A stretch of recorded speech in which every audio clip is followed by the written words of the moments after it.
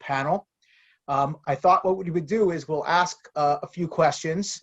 I might, we could actually have some banter and cross conversation as well. It doesn't have to be so formal. Even though we're in these little boxes, we can break out of the boxes and have meaningful conversations. Let me introduce some of you. Let's start with Mr. Philip Rosen, who is a premier corporate and property attorney in the United States, whose mishpacha is actually also from Toronto, we've learned. The vice chair of the board of directors of Birthright Israel Foundation and a member of the board of trustees of Yeshiva University, and is also a key power broker in the Israel business and political communities, which I thought was incredible. Welcome, Mr. Rosen. Thank you, sir. We have with us Liz Panich, who is the director of programming for the International March of the Living for the last 12 years. She is an expert in teen travel and has been educated in Holocaust education and trained by Yad Vashem. Welcome, Liz.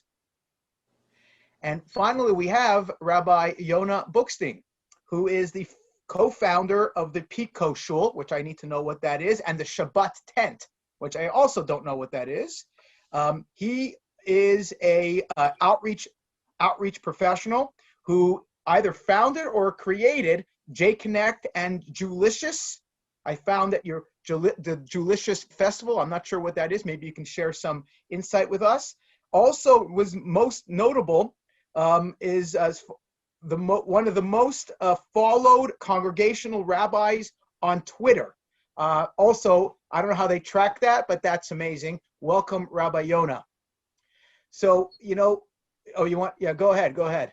Let's hear. What is the Shabbos tent? I'm not sure any of the biographical information relates to why I might be able to speak on this subject. So I'll just add that I was a Fulbright fellow in Poland and also lived and worked there as a representative of the Ronald S. Lauder Foundation for many years, including being their country director. And so have a lot of experience over there. Okay, amazing. We can talk about that. The theme today was about teen travel or university age travel or travel in general, programming to the next generation. And I think it's actually a very fascinating conversation. We find ourselves in these parshias of Lech Lecha, of Abraham himself, making his own pilgrimage, finding his own way. We see from this week's parsha of Vayetze Yaakov mi Be'er Sheva, we see that travel, leaving one's home, one's comfort, and going to another place to make oneself better, to identify with the new upgraded version of oneself is not new to the Jewish people. We've been doing this now for over 3,000 years. My question is, what's changed, let's say, in the last 10 years with experiences that we're giving these students? What's changed in the last 10 years that has either been more challenging or made it easier to bring kids to Israel or to Poland trips? And maybe we'll start off with Rabbi Yonah. I was fascinated by the subject of travel. And actually, when I was at Oxford doing my graduate work, I wrote about pilgrimages to Poland, and March of the Living I classified as a pilgrimage. And the groups that go to Birthright is also a kind of a pilgrimage. And talk about something that goes back in the Jewish history, right? Aliyat HaRegel, pilgrimage is an integral part of the Jewish calendar and of Jewish religious experience. Of course, in the modern age, these pilgrimages don't go to the Beis HaMikdash, they don't go to the temple. They're not about bringing any kind of offerings or are not necessarily connected with gratitude and religious worship. But these pilgrimages that we make either on Birthright or March of Living and other kinds of student and teen trips are about transformative experiences, which we hope are going to have a lasting impact on everybody. That is the ultimate purpose of pilgrimage, and the field of pilgrimage studies looks at this closely, comparing religious pilgrimages from different people's backgrounds. All pilgrimage that I studied and looked at has the immediate effect of the transformative, immersive experience. And then there's the after effects of the person after they've completed the journey and the pilgrimage. I think that we underestimate the lasting impact. Even a program that's had 10 years, it's truly hard to say what the lasting impact will be until we've gone a little bit further down the road. From what I've seen, these programs have an enormous impact, and pilgrimage in general as a transformative experience and a shared experience with co-religionists, in this case, other Jewish students or college students, high school students, right? These inform decisions that they will make and ways of looking at the world for the rest of their lives. Thank you. Liz, maybe you can speak to that a little bit. You know, I personally led 5 March of the Livings over a 15-year period, and I found the trips to adopt to the new kid that was coming through, the new high school students. What is your experience with the adjustments of the generations that need a different kind of formulation these days? Yeah, I mean, I think teens have changed and the trip has changed because society has changed. And the way that teens process information now is very different than they did in our, since our founding over 30 years ago, especially in the era of social media and instant gratification. Teens want to have the information fast and quicker.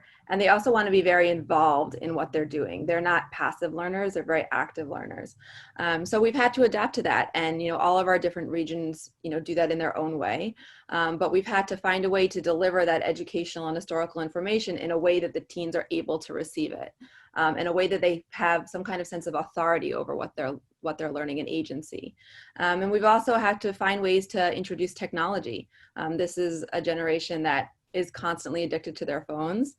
We can't ignore that. We can't tell them to put it away. You have to embrace that. And especially as we're facing, very sadly, a future where survivors are not going to be able to accompany our trips, or they have for so many years, we're trying to find ways to incorporate technology to be able to replicate that experience for the teens.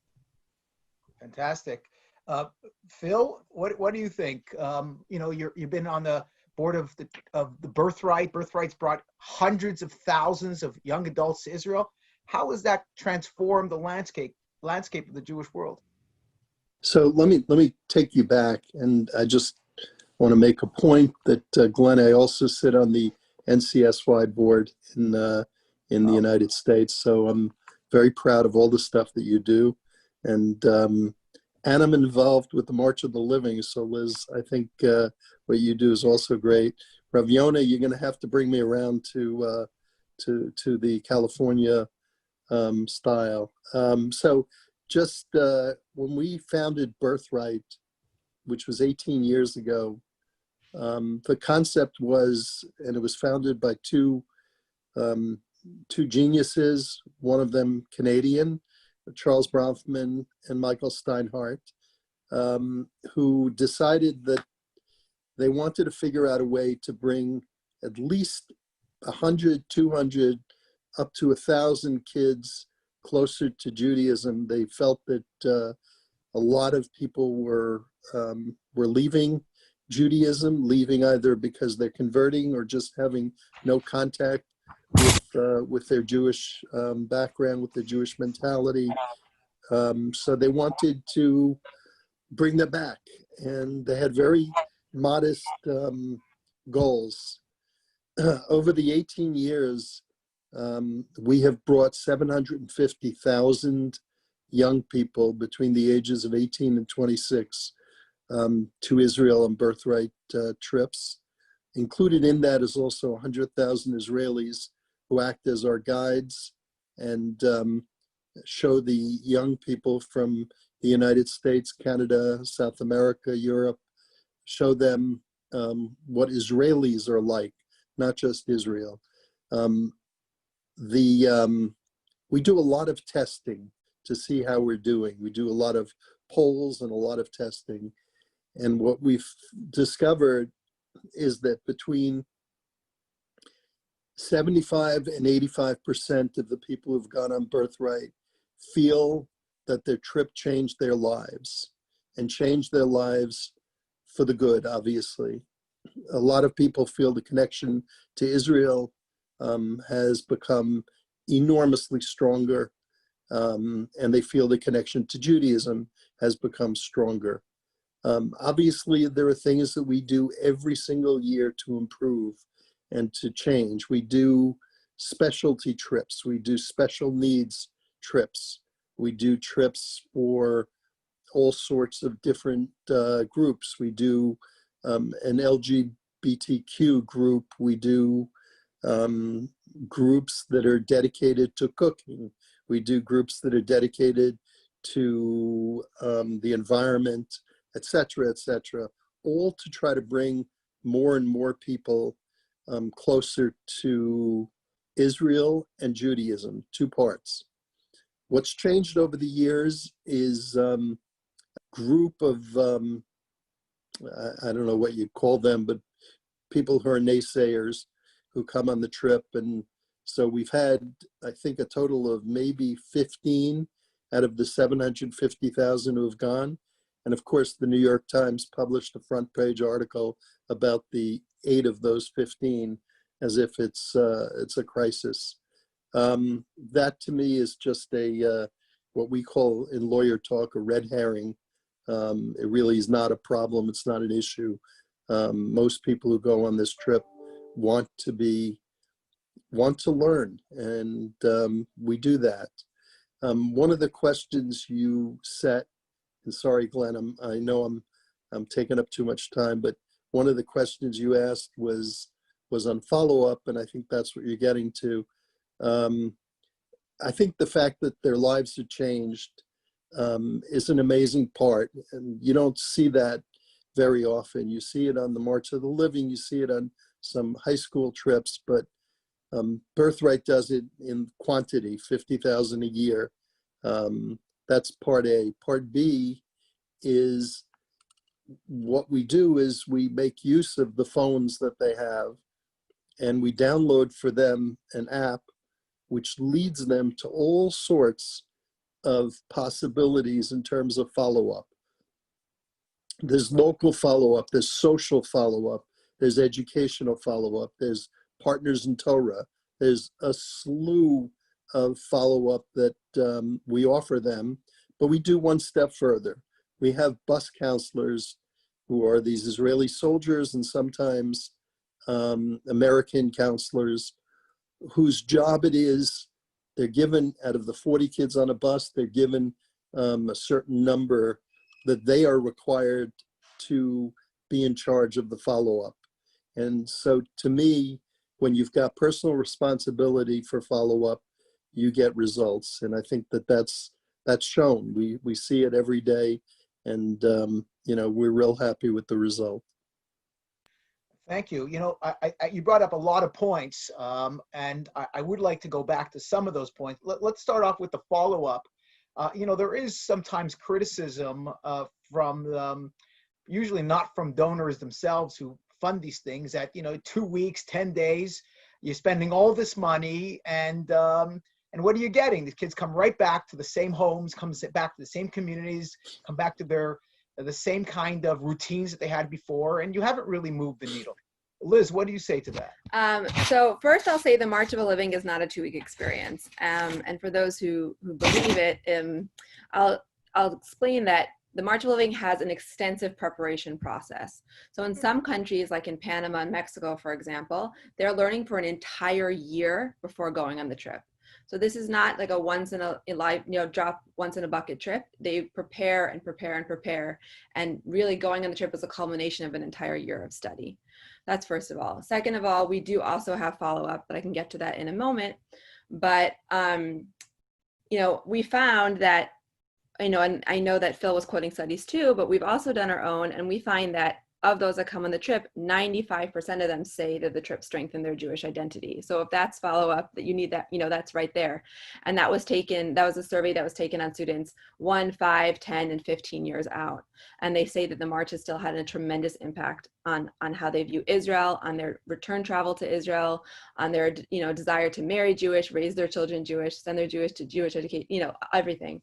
And then in terms of follow-up, and the local regional level, when they come back, they have local meetings where they follow up. And then in addition, we've been doing a lot of new alumni engagement initiatives. We had a whole event at the parade, the Celebrate Israel parade in New York. We have events in Israel. We're doing a lot of online engagement now as well.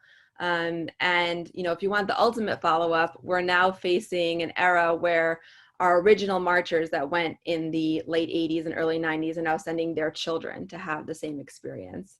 So I think that just a lot of that speaks really amazing volumes on the impact of the March of the Living.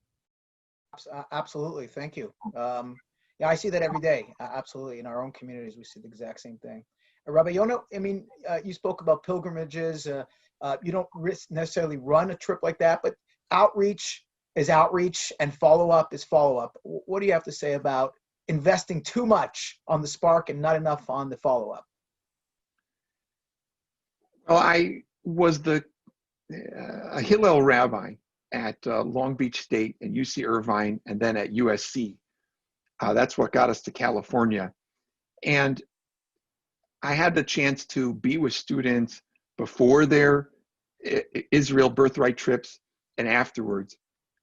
And there was a substantial difference in their interest in being engaged and involved on campus after Birthright. And it was on every Hillel and every Hillel professional and other campus organizations and their professionals to do that follow-up. And it only has gotten better from what I've seen, from when I first started with Hillel in 2004 or 5 until what I saw later after, when I finished my time as a Hillel rabbi. The progress in follow-up on campus by the professionals just got better and better and reinforced the experience in that sense. I think that it should be pointed out that one thing that was tried that did not really work well was the creation of an American Birthright organization to network the people from different buses and different campuses and different experiences that had mixed results. I'm not saying it was a waste of money, but it had mixed results, and that's probably beyond the scope of our participation here. But one of the things that I think is so important as far as follow-up goes, when Birthright, or whether it's March of Living, is staying in contact with the people who you went on that shared experience with. That reinforces that the feelings that people had. I saw that with the college students. I also want to reference the March of Living in this respect, because I think that, and I haven't studied it, but just as far as my perceptions goes, when I was on campus as a rabbi, I did see people who had been on March of Living had more of a propensity to be engaged with the different programs. Of course, March of Living also has the Israel component as well as the Holocaust education component. Now we've been working primarily, exclusively really, with young professionals. And the question is are those experiences, Birthright, March of Living, going to really impact who they choose to marry? And I know that we hope that these programs will stem the tide of assimilation and convince more of these people to marry Jewish. One of the things I would love to see is a way to incorporate that experience in looking for a future wife or husband, right? Because they shared something. They both were on Birthright together. Maybe they weren't on the same bus. Maybe they weren't, even the same year, right? That doesn't matter, but they had that shared experience.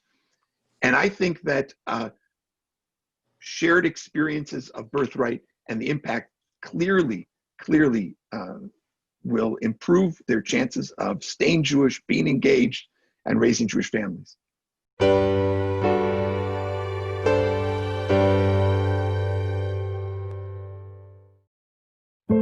I came to Israel for a 10-day college trip to explore my connection to my Jewish history and culture. It was my first time here.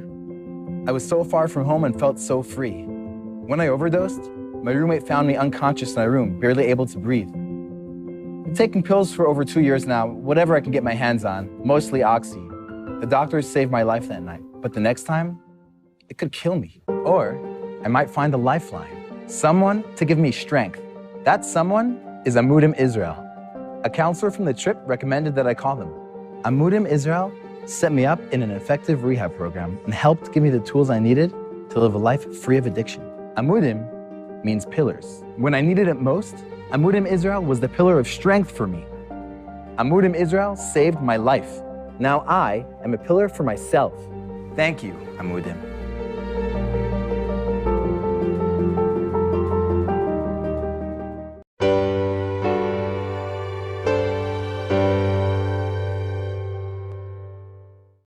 Thank you, Rabbi Yonah. I wanted to, I'm glad you brought that up about long-term impact, the marriage and stuff. I wanted to talk about that because, there are challenges of getting these young people on these buses. I'm not sure the statistics, and maybe Phil, you can share. In the old days, you had to fight to get onto a Birthright bus. Today, I'm not sure if that's still a fact that it's so hard to get on.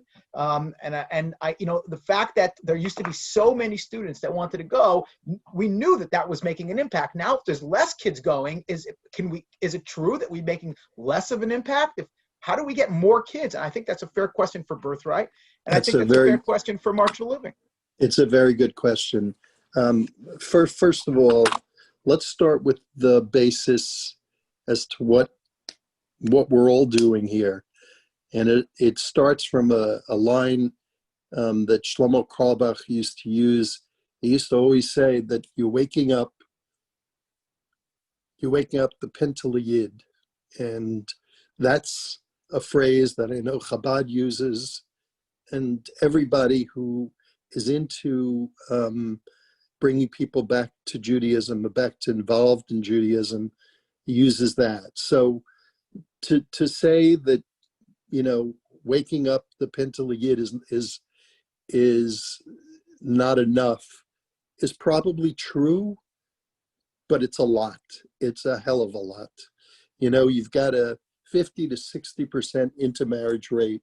That doesn't even include, that's pure intermarriage. That doesn't include people leaving Judaism and not marrying outside the faith, which is another percentage. I think what our goal is, all of us, is to focus on waking up the Pintel Yid, bringing that Pintel Yid alive, and then going beyond. So let's talk about things like wait list. First of all, this year, obviously, there were no trips. So we've got, like a 75, 80,000 person wait list for next year. So I think it's off the charts.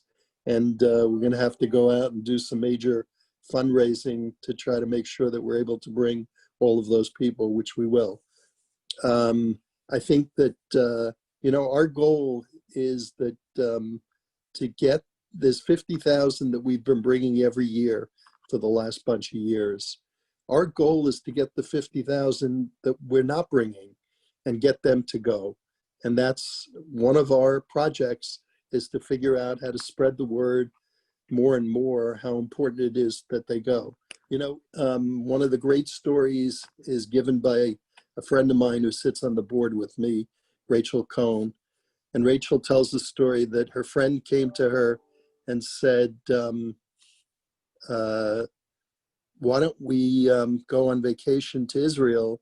There's this free trip that we could go on. And Rachel said, that's a great idea. She was interviewed by Birthright, and they asked her the question. At that point, it was just called Birthright, not Birthright Israel. But they asked her the question, why do you want to go to Israel? She said, I don't. Do you go to Italy? So the fact is that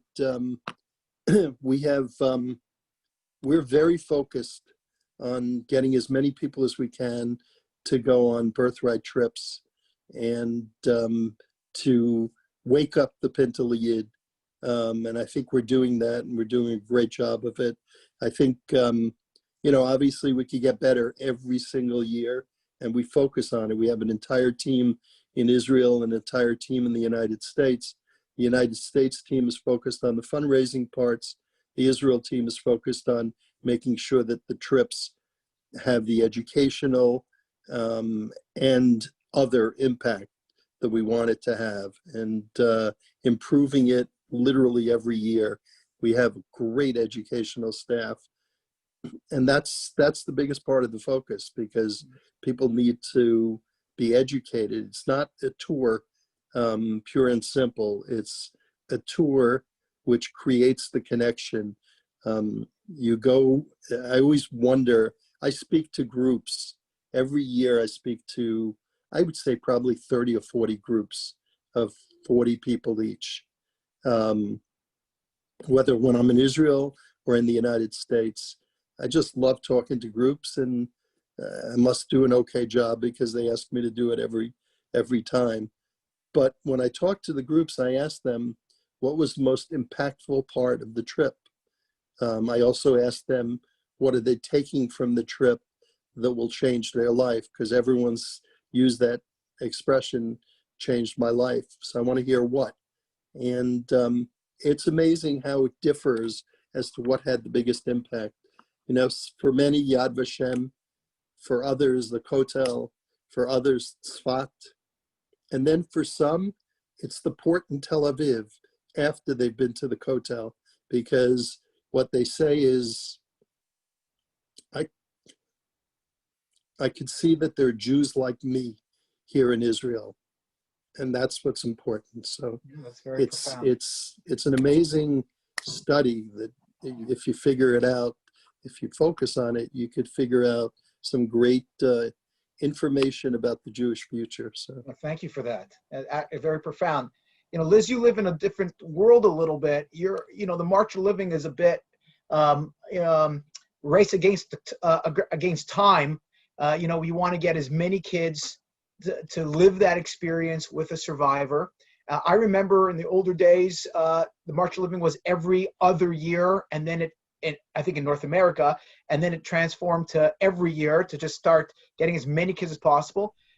So is a March of Living International finding a challenge getting unaffiliated teens to participate? Is that around the world? Is it still working? So I'll answer that. And I also want to piggyback off something that Rabbi Bookstein also mentioned, but actually the opposite. We find that we're growing exponentially more every year. And something that's also fascinating that's happening, and I've been focusing on the teens for the purpose of this panel, but we have a growing number of young adults that are coming, as well as adult groups. And we have more and more and more adults that want to come, so much so that we have to cut, we don't have capacity for them. So phenomenally, it's continuing to grow and expand. And speaking back to what we were touching on before, the March of a Living, actually, in some of our recent studies, we found that 87% of March of a Living alumni find that after the trip that marrying Jewish is important to them. And 91% find that educating their future children with a Jewish education is important. So those are phenomenal numbers, and I think they speak for themselves. There's something about being in Poland, with survivors and seeing everything that happened to the Jewish people there, standing on the grounds of Auschwitz-Birkenau on Yom HaShoah and having that solidarity experience with people from all over the world, and then to replicate that experience in Israel a week later, and to do a parallel march to the Kotel on Yom Ha'atzmaut, that going from, Shoah l'Tkuma, having that journey is absolutely life-changing for anybody, not just teens. And one of the things that March of a Living has that I don't know of any other program that really does this is the international nature of it. So a teen coming from, let's say, Florida, from Broward County, is going to be in a hotel room, in a hotel lobby, and they're going to hear a teen speaking Swedish behind them, and then someone next to them speaking French, and someone in an Australian accent, and then someone speaking Portuguese. And it opens their eyes phenomenally to really the scope of Judaism, right? You're very insular where you're coming from, especially the teens, and you only think about your local community or the community of your country, and you're not really understanding that there's people just like you living the same life all over the world. And to have that experience, it really opens their eyes. And I think it even more embraces the fact, how they want to continue their Jewish identity. It awakens something in them that's very powerful, that the March of Living is able to accomplish for them. Thank you so much for that. Absolutely. Sorry, go ahead. I'd like to chime in on I love, it's been, the Pintel is really an underappreciated motivator. And it certainly, we use an expression in English, to plant a seed. Well, the beauty of the Pintel is the seed's already there, right? It's already in these Jewish hearts. And the experiences really help to make it grow. I also wanted to add that we found when we were working on campus and with young adults that a lot of these people were not taking these trips. They were not getting on March of Living. They were not taking Birthright, and no amount of free was going to get them. But we discovered that all of them were going, not all of them, but as many as could go, were going to music festivals like Coachella and other things. And so we set up this organization, Shabbat Tent, to provide a Jewish experience when these Jewish young people were doing their pilgrimage to the music festivals. So when they got to Coachella or Bonnaroo or one of these other big festivals, they encounter a big tent, Shabbat tent, and they're welcome for Shabbat meals, because not everybody was willing to take these free trips, because it's a time commitment. When I was recruiting for Birthright, I remember, oh wow, I have to go, it's a whole week. It's a and it's a day there and a day back. And I'm thinking to myself, I would drop everything for a free trip to Israel. But when you're in college and you have your own priorities, it wasn't always so simple. Or you're a young professional and you're trying to get ahead in your career and you only get a certain amount of days off. Are you going to spend them on some free trip to Israel? But you are going to go for 3 days to Coachella, no matter what. And you're going to drop that $400 to go to Coachella. So Shabbat Tent was a reaction to where we saw young Jews going. Some of them are Birthright and March of Living alumni, and many of them are not. But you can also light up that Pintel and you can provide an immersive experience, even when they're it's on their terms. They're doing the thing that they thought that they were going to be doing, but then you bring them into the Jewish tent. Thank you so much. Absolutely. I want to go back to something that Phil said earlier. I want to circle back to that for a second, and that is the conversation about Israel. I mean, the common theme here is, the more kids we can get to Eretz Israel, the greater chance of a Jewish life in the future. NCSY is at 1,800 kids this summer already. Even with all this, people are just signing up. You're saying there's 50,000, maybe 80,000 Birthright. But the conversation about Israel in the last little while has become very politicized. It's not so simple to just bring kids to Israel. Let me start with you, Phil, because you touched on it. What has the Birthright model, how has it changed the conversation about Israel in its programming, in its dialogue, in its presentation? So we've always had a discussion of the political issues. We don't beat around. We don't avoid it. We have the full discussion of it. And the people who present it are educators who are not biased. And so there's a full discussion of all parts of the politics. It's not a 10-day discussion. It's a day. It's a tough day, but it's a great day. And it's important that you not avoid the question. But again, this is a trip to get people acquainted with Israel. This is not a trip to get them acquainted with Palestine or any other Arab, area, geography, or in other cases, countries. I think that's really important. This is Israel, and so Do they meet with Israeli Arabs? Sure. We have a lot of devotion to the Israeli Arabs presenting their view of Israel, and I think that turns out to be very good. Birthright is as successful as it's ever been, and I think hopefully it will continue to be. I mean, I think, as I say, this is going to change the Jewish future, whether it's Birthright, whether it's Chabad, whether it's NCSY, whether it's March of the Living. These are the things that we should be doing to change the future. I mean, I want to get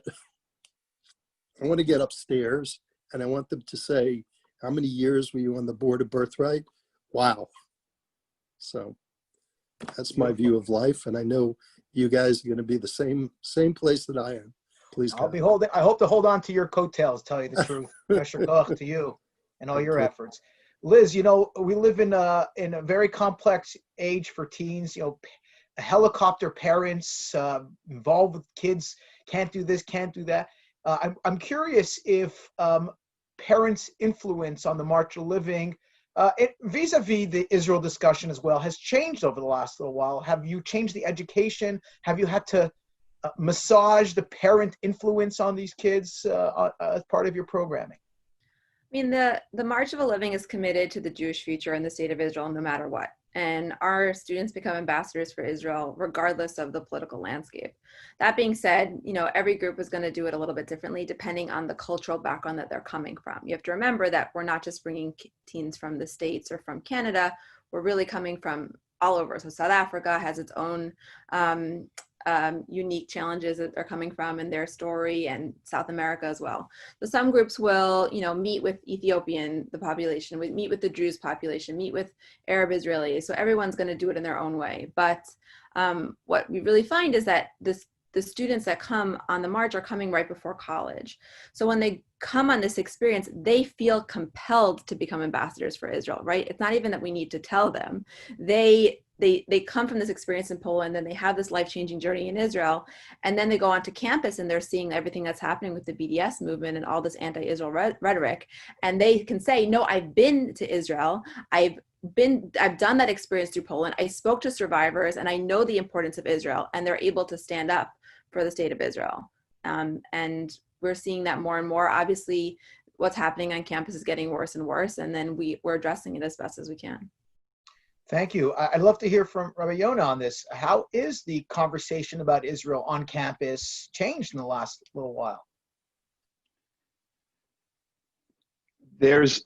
Things are going in the right direction finally regarding this, from what I've seen here in California, although we do still have a substantial anti-Israel presence on a bunch of campuses. There has been such an effort by the Jewish community and by Jewish students to change the conversation. And much of that success, I will say, has been because of the students.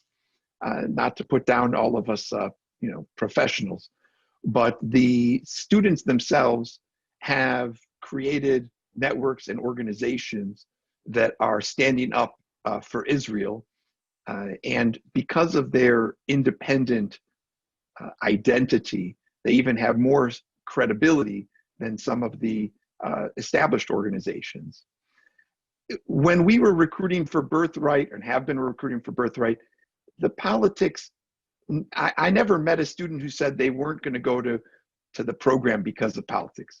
I never did. And I worked at UC Irvine during the most radical anti-Israel period, when we had Hamas supporters and terror supporters speak on campus on a regular basis, when they were putting bloody Israeli flags all over the campus, and many, many other things, and storming into meetings and disrupting speakers and things, and ultimately culminating with when they disrupted Ambassador Oren, and that resulted in arrests. And so, but the Jewish students, when they saw these things, it didn't ever push them away from going on a Birthright program. It was what their priorities were. And what I have seen, and this is concerning, is that in the last 15 years, I've seen a lower Jewish identity threshold amongst those college students and those young professionals now that once they're graduating, and that we have to work even harder and harder. What was possible to put together 15 years ago on campus and organize students, today it just became harder and harder and harder, because many other things were vying for their attention, and wanting to hang out with other Jewish students and doing Jewish programs, it just became more challenging. So that I'm sure that that's a nationwide phenomenon. It can't just be in California. Some organizations are responding to this by trying to invest more heavily in teen outreach. And so clearly NCSY and March of the Living are an effort, and I believe the right kind of effort, to hopefully to change that trajectory. I would add even another thing, even middle school, you can reach these kids. And I know that some Jewish schools, pre-COVID age, would have their, let's say, 7th or 8th grade, usually 8th grade trip to Israel.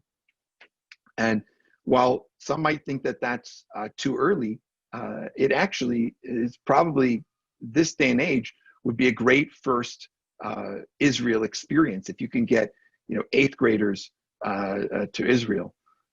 I love this. I love what you're saying. It leads me to another question. And maybe you could just start us off, Rabbi Yonah, and that is, COVID has changed the way we think.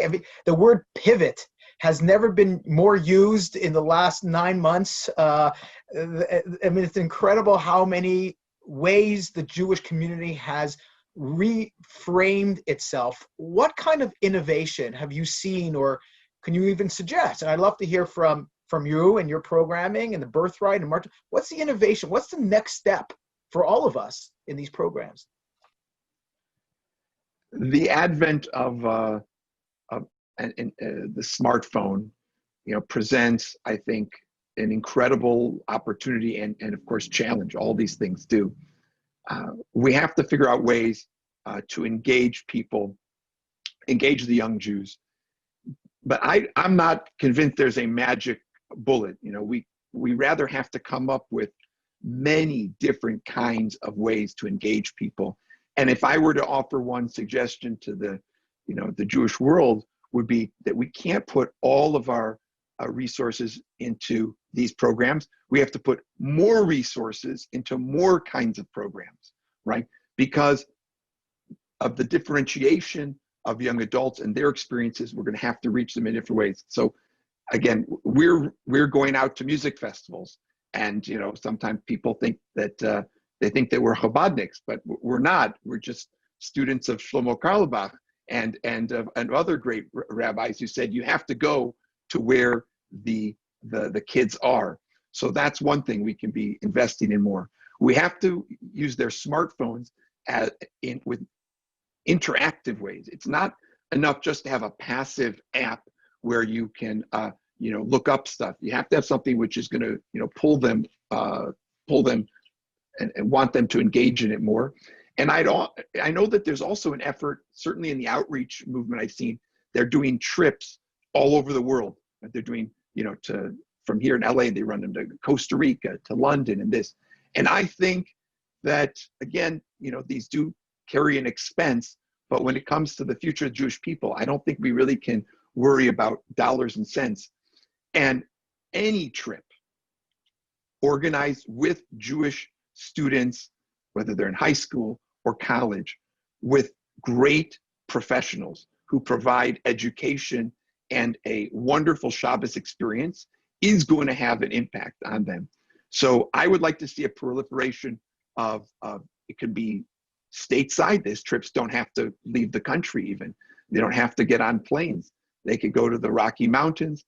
And one more point is there was a big burst of energy around entrepreneurial organizations, and a lot of the Jewish startups faded away because they're very hard to maintain and to get to mezzanine level funding for these kind of programs. So it will take some kind of collaboration between the entrepreneurial a Jewish spirit and younger folks and the establishment where they have the resources. And they're going to have to be willing to probably invest in multiple things, just like in the venture capital world, and see some of them fail, but some of them will be the next Birthright. Some of them will be the next March of Living. And we need to have those things at our disposal, or not disposal. We need to have those things in our bag of tricks. Thank you. Yes. So one of the things that concerns me, I lose a lot of sleep up at night. I lose sleep over the losing of Jews. I'm not the only one, I'm sure a lot of people do, but I lose a lot of sleep over that. I think that, all of our organizations are great.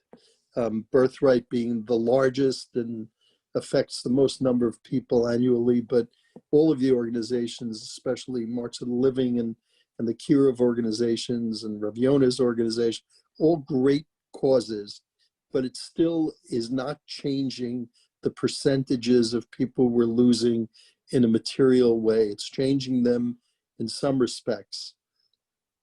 I'm not going to stop until, the percentages start coming down drastically. And I agree with you. I agree with you, Glenn. I agree with you, Rav Yona and Elizabeth. We've got to do a lot as a Jewish public, as Jewish leadership. We've got to do a lot to change the numbers because, that's our job. It really is our job. So Thank you. That's what we have to do. Absolutely. Thank you for that heartfelt response. Absolutely. Liz, to you, the innovation, what can we do more? What needs to happen out there? Not having the march, being postponed this past year was absolutely heart-wrenching for everybody involved. And while we're still sort of picking up the pieces of that, one of the things that COVID has sort of brought us is the use of technology has kind of broadened our horizons. And I know Birthright's done this as well with some wonderful programming. So it's enabled us to reach new audiences and we normally wouldn't touch. It's enabled us to bring survivors closer to people on a more intimate level that we wouldn't have been able to previously. We've been able to reach, more secular audiences, even non-Jewish audiences with some of our programming. And I think that, we've just sort of tipped the iceberg of the entire Jewish world with what we're capable of in terms of all this new technology. And it's, while we're still dealing with all the effects of COVID, I think it's also very exciting that there's a lot more out there, and that shouldn't negate our normal programming. That should, please God, come back with, full vengeance as soon as possible. But I think it's going to supplement it. And I think that there's a lot out there that we have to continue to explore.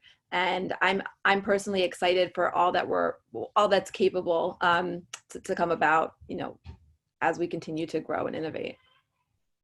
Perfect. I think we've got time for one more round of questions. I'll tell you, this has been incredibly fascinating. I'm very much honored to be part of this great panel. But, at the end of the day, we're more than just representatives of our organizations. The Pintel Yid, we're all just Jews. We've got a neshama. We feel the pain of Klal Yisrael, every one of us. And I wonder who's going to see this. I wonder who's the audience who's going to plug in at the the 22nd hour of this Amudim broadcast, and I wonder if there's a neshama out there who needs to hear something from us, not about the organization, but from me as a Jew. What's something you can share to engage somebody out there and say, listen, this is a chance of a lifetime. When you're able to travel, when you're able to reconnect. What's something we can hear from one of you, each of you, maybe one thought that someone out there will hear this message and you'll say, I changed a life today. Rabbi Yona, want to start us off? We live in a world that is increasingly connected and fast-paced, and yet people are feeling also more isolated. And I think the thing I would share is that after you come back from your March of Living trip, after you come back from your Birthright, or wherever you are coming from, if you can gather around the table on a Friday night with some friends and a bottle of wine and some challah, you'll be investing in your own soul and in your own centering of your life in an incredibly profound way. I think that the Shabbat dinner table is an antidote to much of the challenges of our modern society. And I hope that you'll take the chance, if you don't do it every week, that you will do it every week. And if you do it every week, you'll help share that and encourage others to do it as well. Beautiful. Phil? I love that. So I think that there were two audiences. I think that the audience of the people who went on the trips is a really important one, because if you could bring them back to any portion of the trip, you'll have achieved your goal of keeping them involved.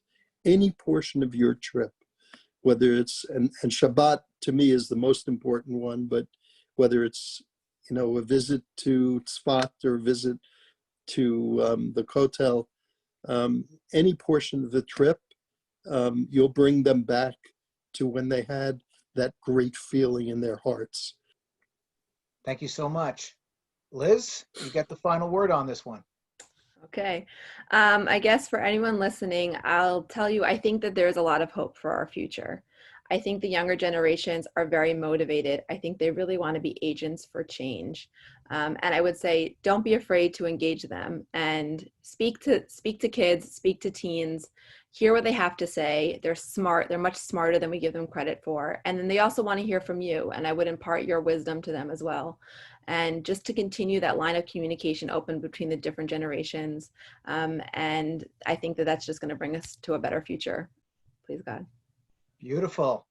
You know, I have a friend who I grew up with in Montreal, actually, who sadly his father passed away in second or third year of university, and he decided to go on a European backpacking trip. And when he returned from that trip, he decided to go to yeshiva. And he went to yeshiva and he became frum. And today he's a rebbe in many seminaries in Israel. And I once asked him, what was it about the trip? He went to Jewish school. He had traditional home.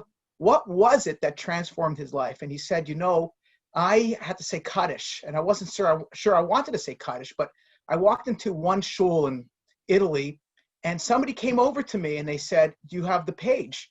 Do you know where to say it? Do you need some help? And they put their arm on me and they said, here you go. And then he was in Spain, and then he was in Greece, and then he was in country after country as the Jewish community came together to brighten this young boy's life and say, we're all in it together. So, you know, today we've been talking about organizations, but the truth is we're all talking about Klal Yisrael, the Jewish people. And no matter what your angle is, we're really all in it together. And if you're listening out there and you need help, Amudim is an organization also there for you. NCSY, Birthright, the Shabbos tent, the Pico Shul, March for the Living, we're all in it together. Reach out and invest in yourself. That's the greatest thing you'll ever do. Thank you so much, everybody on the panel, and thank you for all our listeners. Take care.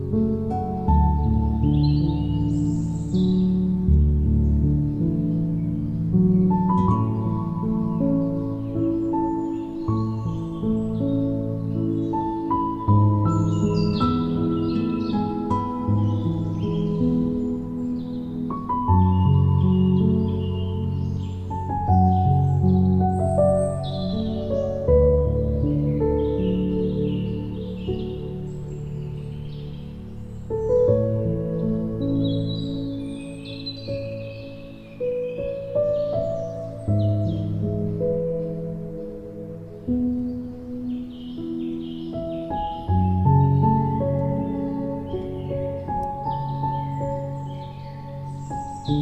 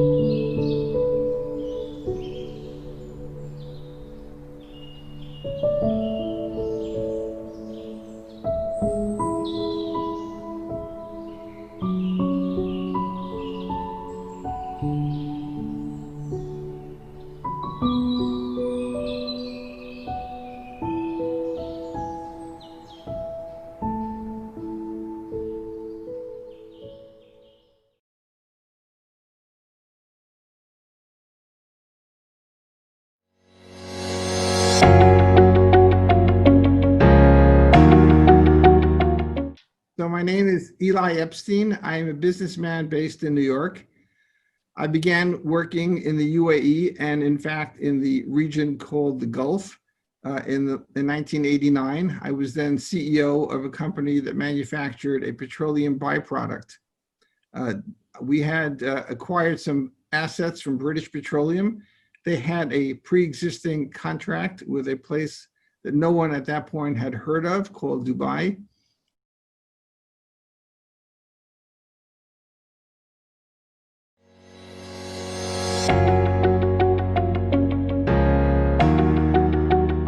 Welcome to the Amudim session. My name is Rabbi Glenn Black from NCSY in Canada, and it is my pleasure to be moderating this incredible panel. I thought what we would do is we'll ask a few questions. I might, we could actually have some banter and cross conversation as well. It doesn't have to be so formal.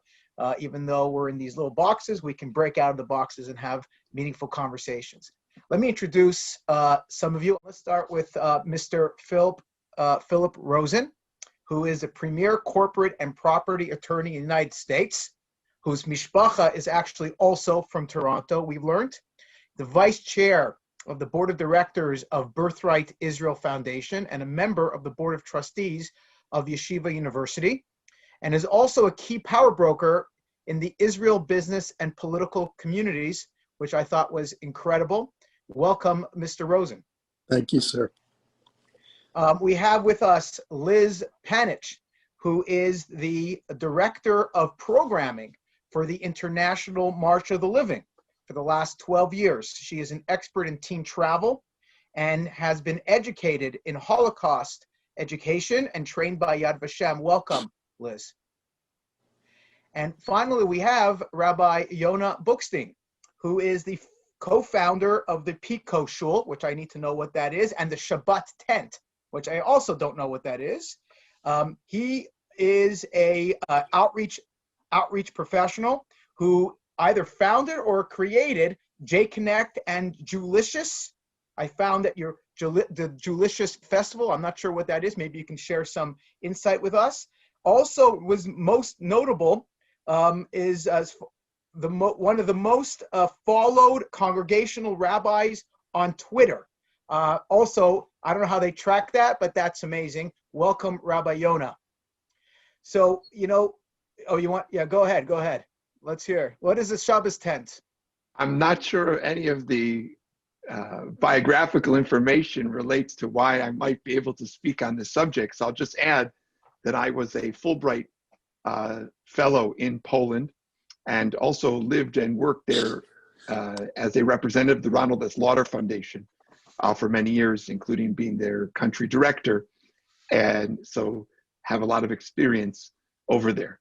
Okay, amazing. We can talk about that. The theme today was about teen travel or university age travel or travel in general, programming to the next generation.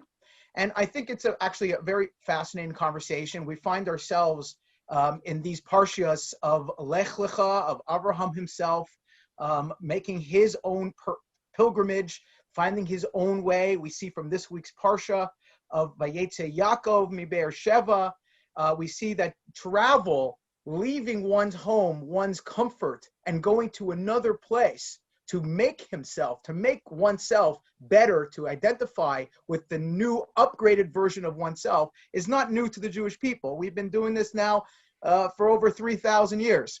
My question is, what's changed, let's say, in the last 10 years with experiences that we're giving these students? What's changed in the last 10 years that has either been more challenging or made it easier to bring kids to Israel or to Poland trips? And maybe we'll start off with Rabbi Yonah. I was fascinated by the subject of travel. And actually, when I was at Oxford doing my graduate work, I wrote about pilgrimages to Poland, and March of the Living I classified as a pilgrimage. And the groups that go to Birthright is also a kind of a pilgrimage.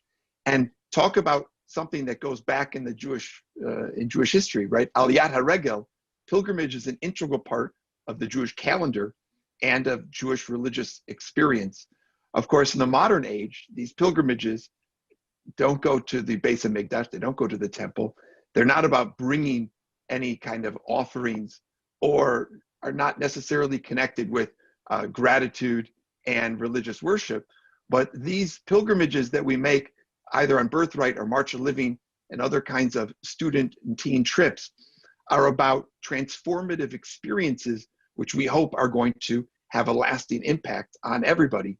That is the ultimate purpose of pilgrimage, and the field of pilgrimage studies looks at this closely, comparing religious pilgrimages from different people's backgrounds. All pilgrimage that I studied and looked at has the immediate effect of the transformative, immersive experience.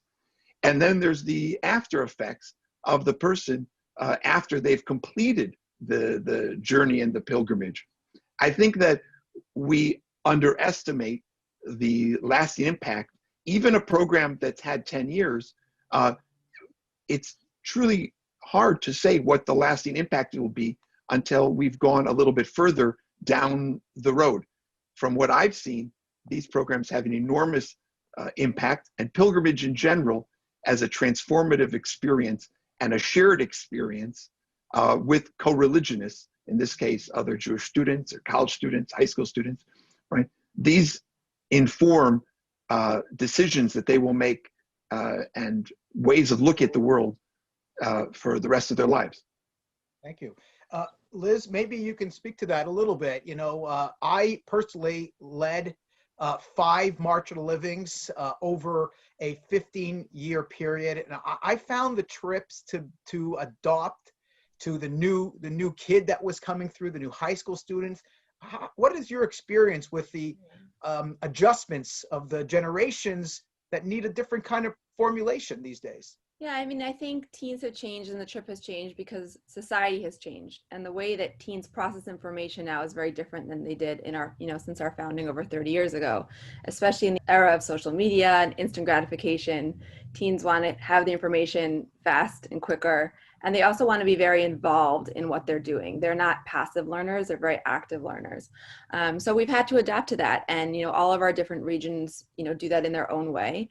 But we've had to find a way to deliver that educational and historical information in a way that the teens are able to receive it, in a way that they have some kind of sense of authority over what they're learning and agency. And we've also had to find ways to introduce technology. This is a generation that is constantly addicted to their phones. We can't ignore that. We can't tell them to put it away. You have to embrace that. And especially as we're facing very sadly, a future where survivors are not going to be able to accompany our trips, or they have for so many years.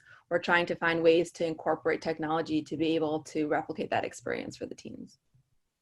Fantastic. Phil, what do you think? You've been on the board of the Birthright. Birthright's brought hundreds of thousands of young adults to Israel.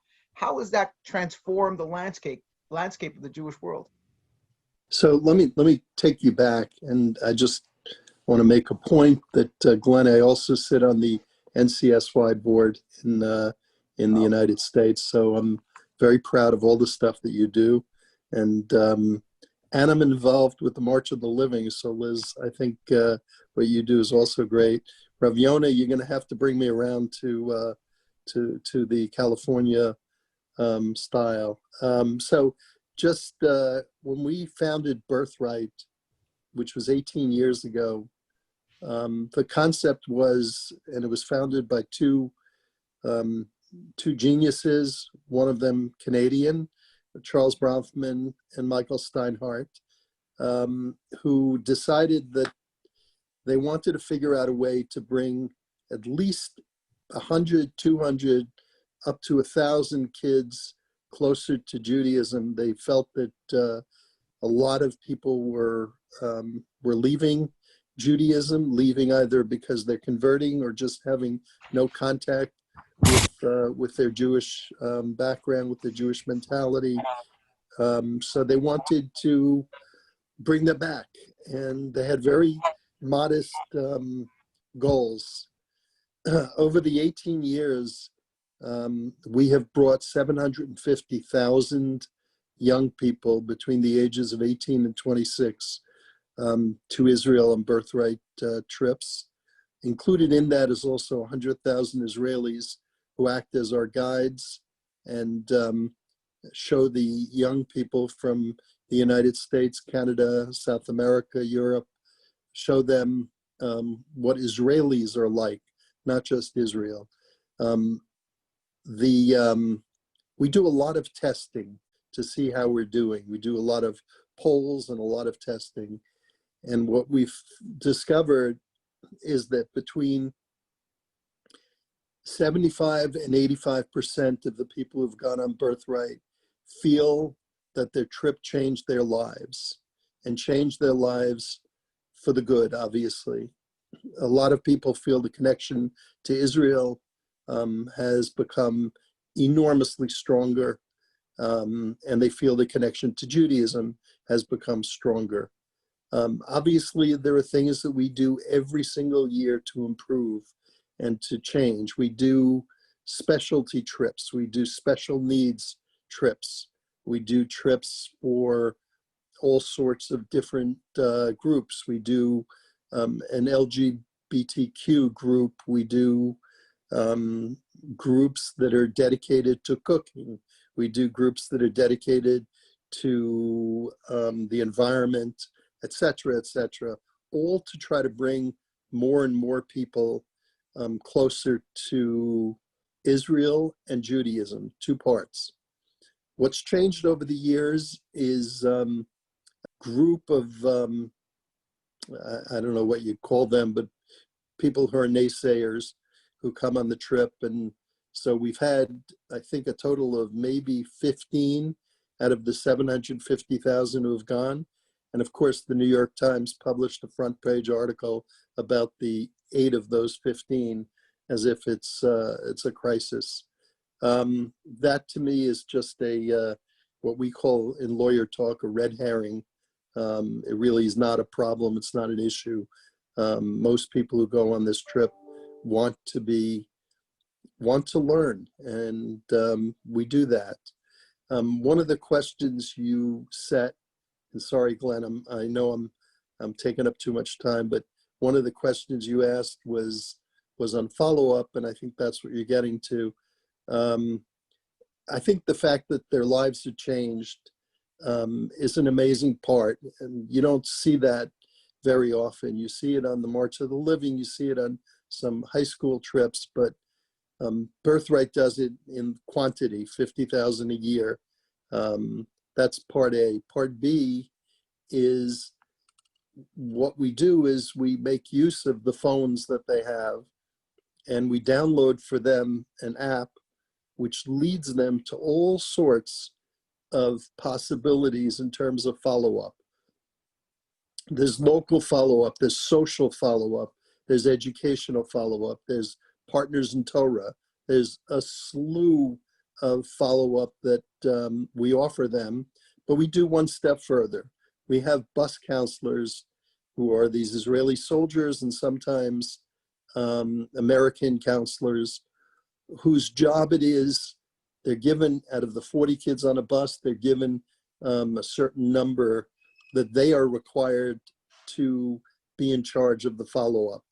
And so to me, when you've got personal responsibility for follow-up, you get results. And I think that that's shown. We see it every day, and you know, we're real happy with the result.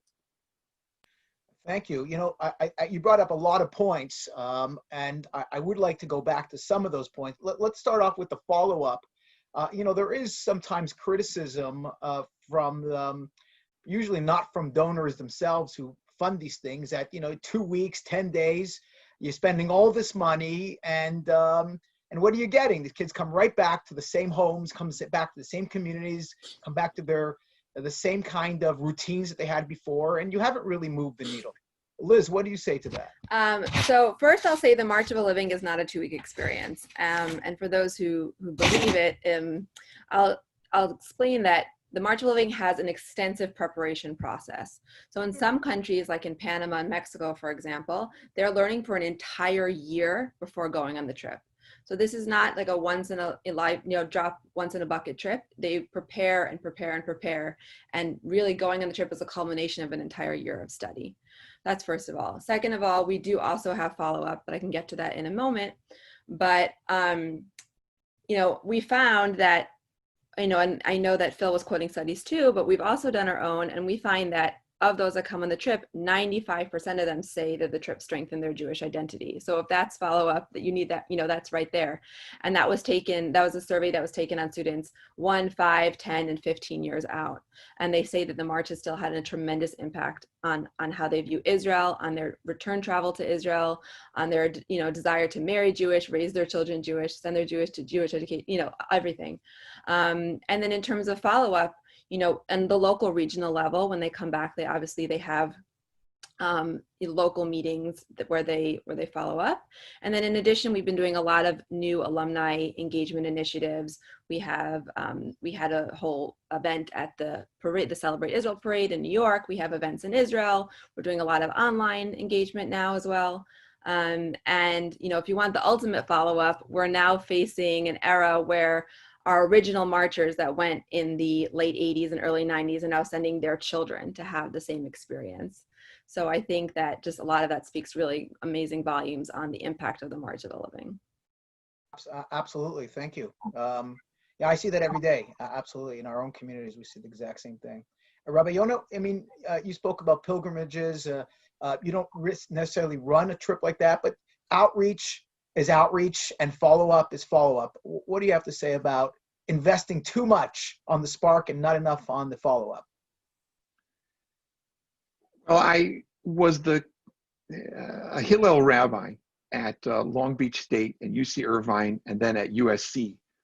That's what got us to California.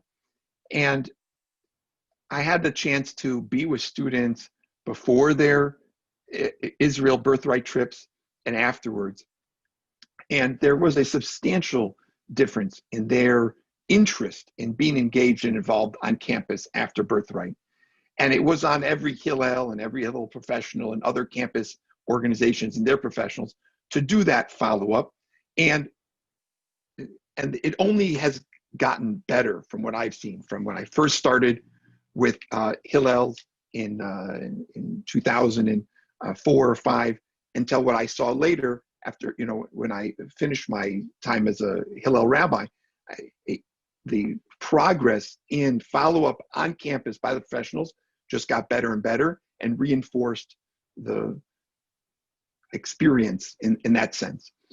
I think that it should be pointed out that one thing that was tried that did not really work well was the creation of an American Birthright organization to network the people from different buses and different campuses and different experiences that had mixed results. I'm not saying it was a waste of money, but it had mixed results, and that's probably beyond the scope of our participation here.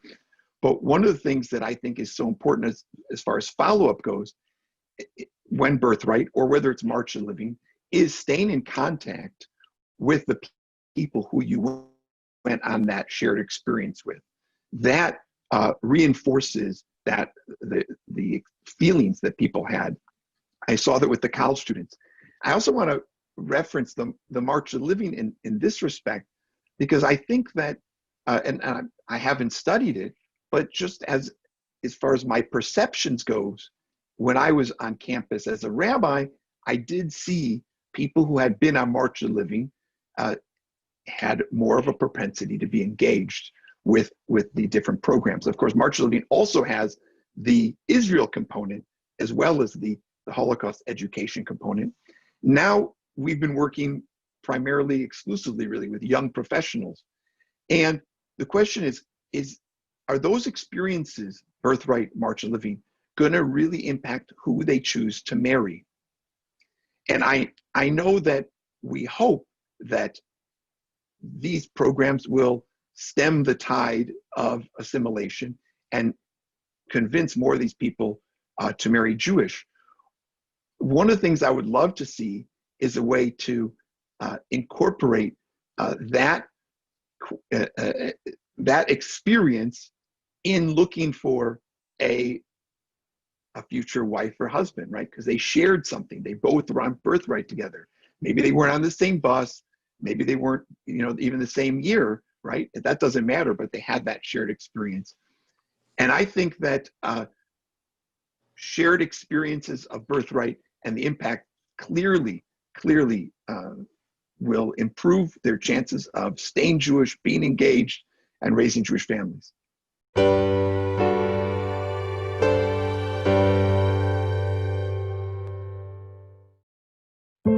I came to Israel for a 10-day college trip to explore my connection to my Jewish history and culture. It was my first time here. I was so far from home and felt so free. When I overdosed, my roommate found me unconscious in my room, barely able to breathe. I've taken pills for over 2 years now, whatever I can get my hands on, mostly Oxy. The doctors saved my life that night, but the next time, it could kill me. Or I might find a lifeline, someone to give me strength. That someone is Amudim Israel. A counselor from the trip recommended that I call them. Amudim Israel set me up in an effective rehab program and helped give me the tools I needed to live a life free of addiction. Amudim means pillars. When I needed it most, Amudim Israel was the pillar of strength for me. Amudim Israel saved my life. Now I am a pillar for myself.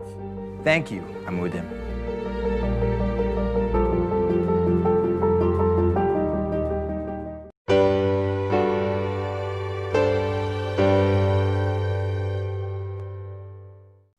Thank you, Rabbi Yonah. I wanted to, I'm glad you brought that up about long-term impact, the marriage and stuff.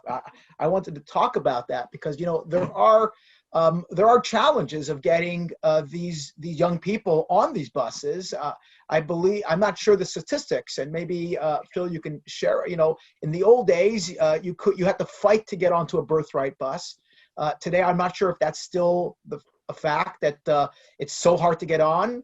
The fact that there used to be so many students that wanted to go, we knew that was making an impact. Now, if there's less kids going, is it true that we're making less of an impact? How do we get more kids? And I think that's a fair question for Birthright, and I think that's a fair question for March of Living. It's a very good question.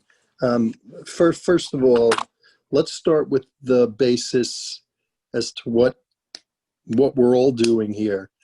And it starts from a line that Shlomo Carlebach used to use. He used to always say that you're waking up the Pintel Yid. And that's a phrase that I know Chabad uses, and everybody who is into bringing people back to Judaism, back to involved in Judaism, uses that. So to say that, you know, waking up the Pintel Yid is not enough is probably true, but it's a lot. It's a hell of a lot. You know, you've got a 50 to 60% intermarriage rate. That doesn't even include, that's pure intermarriage. That doesn't include people leaving Judaism and not marrying outside the faith, which is another percentage.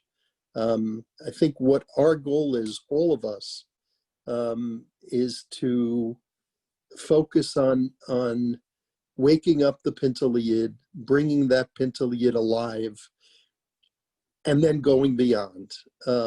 So let's talk about things like wait list. First of all, this year, obviously, there were no trips. So we've got, you know, like a 75, 80,000 person wait list for next year. So I think it's off the charts. And we're going to have to go out and do some major fundraising to try to make sure that we're able to bring all of those people, which we will. I think that, you know, our goal is that to get this 50,000 that we've been bringing every year for the last bunch of years. Our goal is to get the 50,000 that we're not bringing and get them to go. And that's one of our projects, is to figure out how to spread the word more and more, how important it is that they go. You know, one of the great stories is given by a friend of mine who sits on the board with me, Rachel Cohn. And Rachel tells the story that her friend came to her and said, why don't we go on vacation to Israel? There's this free trip that we could go on. And Rachel said, that's a great idea. She was interviewed by Birthright, and they asked her the question. At that point, it was just called Birthright, not Birthright Israel. But they asked her the question, why do you want to go to Israel?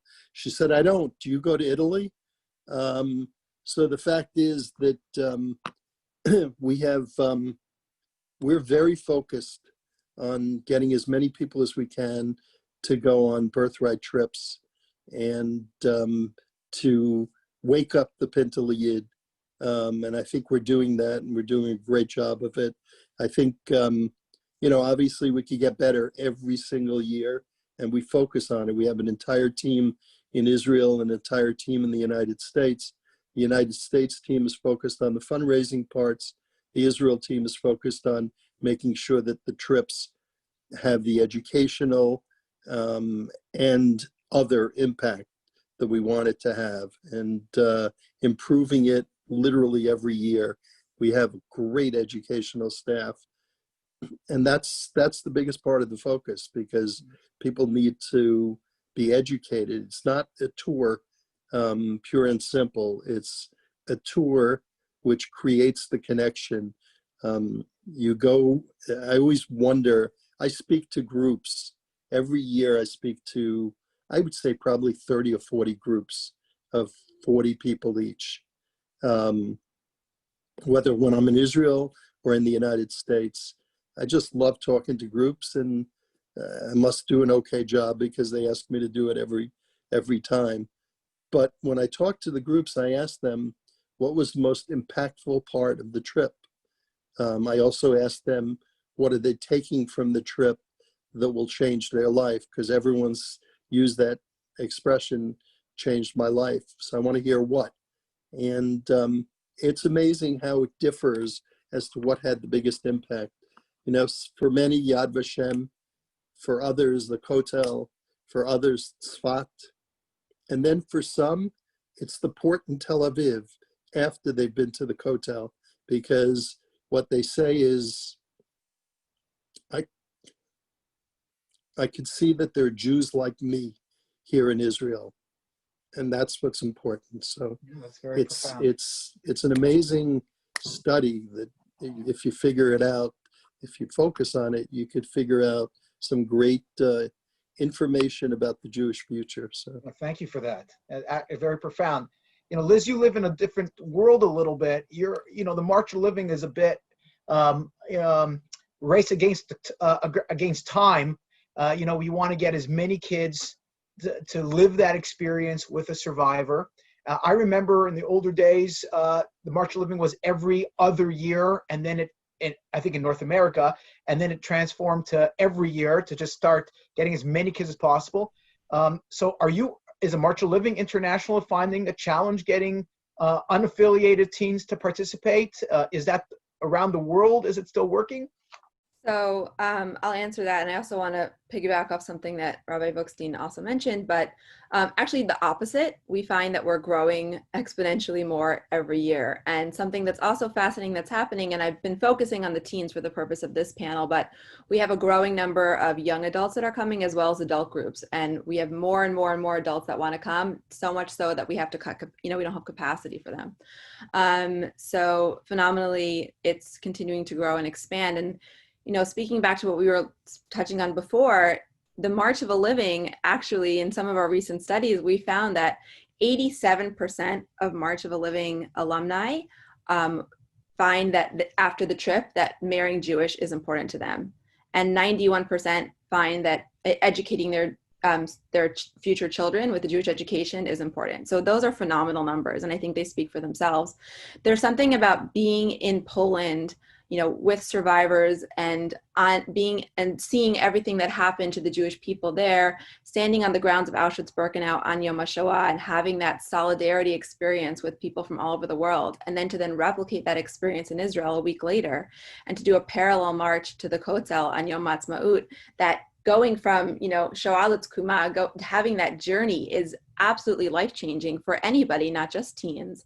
And one of the things that March of a Living has that I don't know of any other program that really does this is the international nature of it.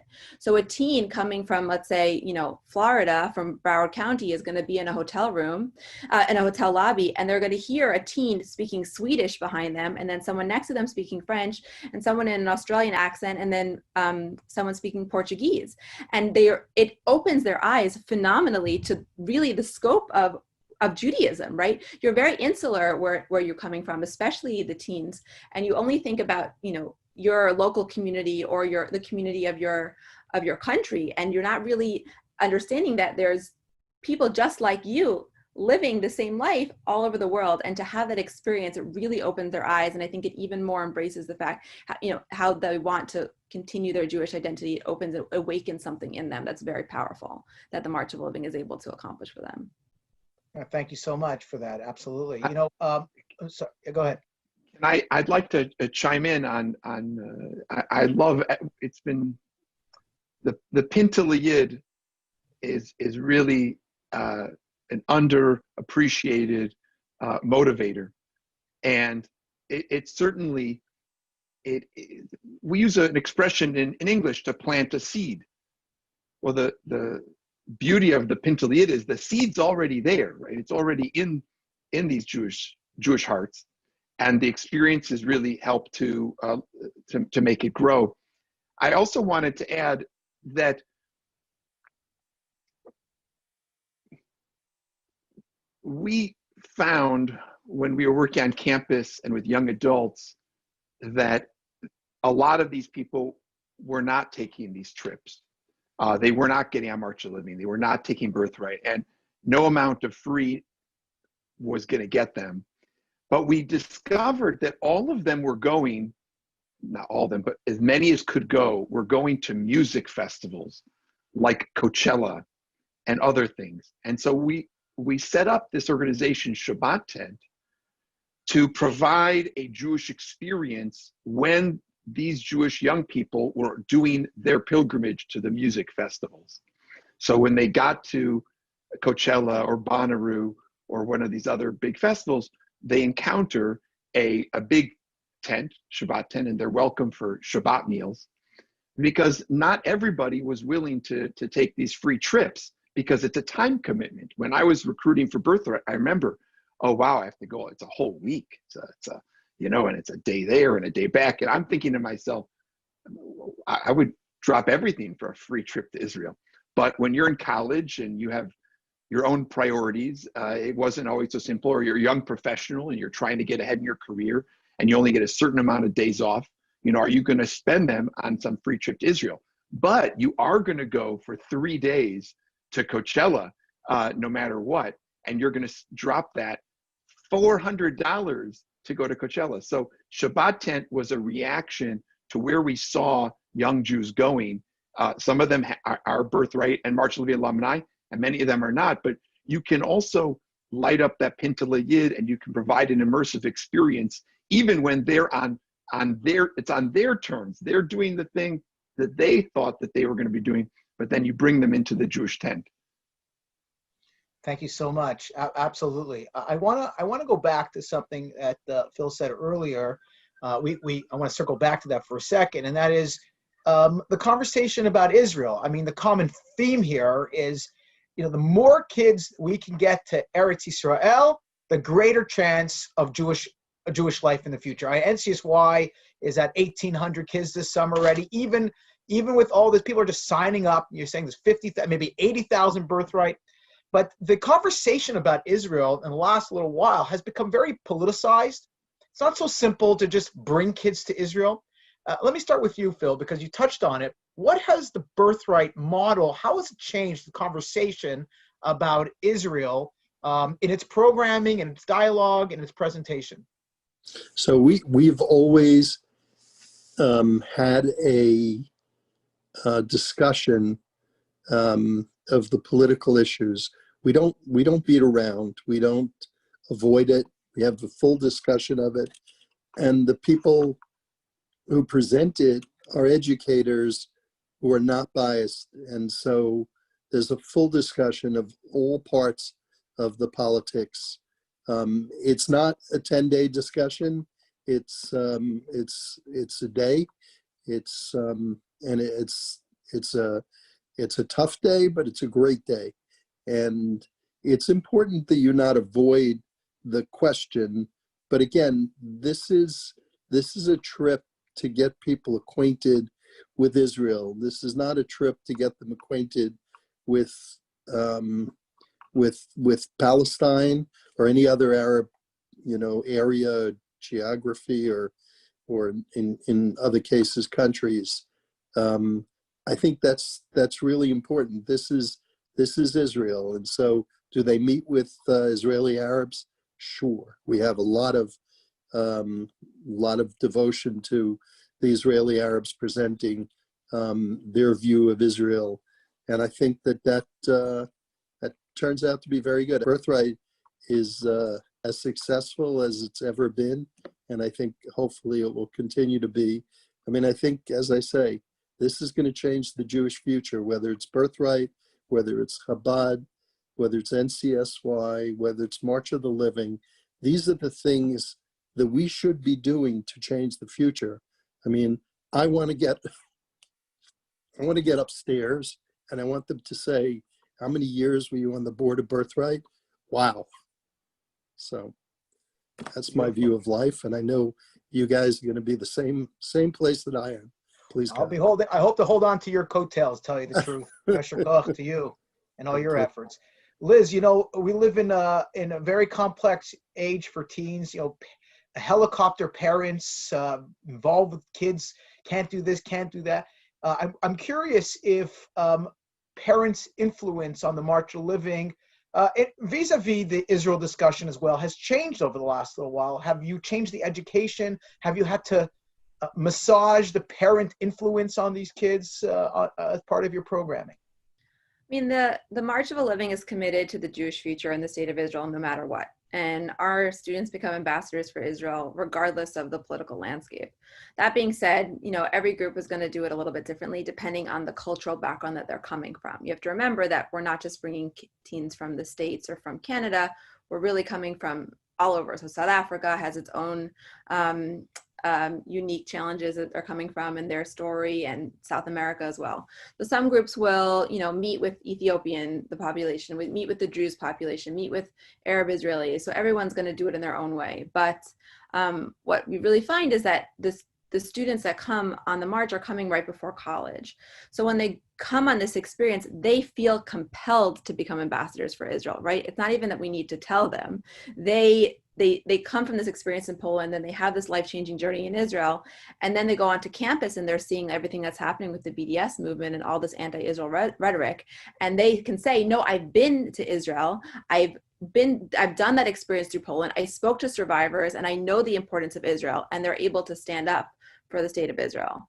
And we're seeing that more and more. Obviously, what's happening on campus is getting worse and worse, and then we're addressing it as best as we can.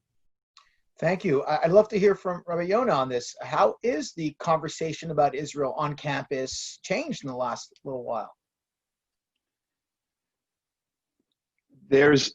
Things are going in the right direction finally regarding this, from what I've seen here in California, although we do still have a substantial anti-Israel presence on a bunch of campuses. There has been such an effort by the Jewish community and by Jewish students to change the conversation. And much of that success, I will say, has been because of the students. Not to put down all of us, professionals, but the students themselves have created networks and organizations that are standing up for Israel. And because of their independent identity, they even have more credibility than some of the established organizations. When we were recruiting for Birthright and have been recruiting for Birthright, the politics, I never met a student who said they weren't going to go to the program because of politics. I never did. And I worked at UC Irvine during the most radical anti-Israel period, when we had Hamas supporters and terror supporters speaking on campus on a regular basis, when they were putting bloody Israeli flags all over the campus, and many, many other things, and storming into meetings and disrupting speakers and things, and ultimately culminating with when they disrupted Ambassador Oren, and that resulted in arrests. And so, but the Jewish students, when they saw these things, it didn't ever push them away from going on a Birthright program. It was what their priorities were. And what I have seen, and this is concerning, is that in the last 15 years, I've seen a lower Jewish identity threshold amongst those college students and those young professionals now, that once they're graduating, and that we have to work even harder and harder. What was possible to put together 15 years ago on campus and organize students, today it just became harder and harder and harder, because many other things were vying for their attention, and wanting to hang out with other Jewish students and doing Jewish programs, it just became more challenging. So that I'm sure that that's a nationwide phenomenon. It can't just be in California. Some organizations are responding to this by trying to invest more heavily in teen outreach. And so clearly NCSY and March of Living are an effort, and I believe the right kind of effort, to hopefully to change that trajectory. I would add even another thing, even middle school, you can reach these kids. And I know that some Jewish schools, pre-COVID age, would have their, let's say, 7th or 8th grade, usually 8th grade trip to Israel. And while some might think that that's too early, it actually is probably, this day and age, would be a great first Israel experience if you can get 8th graders to Israel. I love this. I love what you're saying. It leads me to another question. And maybe you could just start us off, Rabbi Yonah, and that is, COVID has changed the way we think. The word pivot has never been more used in the last 9 months. It's incredible how many ways the Jewish community has reframed itself. What kind of innovation have you seen, or can you even suggest? And I'd love to hear from you and your programming and the Birthright and March. What's the innovation? What's the next step for all of us in these programs? The advent of the smartphone, presents, I think, an incredible opportunity and of course challenge. All these things do. We have to figure out ways to engage people engage the young Jews. But I'm not convinced there's a magic bullet. You know, we rather have to come up with many different kinds of ways to engage people. And if I were to offer one suggestion to the, you know, the Jewish world, would be that we can't put all of our resources into these programs. We have to put more resources into more kinds of programs, right? Because of the differentiation of young adults and their experiences, we're going to have to reach them in different ways. So again, we're going out to music festivals, and you know, sometimes people think that they think that we're Chabadniks, but we're not. We're just students of Shlomo Carlebach and other great rabbis who said you have to go to where the kids are. So that's one thing we can be investing in more. We have to use their smartphones with interactive ways. It's not enough just to have a passive app where you can you know, look up stuff. You have to have something which is going to, you know, pull them and want them to engage in it more. And I know that there's also an effort, certainly in the outreach movement I've seen, they're doing trips all over the world. They're doing, you know, from here in LA, they run them to Costa Rica, to London, and this. And I think that, again, you know, these do carry an expense, but when it comes to the future of Jewish people, I don't think we really can worry about dollars and cents. And any trip organized with Jewish students, whether they're in high school or college, with great professionals who provide education and a wonderful Shabbos experience, is going to have an impact on them. So I would like to see a proliferation of it could be stateside. These trips don't have to leave the country even. They don't have to get on planes. They could go to the Rocky Mountains. And one more point is there was a big burst of energy around entrepreneurial organizations, and a lot of the Jewish startups faded away because they're very hard to maintain and to get to mezzanine level funding for these kind of programs. So it will take some kind of collaboration between the entrepreneurial Jewish spirit and younger folks and the establishment where they have the resources. And they're going to have to be willing to probably invest in multiple things, just like in the venture capital world, and see some of them fail, but some of them will be the next Birthright. Some of them will be the next March of Living. And we need to have those things at our disposal, or not disposal. We need to have those things in our bag of tricks. Thank you. Yes. So one of the things that concerns me, I lose a lot of sleep up at night. I lose sleep over the losing of Jews. I'm not the only one, I'm sure a lot of people do, but I lose a lot of sleep over that. I think that, you know, all of our organizations are great. Birthright being the largest and affects the most number of people annually, but all of the organizations, especially March of the Living and the Kirov organizations and Rav Yona's organization, all great causes, but it still is not changing the percentages of people we're losing in a material way. It's changing them in some respects. I'm not going to stop until, you know, the percentages start coming down drastically. And I agree with you. I agree with you, Glenn. I agree with you, Rav Yona and Elizabeth. We've got to do a lot as a Jewish public, as Jewish leadership. We've got to do a lot to change the numbers because, you know, that's our job. It really is our job. So Thank you. That's what we have to do. Absolutely. Thank you for that heartfelt response. Absolutely.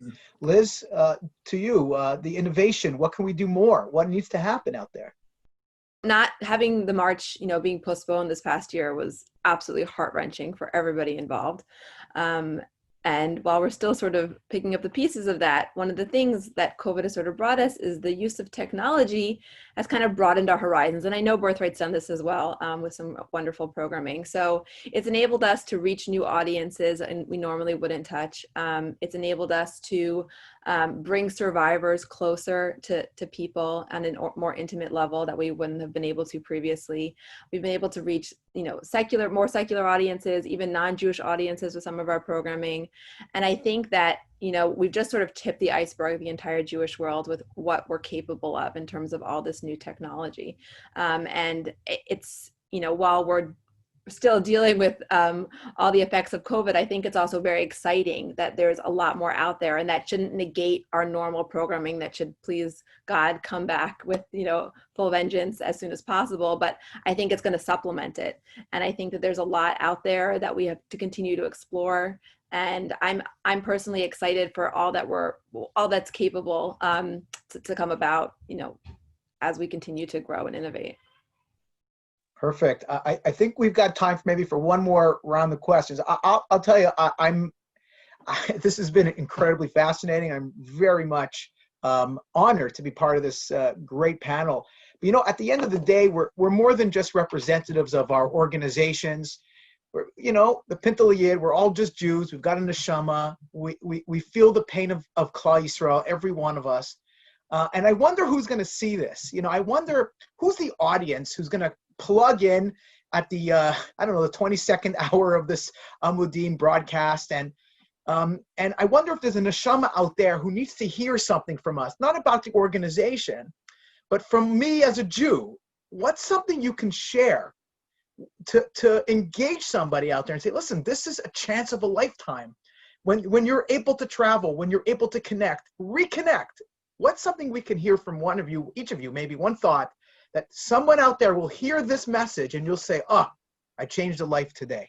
Rabbi Yonah, want to start us off? We live in a world that is increasingly connected and fast-paced, and yet people are feeling also more isolated. And I think the thing I would share is that after you come back from your March of Living trip, after you come back from your Birthright, or wherever you are coming from, if you can gather around the table on a Friday night with some friends and a bottle of wine and some challah, you'll be investing in your own soul and in your own centering of your life in an incredibly profound way.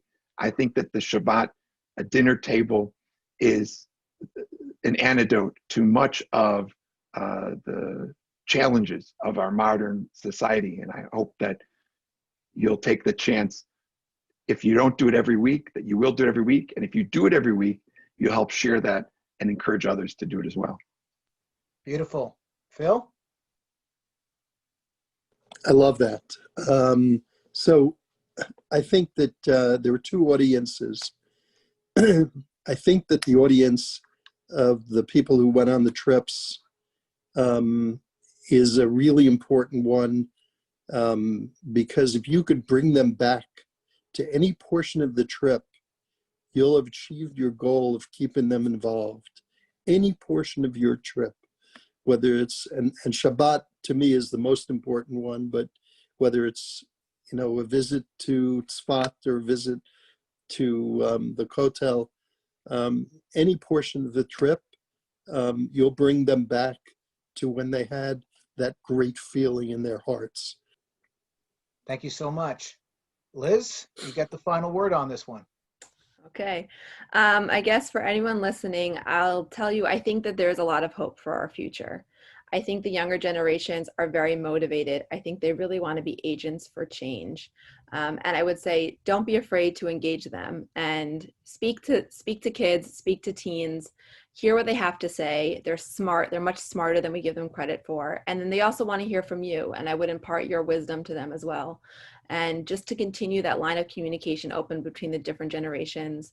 And I think that that's just going to bring us to a better future. Please God. Beautiful. I have a friend who I grew up with in Montreal, actually, who sadly his father passed away in second or third year of university, and he decided to go on a European backpacking trip.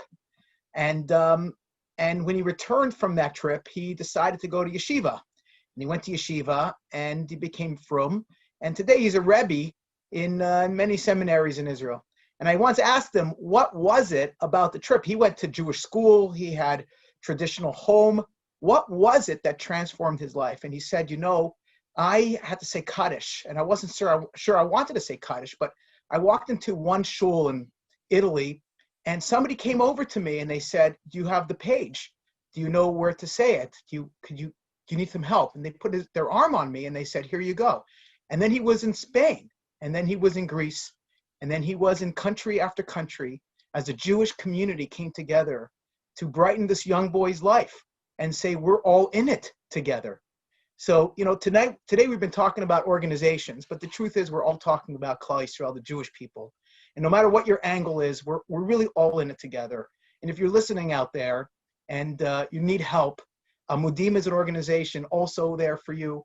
NCSY, Birthright, the Shabbos tent, the Pico Shul, March for the Living, we're all in it together. Reach out and invest in yourself.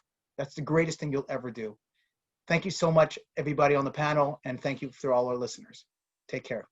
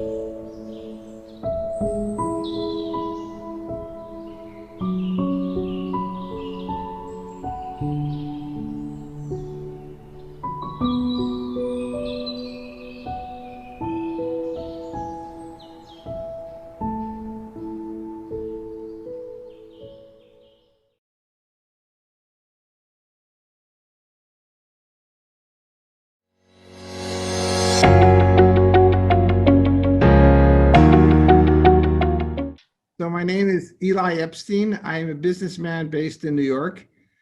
I began working in the UAE and in fact in the region called the Gulf in 1989. I was then CEO of a company that manufactured a petroleum byproduct. We had acquired some assets from British Petroleum. They had a pre-existing contract with a place that no one at that point had heard of called Dubai. And I began coming here early 1990 on a regular basis. We broadened the relationships and I found myself very intrigued to work in the Arab world. And although I had early hesitations and a sense of apprehension and nervousness, it very quickly dawned on me that I had a lot to learn in these journeys, and they have, over the time, transformed important parts of my own life. And I'm grateful for the relationships which have gone far beyond business. I'm involved with a host of for-profit and not-for-profit initiatives. And I consider myself privileged to have been able to work in this area and have some of my best relationships of my life who will live here. I'm done. So give it to Alex, I'm the youngest. So. Alan. Okay, so my name is Alex Peter Freund, originally from Antwerp, Belgium. I moved to Dubai in 2014. I work in the diamond and jewelry industry. I opened a business over here. And pretty soon I found myself looking for fellow Jews in this region. I feared a little bit in the beginning that I'm gonna come to a place where I won't be able to be openly Jewish, but I felt very comfortable from the first day, put the mezuzah in front of my door at home, in the office, found some fellow Jews, and together with Ross Creel, who is a South African lawyer, we founded the Jewish community over here. Today we are about 300 to 500 Jewish members, and now with the new Abrahamic Accords, we are expecting a flow in of a lot of Jewish people from all over the world, not only from Israel, but also from Europe and the States. And I also now just started a business together with my local Emirati friend, Hamdan Al-Kindi, who I met at a Friday night Shabbat dinner. And to my big surprise, I found out that he's speaking Hebrew, and together we created a consulting company where we facilitate business relationships between Israeli and UAE companies. So, And I'm done. yes, so my name is Hamdal Kindi. I am from the United Arab Emirates, from Abu Dhabi, which is the capital. I'm a private banker. I started my career in banking since 2010 till now. And I'm a businessman. I'm into several businesses, which is agriculture, landscaping, and packaging. And so I'll mention my story, how I got along with these two beautiful gentlemen. So I realized that in Dubai we had a Jewish community, and then I asked if I can join for Shabbat. So I went there, and it was my first Shabbat. I really liked it. Then second time I got invited, and I met Alex Peterfron, and I saw him speaking Hebrew. Then I started communicating with him Hebrew. Then we got along. I knew that he's a diamond businessman. And the fourth or the fifth Shabbat, I met Eli. It was on Rosh Hashanah. Not Shabbat, it was on Rosh Hashanah. And we got along. And we are here now together on this platform, talking about business opportunities, talking about the ties between UAE and Israel. And we are looking forward to see how we can move forward and expand the opportunities together.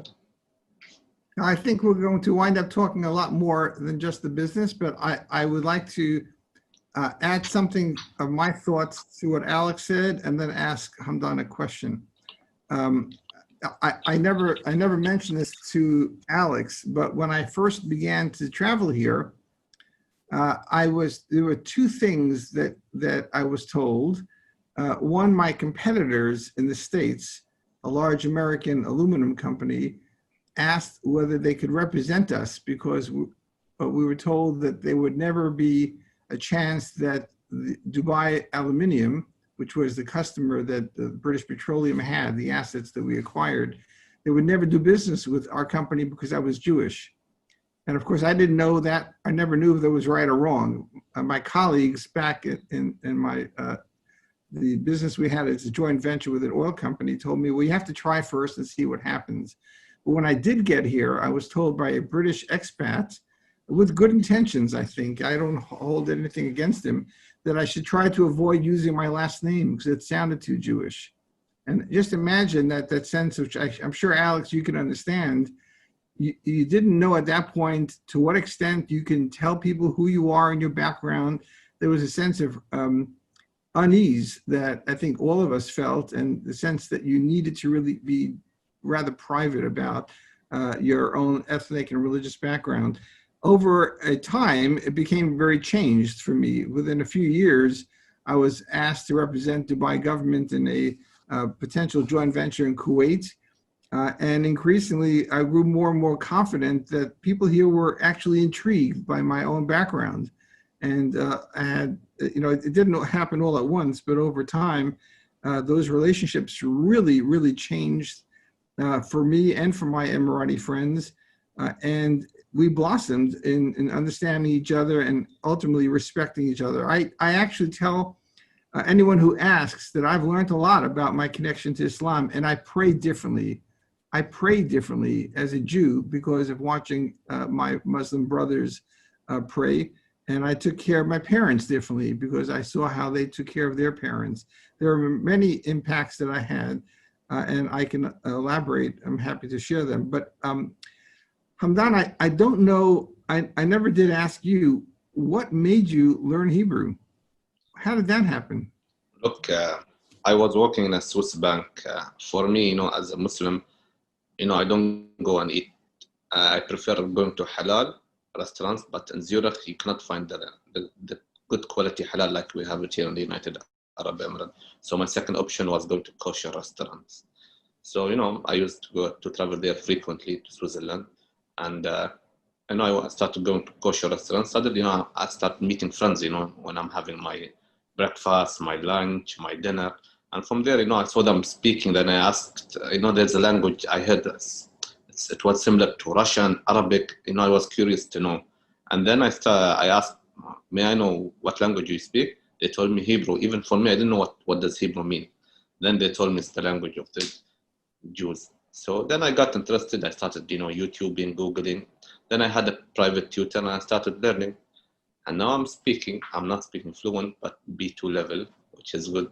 I was the first Emirati even who welcomed the peace plan in Hebrew and the Israeli media.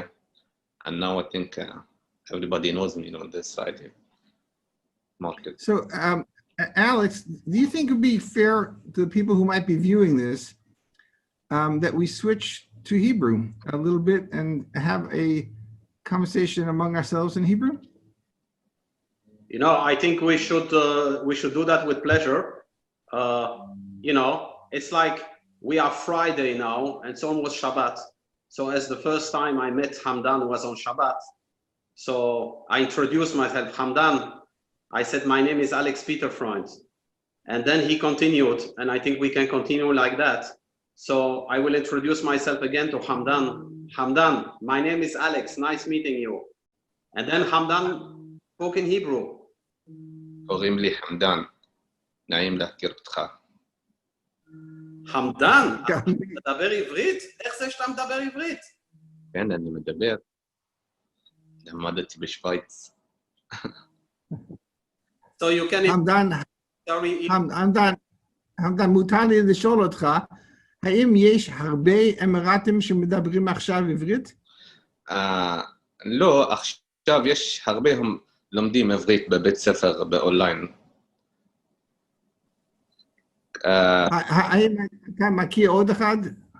כן, יש חבר שלי, הוא מדבר עברית, אבל יש הרבה אנשים אוהבים את השפה עכשיו אחרי ההסכם. אני רוצה להגיד עוד משהו בעברית. אם אתה זוכר שנפגשנו בראש השנה, ליל ראש השנה, אחרי התפילה, אני נכנסתי לחדר אוכל שם במלון אטלנטיס, וראיתי אותך, לא ידעתי מי אתה אמרת, אני המדן, אבל על ידך עמדה עוד מישהי, אמירתי, בחורה עם היג'אב, והיא אמרה, גם אני מדברת עברית, אתה זוכר? כן. מי. פגשתי את שניכם. כן. נכון, זאת הייתה מי בחורה היא עובדת ביחד עם אלי שיש לה עסק באוכל כשר, ומי בעצם מאוד מתעניינת באוכל הישראלי ובאוכל היהודי. וכשאני יושב עם מי, הדבר הראשון שאנחנו מדברים על ירושלמי קוגל ומדברים על לטקס. והיא מחכה עכשיו לחנוכה לאכול לטקס ביחד עם כולנו. So I would like to just try to be true to our assignment. I think what we're touching upon here is, for me, a very, very important lesson, which I think would be equally important for people who might be listening to this. When you come into another society, another culture, I think it is at the very least important and helpful to allow yourself to feel the culture and let it seep into you. Try to understand that you're in a different environment, and not just to be respectful, but to have the attitude that you can learn from that culture. In other words, we are all in our own bubbles in all of society. When you go outside, you might be uncomfortable, but allow for the fact that that discomfort might be a learning process. And Hamdan, when you say you had a tutor that taught you Hebrew, I had several tutors that came to my office to teach me Arabic. And as that process began, I was very uncomfortable, but I grew to love it, love the language, love its feel. And أنا بفكر اليوم لكن اللغة العربية حدا في دمي. اليوم بكرة دايما في دمي. في كل يوم. Thank you, man. Alex, what would you tell people about business in the UAE? So first of all, I think that a lot of people, especially in Israel, but I think all over the world, also in the States and also in Europe, have an idea a little bit that, that the UAE is a country like many countries in the Middle East. They think that the UAE is like, you know, maybe a little modern version of Egypt or of Syria or Jordan. But when they come here, I mean, the first encounter that I have with them after they are here for 24 hours, they come to my office or they come to my home, and I feel that they even have difficulties to express their feelings. They are so surprised from the beginning. They could not imagine that they come to a country that is not only modern, clean, but I think the most what is surprising them is the way that the Emiratis are welcoming them, the way that the Emiratis are opening the doors, the way the Emiratis engage, the politeness, the level of education. I mean, those people, the first 24 hours, they all have the same feeling. It's a shock. They have no idea that a place like that exists in the Arabic world. They have no idea that this place is not only modern, this place is super advanced, this place is clean, this place is safe. I mean, they're all very surprised. And this happens on the first 24 hours when they arrive here. Now, I can tell you that the last 24 hours is very difficult for them too. You know, we all know that there is something that is called the Jerusalem syndrome. The Jerusalem syndrome is, you know, people go to Jerusalem and they feel that special spirituality, you know, all the three religions, if it's Christians, if it's Jews, if it's Muslim, you feel something special in that city. Now, I tell you something, I discovered one thing now that I see a lot of Israelis coming here and going back home. They are all hit by the UAE syndrome. And the UAE syndrome is very simple. From the moment they go back, they arrive in Israel, most probably before even they go to sleep, they go on their laptop or their computer and they look, when is the next flight they can come back? They all have the feeling. Yeah, that's great. That's great. Now, I love that enthusiasm and I love what you described. There's a side to me that's very worried about the clash that inevitably will happen. And I would like to say something and then ask Hamdan if he will respond to it. I have told my Emirati friends, you know, what is now going on is something between a mixture of a love fest and a gold rush. The sense of unbridled enthusiasm with which Israelis and Jews now see the opportunities in the Emirates. However, and this is what worries me, I describe Emirati society, if I can generalize, as very polite and cautious. Nobody would ever describe Israeli society as very polite and cautious. And so you can quickly imagine why someone like me, or a lot of people actually, are worried. Because number one, the personalities, if you can describe them as in a collective sense, are very mismatched. And number two, in addition to that, and here I finish my question to Hamdan, Israelis tend to be transactional.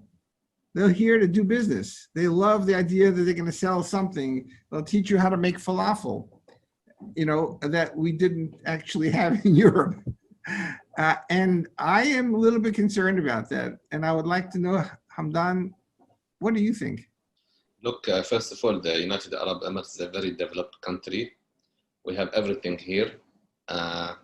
We learned, you know, from the old days until now how the country was. We saw it, how it got developed. I think we are one of the most advanced countries in the world.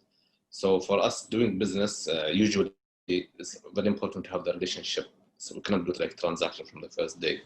So when we do business, you know, we need to meet the people, to know them, from where they come. You know, we go for lunches, dinners, you know, 1 time, 2 time, and understand the business. And then we see if there's an opportunity, we do the business. But we cannot like do business from the first day because, you know, this is the culture and the tradition in the UAE. It takes time and they need to be patient. And I think good, you know, patience is very important for 2 of them to know each other, you know, what do they do, how the business works here. Because, you know, in the UAE, there's a regulation when you do business. You cannot just do business like this, you know, you need to understand the market, do your homeworks, know your partners. I think, you know, when you know your partner is very good, instead of doing just transaction, and it's a new market for Israelis. So I recommend them, they come, they need to meet the people, they choose the right people and understand, and to create the relation. When they have the relation, it's very good in Dubai because the business will be much more smoothly than just do transaction in the street. If I can add something, I think what Hamdan is saying is very important. And actually that's the message that most of the Emiratis are giving to the Israelis. Hamdan and me, we participated one evening, we were invited because there was a delegation from Bank Leumi that came over here. And there were some ministers from a UAE government, and they had exactly the same message to give to the Israelis. Be patient, come here, learn the market, flow with us. We're gonna start learning each other and amazing things will happen. But we all feel that eager from the Israelis to make it their way. And it's a process. They will have to learn this process. And the people that come here and they have the impressions that they come here with their checkbooks and that we are living in a country where, you know, you have trees with, instead of dates, you have trees with money growing on the trees. They come back very disappointed from their first impression. The Emiratis, of course, they developed a great economy. There is a lot of opportunities, but they are businessmen, they are traders, they know how to make business. You're not gonna come here with a product that you can sell all over the world for $100 and believe that you can sell it here for 110 because they are rich and they don't care. It's absolutely not the case. You're gonna come here, you're gonna see people that are very well educated, people that know what they do very well, people that, you know, are 100% correct in business, are not trying to buy something that is worth 100 for 90 either, but they know exactly what they do. And this is a process that a lot of Israeli businessmen are going through, and they will have to learn that. Yeah, good comments. Good comments.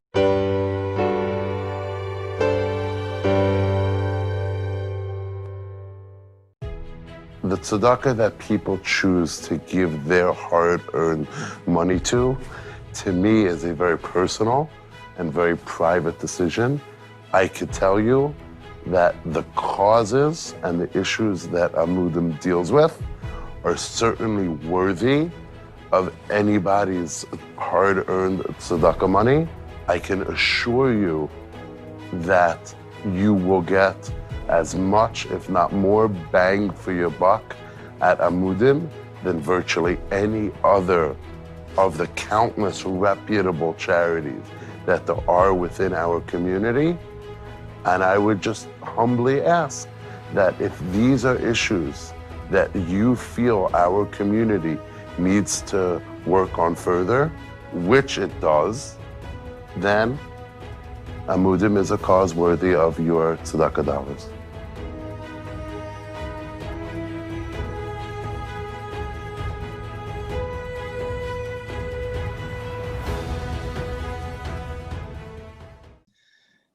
So thank you, both of you. This is actually, all of these are very good topics to talk about. Hamdan, you are the youngest of the three of us, and I'd like to ask you if you could spend a moment describing your understanding of Emirati youth. I say that as far as the Emirates are concerned, but I actually would like to ask you to answer it in two parts about Emirati youth. And if you could speculate or maybe give your thoughts about regional issues and the youth of the region, because the demographics of the whole region are now very much concerning for what is called the youth bulge. Some populations have 65% under the age of 30. How would you see the Emirati youth responding to the Abraham Accords, and what impact do you think it has on the region? Look, from the first day of announcement, you know, everybody was excited. If you see the social media, I was shocked. People, they immediately created the two flags, the nice logos, you know, describing the peace plan, the Abraham Accord. Suddenly, from the second and the third day, immediately people, they immediately spoke about really business and opportunity from the Emirati side, from the Israeli side. So basically, the Emirati youth, they're very dynamic.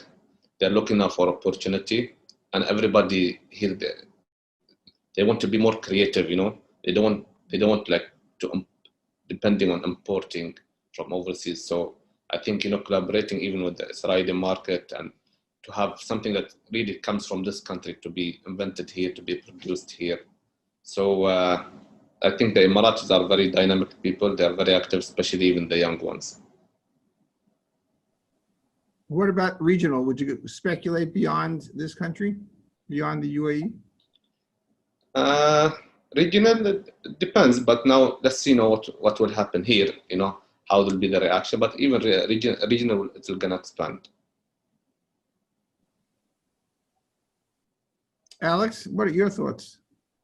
My thoughts is, you know, like I said, it's a process.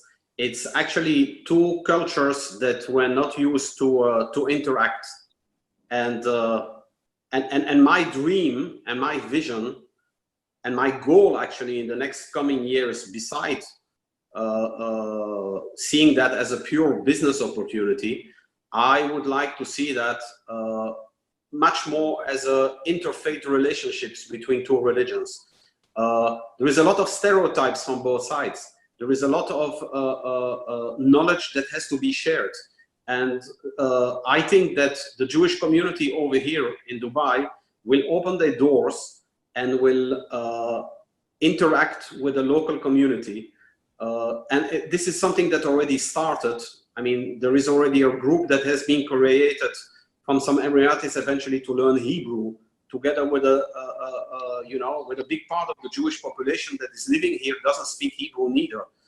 I think I see, when I see the reaction and when I see how people are excited about it, I think they will very soon learn a lot about each other, and they will interact in a much different way than they used to interact. I mean, because here in the UAE, we have a huge population of expats. We have to know that the local Emirati population is maybe only 15% of the total population.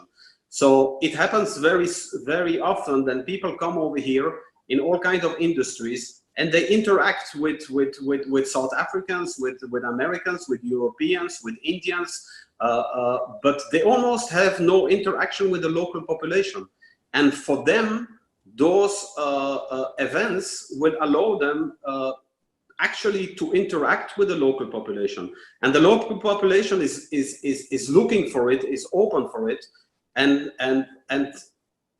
I think that, you know, sky is the limit, and I'm very positive. And I think that we, like Hamdan is saying, you know, spending Rosh Hashanah with the Jewish community. I mean, how many Jews will spend now iftars on Ramadan together with their Emirati friends? How many will open their houses to each other? I mean, this is amazing, and this goes far beyond business opportunities.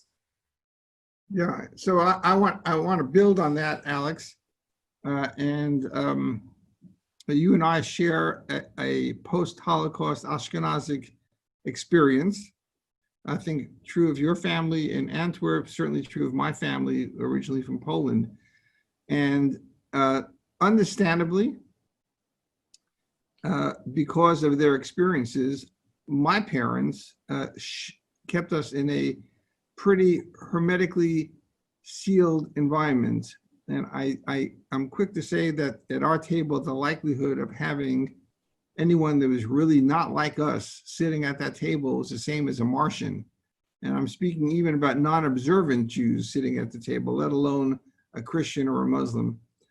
And in that environment, you really don't get a chance to understand anything about who the other people on the planet are about, neither their customs nor their beliefs or philosophies.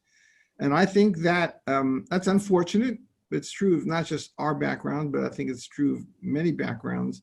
And I think that all three of us are probably able to share our own perspectives of how we transformed ourselves and opened up those new doors and let those impacts really change our perspectives about other people, and ultimately to respect them, not tolerate them, because sometimes you'd have to tolerate a bad toothache, but really to respect them and to understand that they're able to teach us things. I'm done. So just to let you know, my Zoom just was frozen, so I didn't hear the full part. If you can repeat. Okay. After the Holocaust.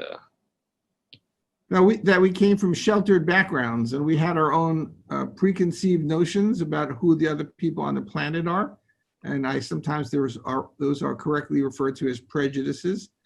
And I think that when we allow ourselves to meet the other people and to build those relationships that you, Hamdan, were referring to, I think that allows a process that really can illuminate ourselves, even to how we see other people and how we view ourselves. Look, I'll start something about really about our culture here in the UAE. Really, as an Emiratis here, you're gonna find maybe you don't have it maybe in the other part of the world, but here the Emirati, usually the people, the cousins, the mothers, they're always together. Like even me, like when I get married, I stay at my father's house, and we are always attached together. So, you know, we are always visiting people like my family, my uncles, every 2-3 days. So having the close relation is very important. And really for you guys, even when our foreign minister, Sheikh Abdullah bin Zayed, visited Berlin, and they saw the graveyards of the Jewish, and even he mentioned on his Twitter account and all the pictures that this will not be repeated again. And really here we need to be all together. We need to know, you know, to have the good relation. Our hands need to be together. And yeah, so this is what I wanted to say. I would like also to add what Eli is saying, because what Eli is saying, you know, sitting at the table and all of us have to be exactly the same, you know, even a lot of people, they don't, even with other Jewish people, you know, they would not invite somebody with a kippah sruga if they have a kippah shchora and those kind of things. And of course, it goes much further when it goes to secular Jews, when it comes to non-Jewish people, when it comes to Christians, and when it comes to Muslims. But, you know, I have a brother. He is 12 years younger than me. Since I'm here 7 years, I'm asking to come and visit me. He's not from Israel. He's from Antwerp in Belgium. And he tells me, I'm not going to come to a place where Israelis are not allowed to come in. I'm sorry, I'm not going to do it. I said, but you know, you are so wrong. Come and see and learn the people. And by the way, I tell him, our grandfather was not gassed and burned in a Muslim country. It was in a Christian country, and you are still living among them. We all have that post 9/11. You know, our society has a big problem with Islamophobia. How many people? How many times? You see Arabic people or Muslim people in an airport and people are feeling uncomfortable. Of course, terrorism exists, and of course it's a problem. But you know, in order to eradicate the problem, you need countries like the Emiratis. You need to hear the language. They believe that their religion has been hijacked by extremists, and they are the people that are promoting the peaceful Islam, and this peaceful Islam is the mainstream Islam. The terrorists and the extremists are a minority. I think you have to come and visit this country in order to understand that, and then when you come home, you have a total different view of what Islam is and what Muslims are. So can I comment on that, Alex? I want to mention that, you know, in the UAE we have more than 250 nationalities. We have, I think, more than 10 religions. And we live together. We don't differentiate between our religions. You know, we go to their houses. I go to my friends, they are Christian. They come to my house. Even Buddhas, you know, I go to their houses. They come to my houses. Even Jewish, you know, yesterday I had dinner with Alex, and they come to my house. So, you know, in Dubai, in the UAE, we are all equal. We don't have, like, you know, an issue with religion. So even we never felt it, and we grew like this, you know. I consider that the spirit of Sheikh Zayed. Definitely. I say that seriously because I've never seen him in life. I believe that he has implanted his DNA on this nation. And that DNA is extremely respectful, even I would say to some extent, more than just respectful, but really admiring of the diversity of this population, which is exceptional. I mean, it's really exceptional. And a credit to your leaders. And I totally agree with the word DNA, because it's really in the DNA. I mean, it's not, I'm sitting here with Hamdan and Eli, and Hamdan is a friend and we know each other, and Hamdan is talking that way because he knows us and because he already interacts with us. But like Hamdan, there are 10,000s of people that would give you exactly the same message without knowing us, without ever having, you know, interact with somebody who is Jewish, or without even having met any Jew. This is really this is really in the education, and it's even more than DNA is education. We all know that the base of every society is education, and if you educate your children in a path of tolerance, of acceptance, of being open, then those people, once they become 20 years, 25 years old, they graduate from universities, they open their businesses, they are breathing that legacy. That's part of their life. I mean, if we could one day export this system, this beautiful Emirati system, to, let me just mention a country like Egypt, where you know, as a young child, all you ever hear about Jews and Israelis are negative. If we could export this education to big Muslim countries, I mean, can you imagine what the result would be? And I want to say something, because we are talking about education and we are talking about the Emiratis. But I'm sorry to say, we have a problem with our education too. We have to educate our children also to be open. We have exactly the same problem. How many Israeli children had, I don't know, Arab friends over and are interacting? Not so many neither. How many young Israeli children or Jewish children in the world have completely wrong stereotypes about Muslim? So many. There is a lot of work to do from outside too. So great. I think we're going to start to wind down, and I would like to ask, I feel like I'm the moderator here. I would like to ask Alex, if you can capture in your own words something that happened just about 1 year ago. At the end of November 2019, we, members of the Jewish community of the Emirates, I was among them, although I don't live here, obviously, had an exceptional moment where we gave a Torah dedication to the Crown Prince, Sheikh Mohammed bin Zayed, in memory of his father, Sheikh Zayed. And we were able to bring the Torah to the palace where it was presented to His Highness. But you carried it for a period of time, and you had a very beautiful description of what it felt like for you, Alex, the child of a very dark period in Jewish history. Would you be able to capture that and you know, see the sense of hope that it gave you and others? So first of all, Eli, I would like to thank you, because it's an encounter that was initiated by you, and it gave me how you say that, a memory that I will never forget till the end of my days. I never had, you know, I am from both my sides, from my mother's side and from my father's side. I am the first grandchild post-war. So my grandfather on my mother's side came back from Auschwitz alone, basically in his pyjama, without knowing where he's gonna end up, took a train, ended up in France, and from France came to Belgium and started his life. My grandfather from my father's side, unfortunately, never came back, never made it back. And his name was Alexander, and that's why my name is Alexander. Although the Holocaust was something that we not really spoke about it. It was something taboo. My grandfather never mentioned it. My father didn't speak a lot about it. But somewhere I got it with, how do you say that? You can always say with the milk of my mother. I have that feeling always. This never again is something that is in myself. I cannot hold myself wherever I go in the world, in whatever situation that I am, even though I know that I put myself in danger. Before I tell my name, I will tell everybody that I'm Jewish.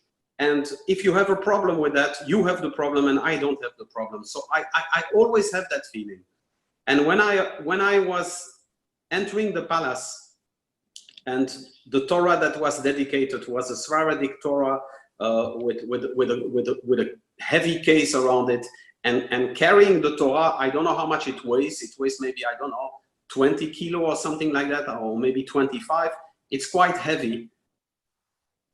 You know, somebody once asked me, because it happened to me also when the Israeli delegation came now this year to Abu Dhabi. At that moment, I also brought a Sefer Torah. And by the way, also a Sefer Torah that was offered by Eli to the Jewish community of Dubai. And he asked me, how did you feel when you were entering this place with the Torah? And he was a Japanese reporter. I don't know how much he knows about the Holocaust, probably not much. I don't know how much he knew about our history, probably not much. But I told him, I was not holding a Torah in my arms. I was holding my grandfather. And this is really how I felt. This is not just a normalization. This is not just a peace agreement. This is us feeling that we are accepted by other culture and that we are part of this universal family. And you know, it's difficult for me to describe that feeling, and still I will need to digest it and to understand the impact of it. And I hope that I will be able to give that to my children and my grandchildren. And yeah, that's exactly how I felt. Thank you, Alex. Thank you. Hamdan, would you like to say something before we wish everyone well and goodbye? Yeah, so coming to Alex's subject, look, you in the UAE, everybody is welcome, and really what our leaders took this step really is a very brave step for the UAE, and we saw many countries are following us, and let's hope, you know, all the world gonna live in a peaceful environment, and let's hope for the best. Great. Amen. Amen. Min tumak al-baba salma. Amen. Thank you, Alex. Thank you, Hamdan. Wish everybody Shabbat Shalom if you're watching this on Friday. And otherwise, thank you for the opportunity. And we'll say good night and goodbye. Shabbat Shalom. Shabbat Shalom to everybody. And please come and visit us, because, you know, it's one thing to speak about it, but it's much stronger to really feel it and to see it with your own eyes in this region. And we're gonna have Great. Shabbat together, Shabbat dinner. Exactly. Great tonight. Looking forward. That's right. Shabbat Shalom. Shabbat Shalom. Bye, guys.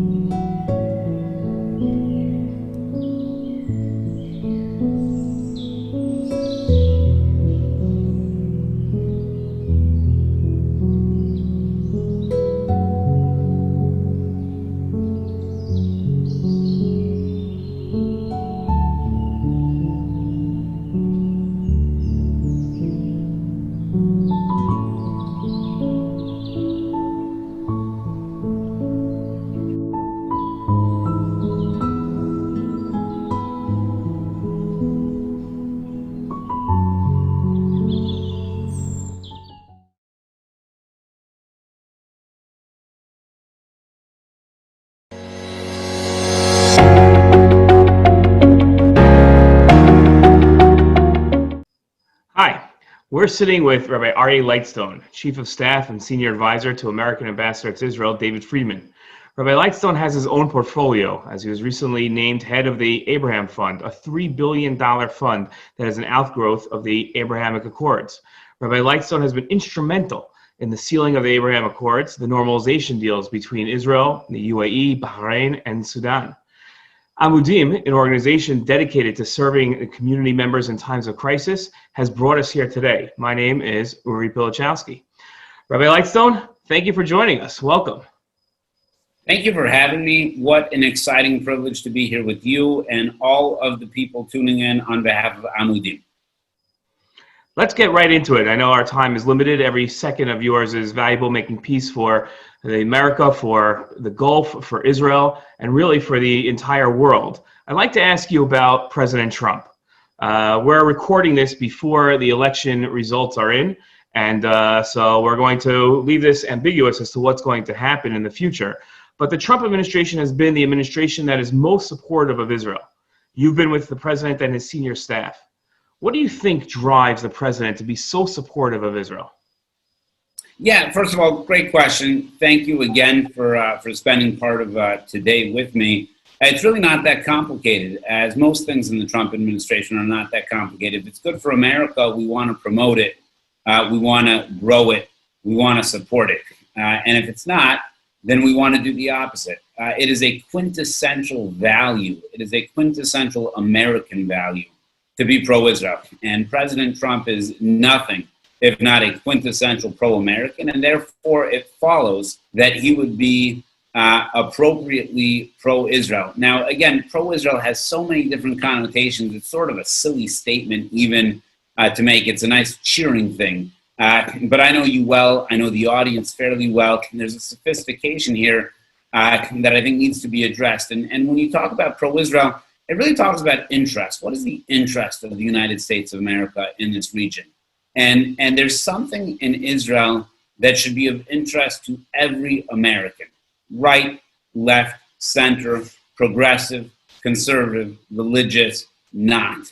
If you have, I'll just give you two very contrasting examples. One was having had an opportunity to play a role in the White Helmet rescue of the White Helmets were those involved with the Syrian uprising, and the role that my boss, Ambassador Friedman and Ambassador Haley played in rescuing the White Helmets was something that any human rights activist would have taken tremendous pride and tremendous excitement in having happen. And that was a unique operation that could not have occurred without the closeness of the relationship between the United States and Israel. And then you have the opposite end, or a different dynamic, which has to do with the ability to put out a vision for peace, the president's vision for peace. One can't put out a vision like that without being ready to take criticism on the right and the left and the center. And we're only able to have the confidence to be able to do that, knowing the closeness of the relationship. Okay, that's great. Let's get on to more of a personal nature. Mostly, you have an insider's view, and we're going to constantly go back to that. That most of us don't get, and most of us only see the public image of President Trump in terms of what the media portrays him as. It's sort of like it's smoke and mirrors for the most part that the media is putting up, either trying to trick us or trying to move us away from what the real thing is. But what's something about him? You spent time with President Trump. What's something about him that we don't get to see? So I'll make two comments on that. Comment number one is, you want to live long and be healthy, don't watch so much media. Be it social media, be it regular media. And I'm not saying that people have the right intentions or the wrong intentions in the media. I think it's a complicated world. But I've sat in rooms where things have occurred and then read about what supposedly has occurred, and it is so far off from anything that resembles reality. It seems like such a way to get so tense and so built up into something that it's unclear to me why we stake so much on this. I remember growing up, my week would be a bad week if my football team, my American football team, lost. And I knew that I grew up when like on Thursday I wasn't counting down to Sunday, and like by Tuesday I was in a different mood. That was a maturity It took me until I was 30 to get to that maturity, but it was a maturity level that I had. I think the whole world needs to take a maturity level and decide that politics are not going to be a blood sport, and the media is not going to be, the fans. In Denver was the South Stands, where all the crazy people who showed up drunk at 10 in the morning were, where I sat, by the way. But, wild and rowdy fans. There's more to life than this. But the thing about the president that sticks out that I think that people should know more than anything, and my boss knows him personally. Obviously, I know the people who know him in a personal capacity better than anything else. I've sat in meetings with him where my 20 minutes of that day were exactly that, 20 minutes of an entire day of the complexity of being a leader of the free world. And his ability to grasp the nuance and the ability, I assume it's instincts is probably the correct description, to know where it was going and how to get there is unparalleled to anything else I've ever seen in my life. And it was awesome to be able to see that grasp of, again, a 20-minute segment within the course of the entire day, and to know immediately what was happening and where it was. To me, it demonstrates both care and consideration, and also tremendous instincts. Interesting. Okay, so let me put you on the spot here for a moment, and we appreciate the letting us in. And you mentioned the fact that a lot of times we read something in social media or in the news about something that you've seen, and you've noticed that the story is completely off. Could you give us an example of something that we might have an impression of that from social media or from the regular media that really wasn't that way, that you saw and was portrayed differently? Yeah, I mean, what I won't betray is the stuff that didn't come out in the meetings, but I've sat in meetings in discussing with leaders of Israel in terms of their feelings on issue A, B, C, or D, whatever that issue would be. Pick a issue that attracts popular concern. The Israeli flirtation with Chinese investments, the application of sovereignty, the Iran deal, the Abraham Accords, the supposed connectivity in between that and F-35s, et cetera, et cetera. And I've sat in the room with people across the spectrum of the Israeli political leadership, and I've heard from them in a way that I trust them, I believe in them, I understand their integrity, I respect and admire their service and their leadership, and the media will report something completely different than what happened in that room. Now, the problem is, or the challenge is that sometimes they'll report exactly what had happened in that room accurately. I don't know how one is able to pick and choose or to discern when to believe it and when not to believe it, which is one of the challenges. But in a more poignant fashion, I would tell you that there were often reports. I think you'll see that the call on August 13th in between Crown Prince Mohammed bin Zayed, Prime Minister Benjamin Netanyahu, and President Donald J. Trump shocked the world. Why did it shock the world? Because nobody knew about it. There was something brilliant and something surprising and something, frankly, moving, based upon the fact that there were no negotiations through the press. There were no leaks. There was no posturing. There was the ability to sit down and say, what are the common interests? What are the common goals? How do our kids and grandchildren inherit something better than we have today? And if we can sit down in a circle of trust, can we deliver that? And the answer was a resounding yes.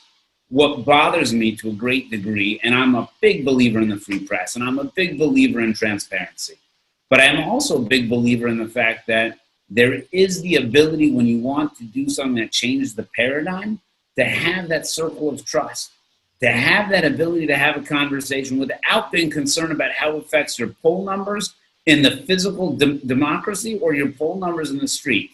And there's a patriotism to the press that I feel used to root for success, that I see on occasion is rooting for the failure. Why? I don't know. And that to me is a little bit bothersome. And that goes across. It's not American press, it's not Israeli press, it's not Gulf press.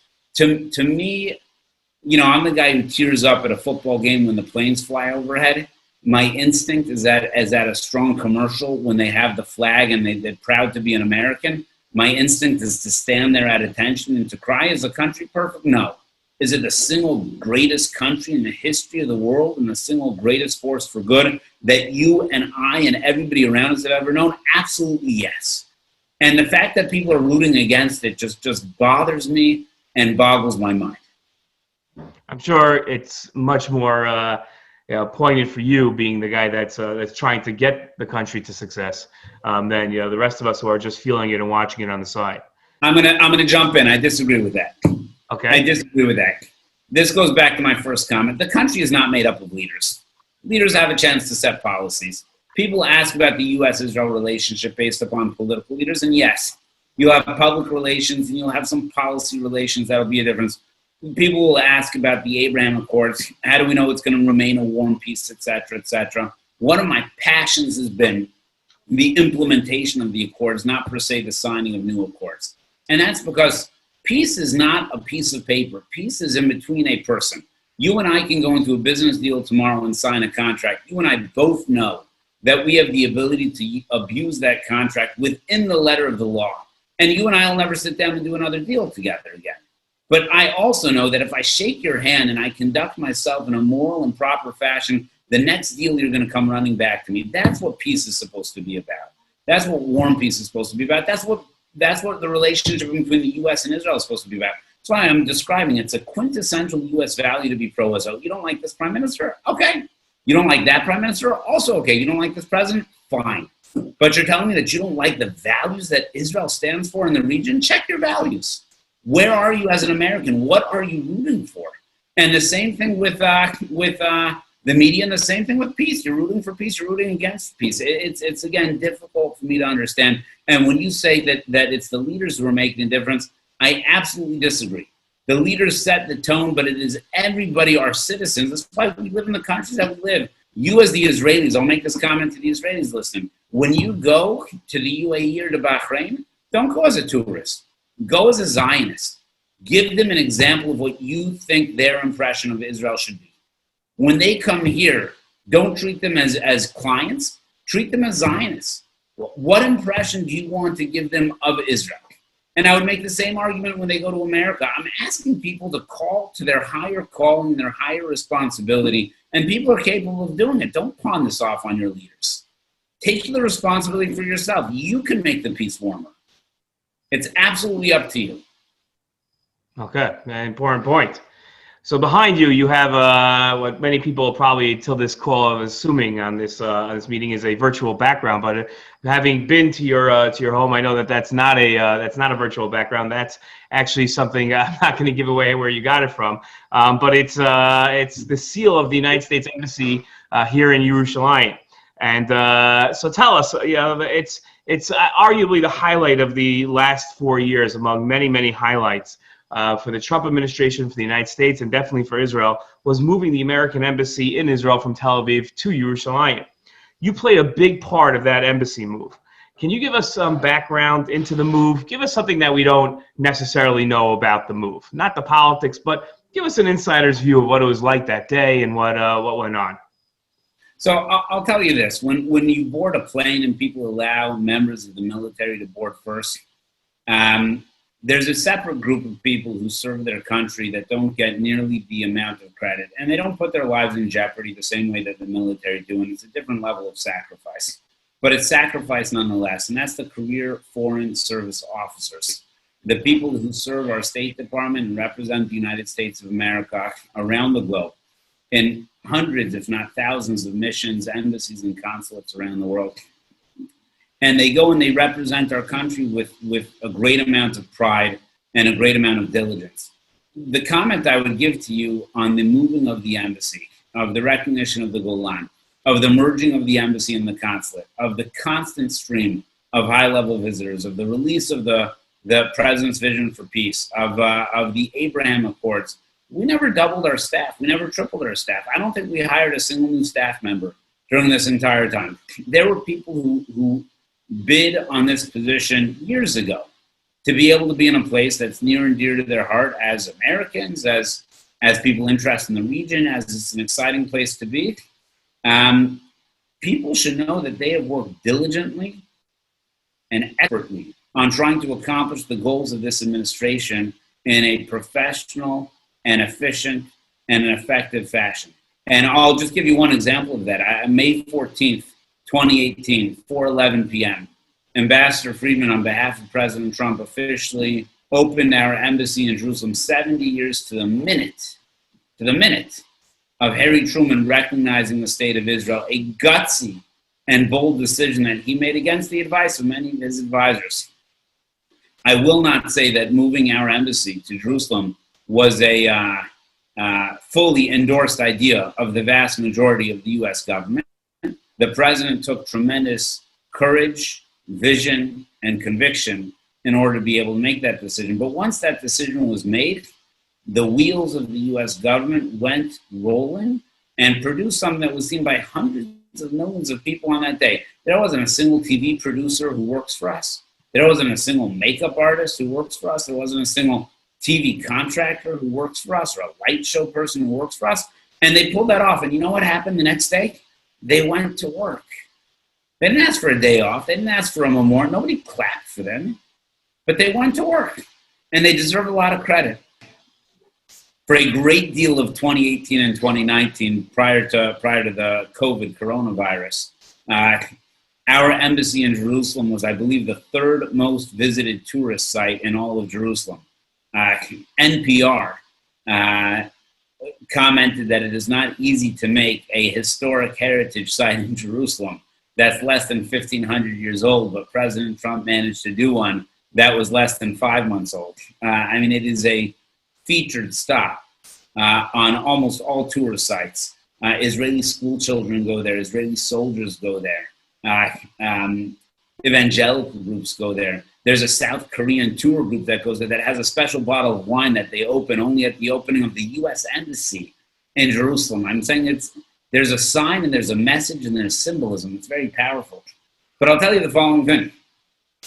I get a lot of groups, and we take a picture in front of the plaque, and the plaque has this sign on it, but it also has the president's name on it, the vice president's name on it, and the ambassador's name on it. And it's a picture that I have taken many pictures in front of with many distinct groups. And there was one group that I had that was there, and somebody excused herself from the group and said, "He's not my president," and did not want to be photographed in front of the US Embassy in Jerusalem.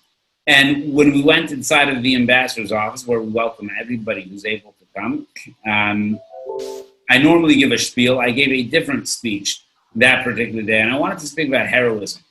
And the heroism that I wanted to speak about, which is something unique to the embassy and consulate, not just ours, but of the United States of America around the world. And I said, you know who gets no credit? Our telephone operators in our embassies get no credit. My personal favorite one is a lady named Avril. She's a real lady, and I think we should all be so lucky to have a voice like that welcome us to any time that we call the United States of America. But we've got operators around the world who answer millions of phone calls, maybe monthly, certainly annually, to help Americans. And I explained to this lady, I said, there's something fascinating. When you call the US Embassy, they don't ask who you voted for. They don't even ask if you voted. You know what? They don't ask if you paid your taxes. They ask you, are you an American citizen?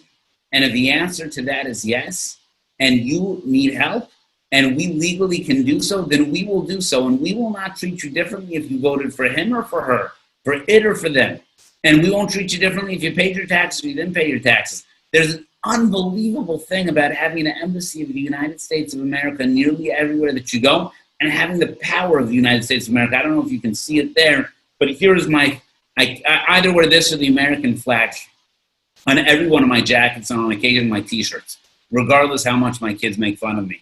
It is a unique privilege and pleasure and honor to represent the United States of America in Israel, one of our closest allies in the world, if not in the region.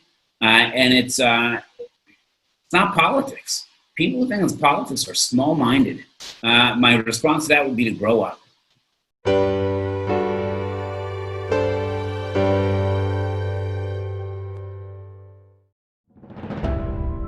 When I think of Amudim Israel, I think of the ability to live a healthy, normal life, getting the appropriate care in the most vulnerable time of somebody's stage.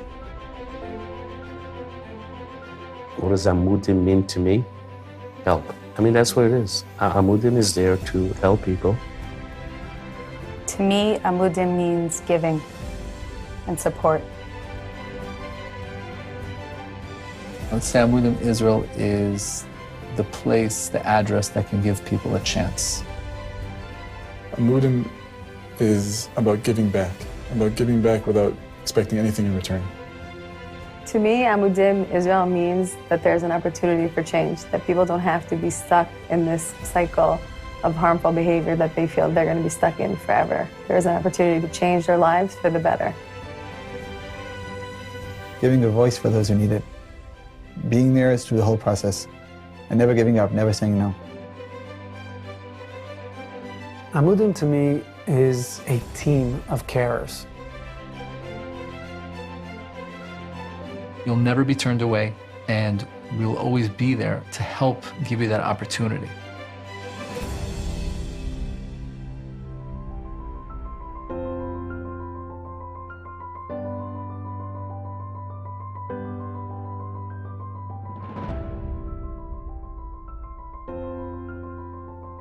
Let's switch over to Prime Minister Netanyahu.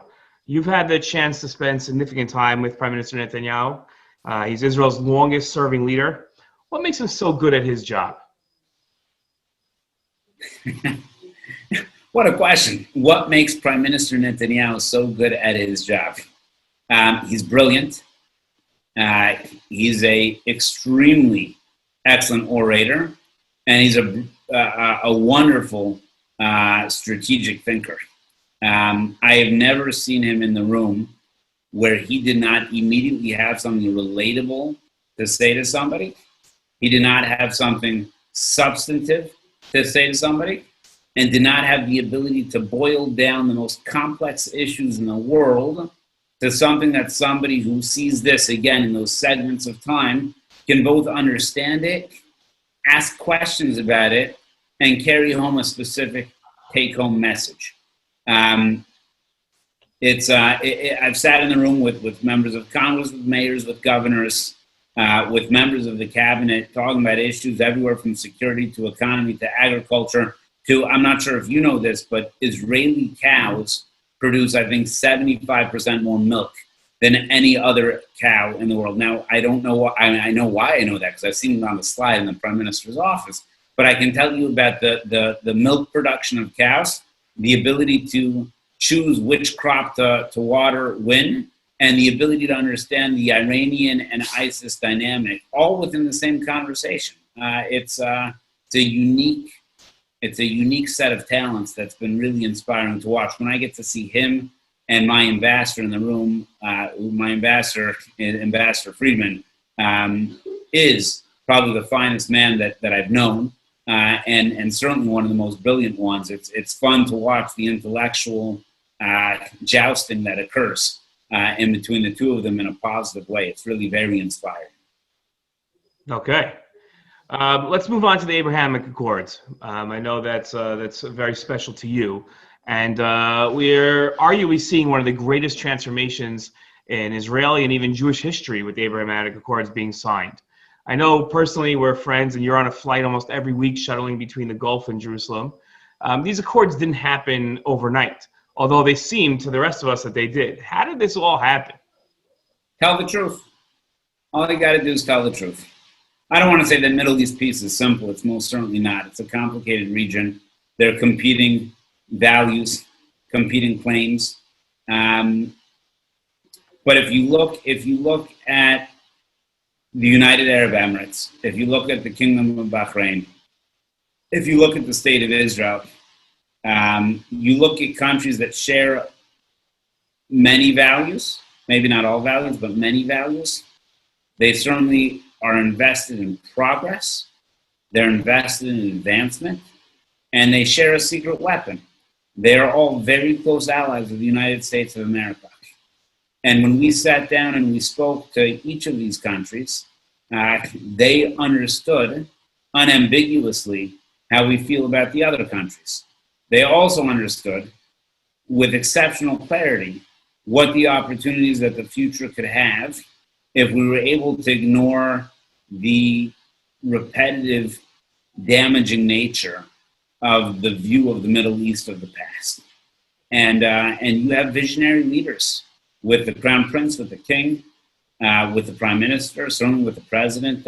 You can't say enough nice things about Jared Kushner and Avi Berkowitz and the rest of the team, certainly Secretary Pompeo, and many, many others. I can spend the entire rest of the time listing the wonderful members of the team who don't leak in general and don't leak about each other, which you're like, well, that's obvious. It's not very obvious in Washington, D.C. It's most certainly not. You have people striving for a goal and not for personal credit. I think you'll discover that some of the names that I would mention to you, most of your audience are not familiar with, and that's how the job gets done. Okay, well, we've all almost been conditioned to think of the Arab world as enemy territory. And the last few months have been quite the adjustment for us here in Israel. What was it like the first time that you sat and met with Arab leaders? I remember when I went to Bahrain in June of 2019, I brought the first Israeli official delegation there to the Peace to Prosperity Conference. And there was some concern and trepidation about what that experience would be like. I remember one attendee asked me if she should fly on her U.S. passport or on her Israeli passport. And I told her, you can always go on your U.S. passport. They're trying to send a message and make a point. I strongly encourage you to go on your Israeli passport. Says the guy traveling on a U.S. diplomatic passport. I understand how that looks. And I agreed to fly with her if that would grant her some degree of comfort and confidence. The hospitality provided in Bahrain that trip was unparalleled. I'm optimistic that Israel and the United States can take some cues in terms of hospitality from the Kingdom of Bahrain. And it was only met by when we went on our first trip to the United Arab Emirates.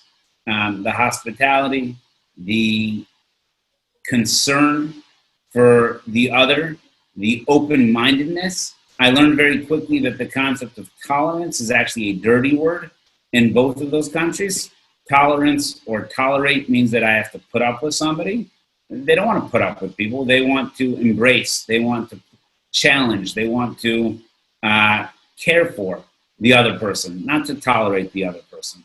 And that began a very strong relationship. Again, credit to the administrations in charge of those relationships, led again by Jared and by Avi and Brian Hook and Secretary Pompeo and others who have developed trust and sincerity in their dealings with them. To me, my relationship is for this audience is as the shadchan. I've got one country who's ready to run without even, in the dark, without any lights on. And I've got other countries who are looking to step cautiously in those circumstances. It's culture. It's nature. And my job is, I don't want to say to referee by any stretch of imagination, but it's to facilitate, to make sure that everybody wants to get to the same place at the same time. How do we manage the personalities and the opportunities to make sure that those very things that should propel the relationship forward are not the things that cause it to pause or to halt? Okay. Let's do one question on the Trump peace plan before we run out of time here. The Trump peace plan was groundbreaking. What were some of the internal discussions that went into its formulation? I know it took a couple of years till it was publicized. So what were some of the discussions and the debates that went on in its formulation? The discussions, I think, were pretty basic again. What is the truth? What is reality? I think you'll see the same comment from every member of the administration. This is the most realistic opportunity for peace. Is this going to make everybody happy? The answer is no. By definition, you can't. It's a complicated place. Most of the critiques that we heard were from people who didn't read the plan, but read comments from their side or their circle about the plan. And the amount of people that I said, read the plan, tell me what bothers you, and let's discuss it. And that's frankly what we offered to the Palestinians. I mean, we've offered to the world. Go ahead and read the plan. Tell me what you think is wrong with the plan. Tell me what you think is right with the plan. And tell me where you think we can do better. It's a vision. And I should actually, I'm sorry, I've not been speaking about the vision for a little while. It's not a plan, it's a vision. And visions are able to be sculpted. They're able to be refined. They're able to be perfected. What we put down were some of the things that we think are really, really important. We gave some very substantial bars for the Palestinians to reach in order to have an equal seat at the table, or at least a seat at the table. We think those bars should be a prerequisite for progress. Not for progress with the Israelis, but for progress for joining the international community. Sudan is a great example of that. Sudan is interested and is in the progress of re-entering the international community. And one of the conversations that we had with Sudan, and they've got a good interim government. We're rooting for that government. The whole world should be rooting for that government. I would actually challenge everybody here. I'm not allowed to solicit funds, but I know that this community is a generous community. I know sometimes that we sort of roll our eyes when you see Feed This Starving Family in Africa, or that. They're very good organizations that can help the Sudanese who are really worried about yesterday's breakfast, forget tomorrow's lunch. There are ways that the Jewish world worldwide can help with not that much money. And I would just, again, you're talking about a country that was in a state of belligerence with the state of Israel up until just weeks ago. Probably technically still are there. They're probably still undoing those clauses. Again, I haven't followed that part specifically. And normally they'd be met with a onslaught of love by the Jewish world and by the lovers of freedom everywhere. It got a little bit poo-pooed because people tend to do that when our administration does something. I would tell you that the general rule there is the same as in the President's Vision for Peace. You can't join the community of nations and decide that you are going to treat the state of Israel different than any other nation in the world. That's not called joining the community of nations. Israel is our greatest friend in the region. We're not going to embrace you without you at least acknowledging them. Do you have to agree with everything Israel does? No, we don't agree with everything Israel does. You have to agree with everything that we do. There was a vote in the UN maybe a week or so ago, and I believe Bahrain and the UAE voted against Israel at that vote in the UN. I don't pay that much attention to UN votes. We can talk about that another time, perhaps, when I'm not being recorded. But there were many European countries that voted against Israel in that UN resolution as well. All of those countries voted against us when we came out with our vision for peace. I'm saying, look, let's just understand things that matter and things that are diplomatic. Let's talk about things that matter. There's going to be more than $10 billion, and that's probably a low estimate, of trade in between the UAE and Israel in the next year or so. You're telling me coming out of the doldrums of 2020, of COVID, of economic challenges that none of these countries have seen before, and that you don't want a fresh injection of $10 billion into both economies? You don't want at least half of that with Bahrain? You don't want the Sudanese to be able to have a chance to normalize their country, to be able to grow? You don't want Egypt to see what war and peace can look like and to be able to grow and to be that pillar that they can? You don't want the same thing for the Jordanians, and for the Palestinians? We all do.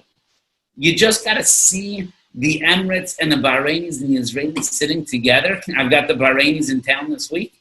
I was in the Emirates and Sudan just last week. You see this enthusiasm. Who's not excited about peace? Shame on you if you're not excited about peace. Find something else to be excited about. Okay. Here's our last question for you. So let's make this a good one here. Well, like I said, we're not sure exactly what's going to be in the future in the next coming years, but 4 years is a full presidential term, right? There's what was the legacy you think you've left in the U.S.-Israel space? We told the truth. We told the truth. You can look at that with Jerusalem. It's still unfathomable.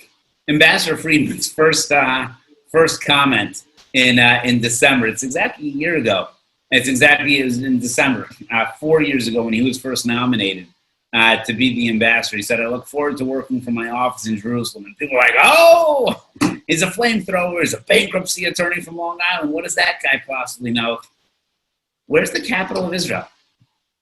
Where's the Supreme Court? Where's the Prime Minister sit? Where's the Parliament? How hard do you have to work to decide that Jerusalem is not the capital of Israel? What kind of mental gymnastics do you have to twist yourself into in a competing competition for the land rights of the Golan? how hard is it to decide in between Israel and Assad?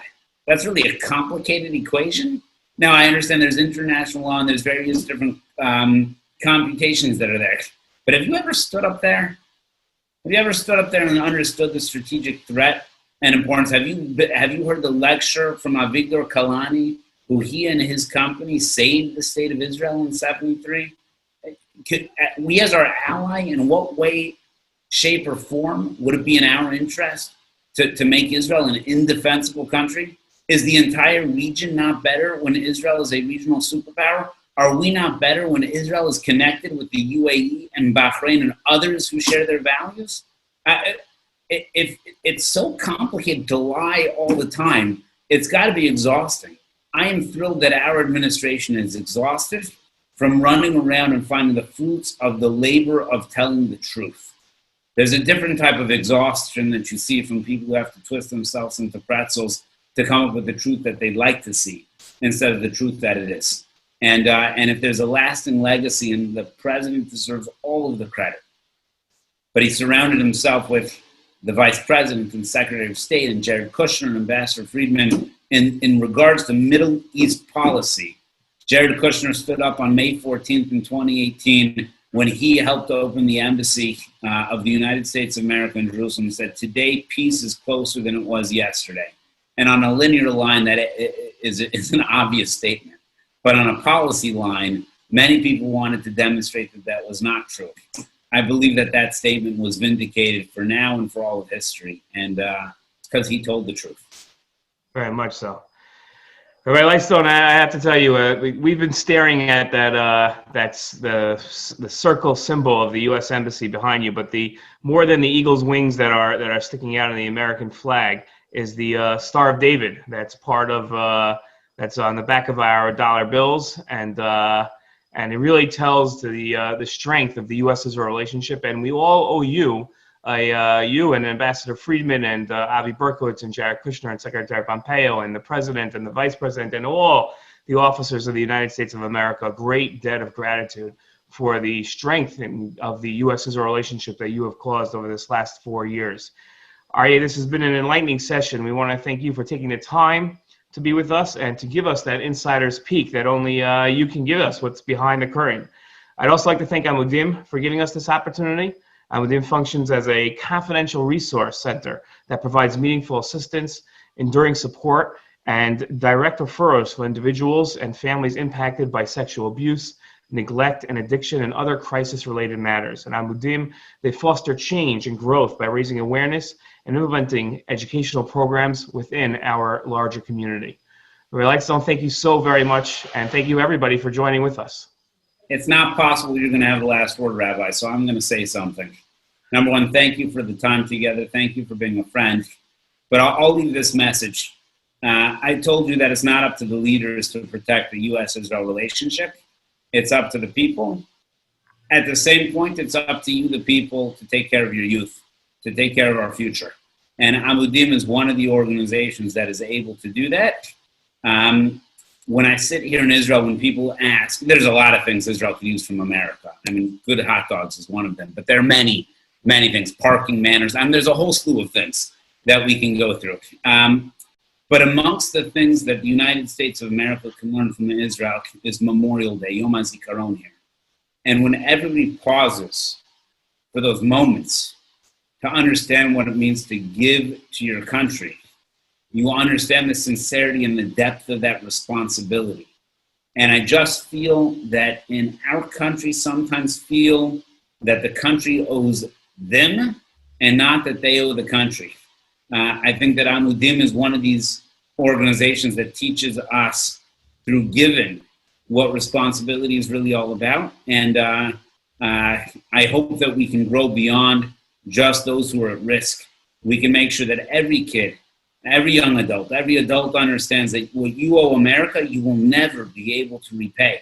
Stop looking at what America can give to you, and let's figure out how we can give back to our really incredible country.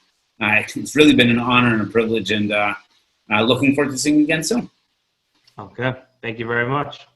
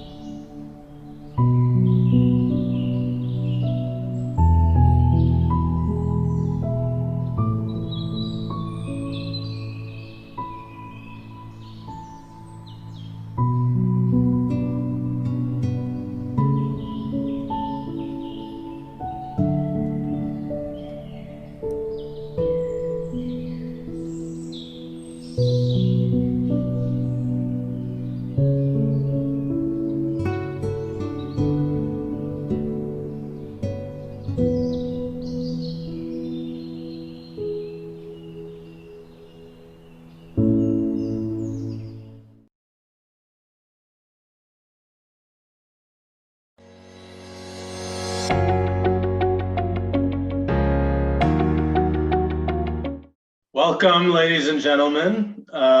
We are here with the segment Behind the Camera. I'm here today with the legendary and famous photographer Moshe Yarmish, who you probably have either heard of or for sure have seen his amazing work, someone who has decades of experience in photography of great rabbinical figures, Birthright Israel. And I'm here, Yehuda Geberer, a historian, tour guide, a host of the Jewish History Soundbites podcast. And I'm here and excited to be here today on behalf of Amudim to have this conversation together with Reb Moshe to discuss the stories and the background of some historical photographs that you have taken that have now become world famous. So thank you all for joining us, and thank you, Moshe, for being here together today with Amudim. You're very welcome.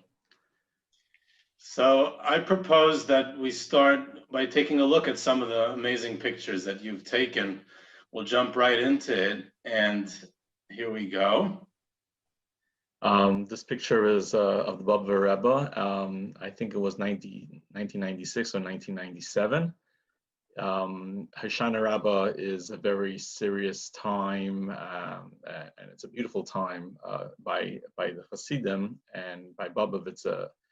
There is towards the end of the Tefillah of Hoshana Rabbah, the Rebbe's, all the Hasidim are all around. It's almost like a Simchas Torah thing, and the Rebbe with the Lulav and Esrog, he runs around. I don't remember the exact niggin, but it's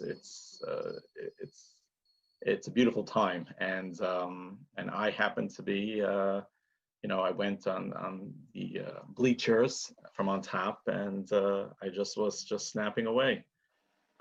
Not too many people have this picture. I don't know why. I mean, it's something that they know about before, but I happened to catch the moment. I mean, I'm sure I took like 20, 30 pictures at this time, but this was the picture that captured the Rebbe, the Hasidim standing around it, and just, it's a beautiful picture. It's one of my best shots, as they say.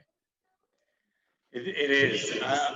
I'll tell you, I from all the Gedalim pictures I've seen, this is probably my favorite, for sure, the top 5. It's unbelievable because what I see, and besides it being an actual beautiful picture, and I'm not I don't have an eye for art exactly, but to see what it represents historically, to me, is, you know, the Baba Rebbe you mentioned is Reb Shlomo Halberstam. He's the son of Rabbi Zion Halberstam, the Kedushas Zion of Baba, who was one of the greatest Hasidic leaders in pre-war Europe. He was called the King of Galicia. He had a yeshiva network called Eitz Chaim, and he himself, the Kedushas Zion of Baba, with most of his family, with almost all of his Hasidim in that whole district, that whole area of Poland, get wiped out, and they're decimated by the Nazis. And people thought Baba was done. And this the Baba Rebbe, Reb Shlomo Halberstam. He's survived the war through an entire series of miracles, hiding and running and disguising himself in a whole process that he was able to escape and survive together with his son, Reb Naftali, or Naftulcha. And he comes to America with just the clothes on his back, with no Hasidim, no family. And there's nothing. And he goes ahead and rebuilds an empire of Baba. And I think, and he did it single-handedly, first in Crown Heights, then in Borough Park, and with his love, with his warmth, with his fatherliness, and there's, you know, an endless amount of amazing stories about him as a person. And what you captured here brings that all out. He's the leader, he's the center, his face it's it has this light to it, and his arms spread apart, and he's surrounded by his Hasidim. And that just symbolizes the rebirth, not just of Baba, but of the entire Jewish people. After everything we went through and after everything we experienced, look what we were able to rebuild, and look what the leaders we had. I wonder if other people see that. I don't know if did you have that in mind or anything like that in mind when you took it or when you saw it afterwards? Look, you know, the Baba Rebbe, out of all the Rebbes, I know this may sound a little, you know, he had a tremendous hadras panim. He was a very handsome individual. I mean, I know you don't say handsome by Rebbes, but he was, and you know, it was very hard to take a bad picture of him. Okay, I mean, what can I tell you? You know, this captures so much. I mean, you as an historian, you could tell, you know, you could say what's behind the picture. I, as a photographer, I just, you know, he was just, you know, his face always lit up, and he just always he always looked good. I mean, whatever. He was a leader to, you know, many Hasidim, as they say. Right. There's another picture actually that you have here. Hold up a second, because that's also the same idea. Right. That's by a mitzvah house, I think. There you go. It's the same, almost the same pose. Again, it's the Baba Rebbe, and his arms are spread out. Here you even see more of the Hasidim. You see the whole, right, you know, everyone. What was this? What was this picture? This picture was taken by a granddaughter's wedding. Which one, I'm not sure. I think it was a Tauber, whatever. And believe it or not, where I got a call from the Holocaust Museum in downtown Manhattan, and they have this picture. They wanted it, you know, I should enlarge it, because pretty much the same exact thing what you were saying regarding that, what that other picture represents of, you know, a person who came with nothing and he built himself up. You see, you know, hundreds or even thousands of people, you know, behind him, and, you know, that is rebuilding his life after the war. And they wanted this picture. I you know, believe it or not, I got when the Holocaust Museum opened many years ago, you know, I got a special invitation because they wanted whatever. I never went or whatever. Believe it or not, I never went to the Holocaust Museum, but, you know, as far as I've been told, it's displayed, so-called, in some prominent place over there, that picture. And it means a lot to a lot of people. Besides Baba Chassidim, it's just somebody who came with nothing, built himself up, and you see the Paris, as they say. Amazing. And your picture's in the museum. My picture's in the museum. Look, my picture, I could say that I mean, you could, the Mishnah Berurah is a sefer that every Jewish home has. Between all the different kind of pictures that I've been taking, from the Litvisha, the Hasidisha, all different, people have my picture hung up, or it's in all the different svarim that either it's on the front cover or it's in there. A lot of the Jewish people have my pictures, some either prominently displayed somewhere in their house, or my signature has made its rounds in the Jewish world. It's great, and it's well deserved. A picture like this, it's living history, and the people, the survivors who came after the war wasn't just strictly people who had previously been Bava. People looked to him as a father, and it was similar with many of the other Rebbes who survived the war. The Satmarov, Kleisenberger Rebbe. In Eretz Israel, you had the Ger Rebbe and others, the Belzer Rebbe. These people were looked at by broken survivors as the only hope to be able to rebuild, to have a new family, to get jobs, to start, to give them a sense of meaning again. And again, I think this picture really brings it out that, look, in the background, it's not just the amount of people. There's young, there's children. You see the elderly in the back of him, all ages, and that's a very big, powerful statement to Jewish history in general. Yes. This again is one of your classics. You said before how most Jewish homes have your name somewhere. I would say maybe more than any other one, this might be it. This Rav Moshe Feinstein. What do you want to tell about this? This picture was taken in the summer of 1981. Rav Moshe pretty much every day used to, if the weather permitting, of course, they would set up a table and he would sit outside and learn. It was on the road in the back of the camp, so they would make sure that during the time that he was there, they would block the roads and nobody would be able to go near him. I mean, whatever. Which camp was it? And it was, the funny thing is, you say that everybody has this picture. The Rebbitzin, Rav Moshe's wife, wanted to have this picture in her home, but when she saw it and she saw that he was wearing his pajama top, she did not want whatever, but she really wanted the picture. But she felt a little whatever, so so she did not. So it is, believe it or not, it is not a shirt. It is not a colored shirt. Everybody wants to say that, if it was so-called, the Yeshiva University guys and, whatever would want to say, oh, you see, Rav Moshe Feinstein wears a colored shirt. It was not a colored shirt. It was a pajama top. It used to be in Ellenville or Cahansa, New York, which is upstate where the camp was located. It used to get very, very humid.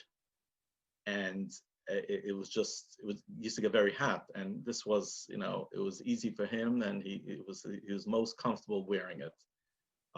He used to sit in the back of his thing. He used to write, as you see, he has a pen in his hand. It's with ink. It's not really a regular regular pen. And he used to write chuvas or whatever. And I used to hide pretty much in the back of the bungalow where he was, and I never wanted to disturb him. So from my hiding place, I happened to, take this picture, and it became like a classic.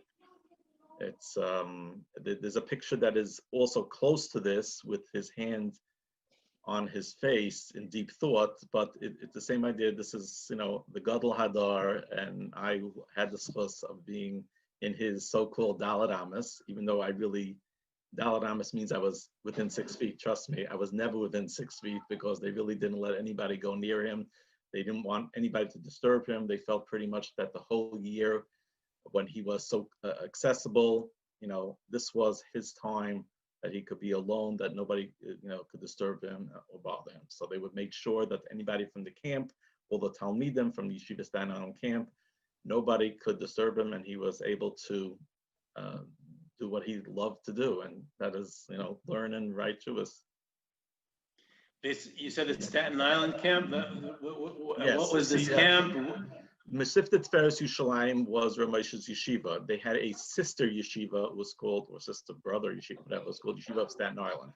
Tiferes Yerushalayim, where is Rav David Feinstein, who just passed away, was the Rosh Yeshiva after his father, and his brother Rav Ruven Feinstein runs the yeshiva in Staten Island.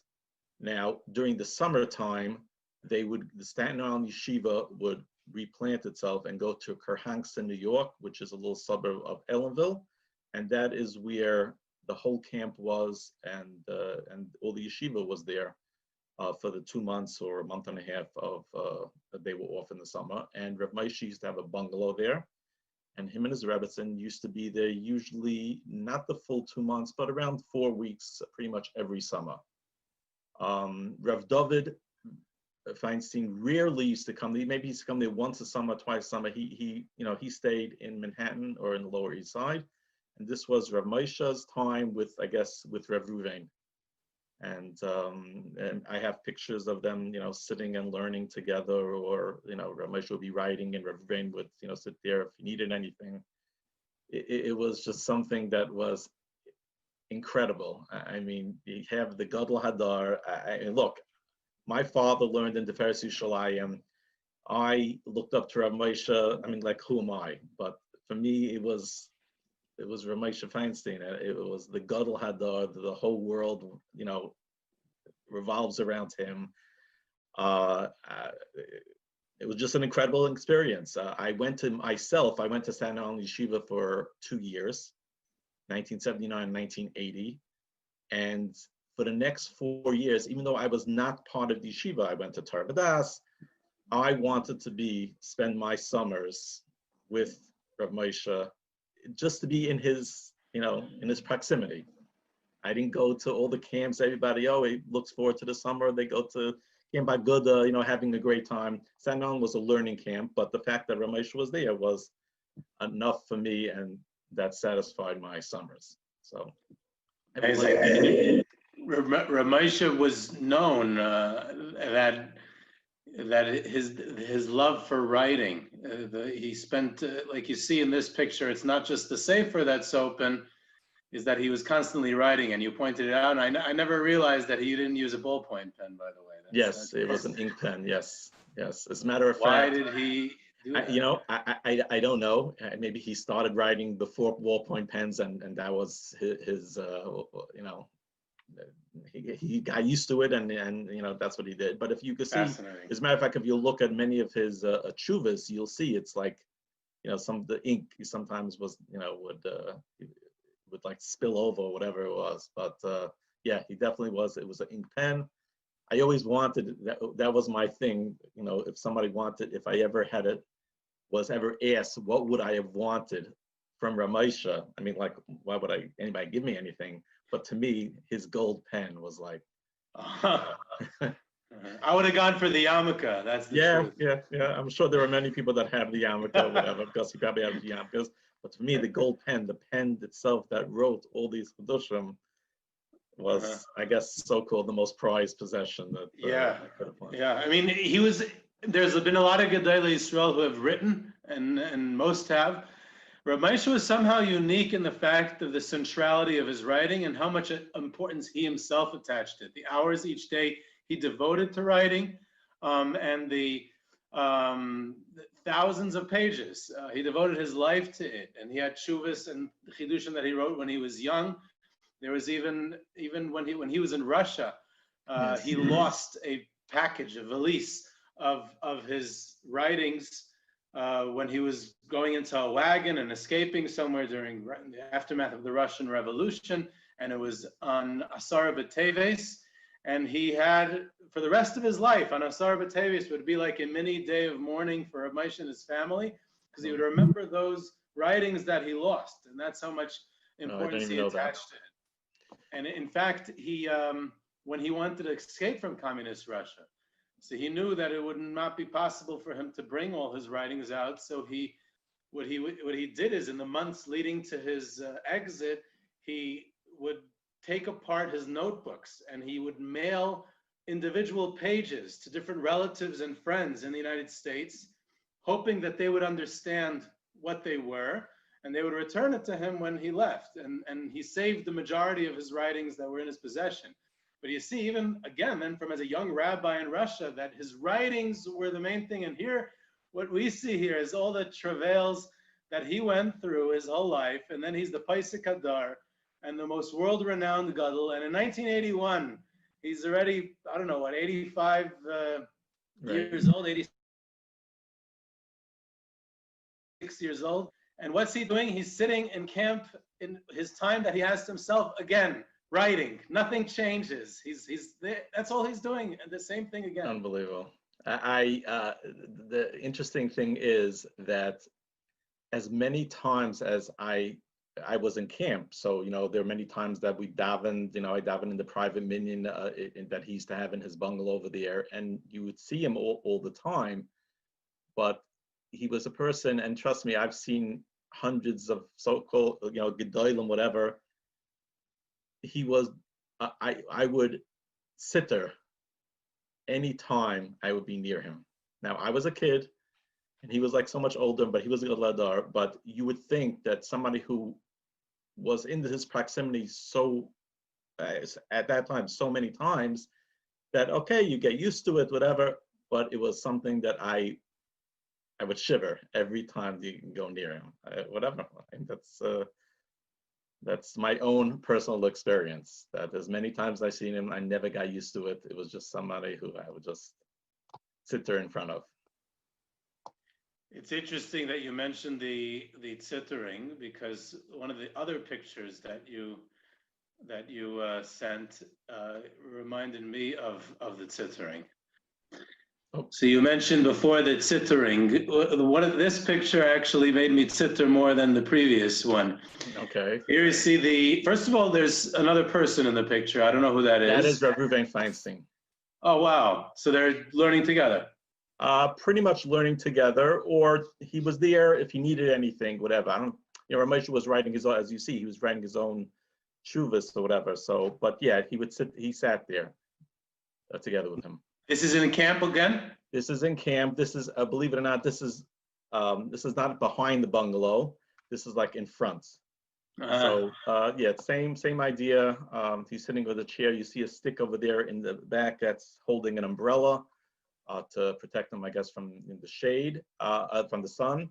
And if you look at the picture, you'll see that he has a hand. He has the pen in his hand. That black thing on the right side is a stone holding down the pages so it shouldn't fly away. Oh, wow.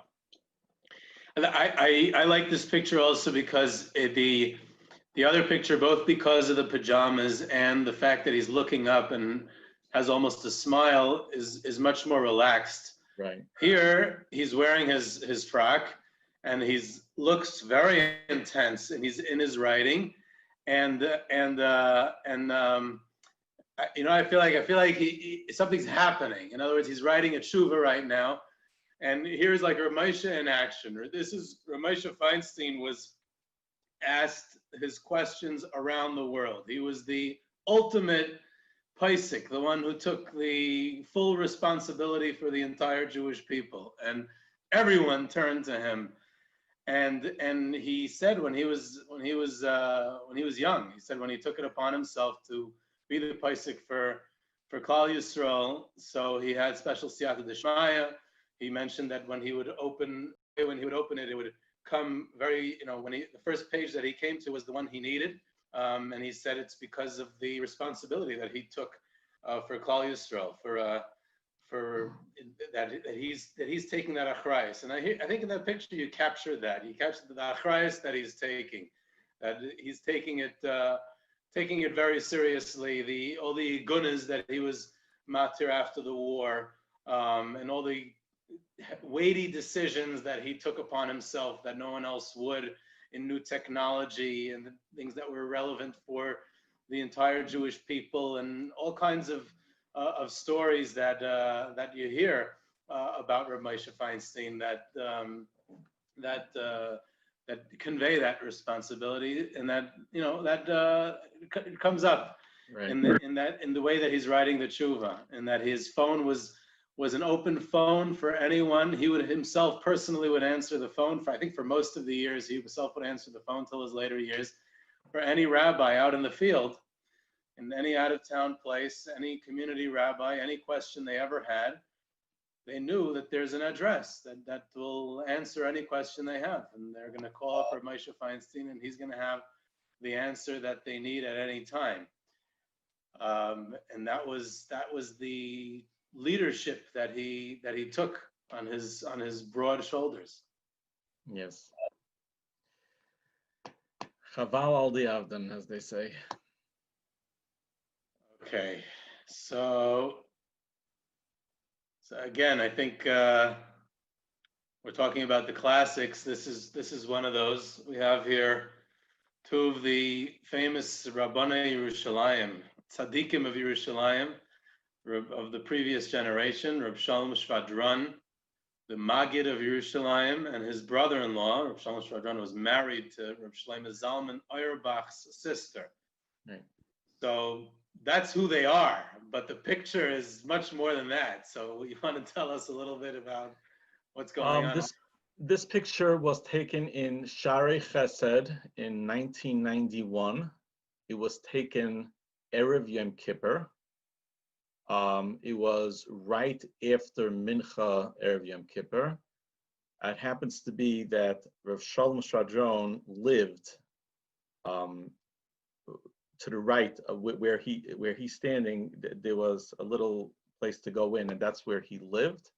Shlomo Zalman had like a block more away to walk to get to his house, and I happened to be at the right place at the right time.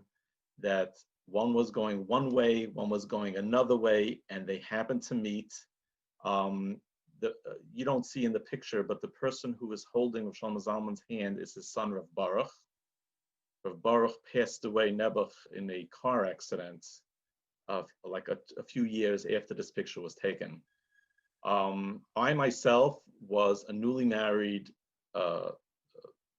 person. My parents have an apartment in Rechavia. And when it came to Mincha Yom Kippur, I told my wife, I gotta go. And she's looking at me, where are you going? I gotta go. I know if Shlomo Zalman's gonna be in shul. I know they called that Mincha for whatever time it was. I gotta go. Okay.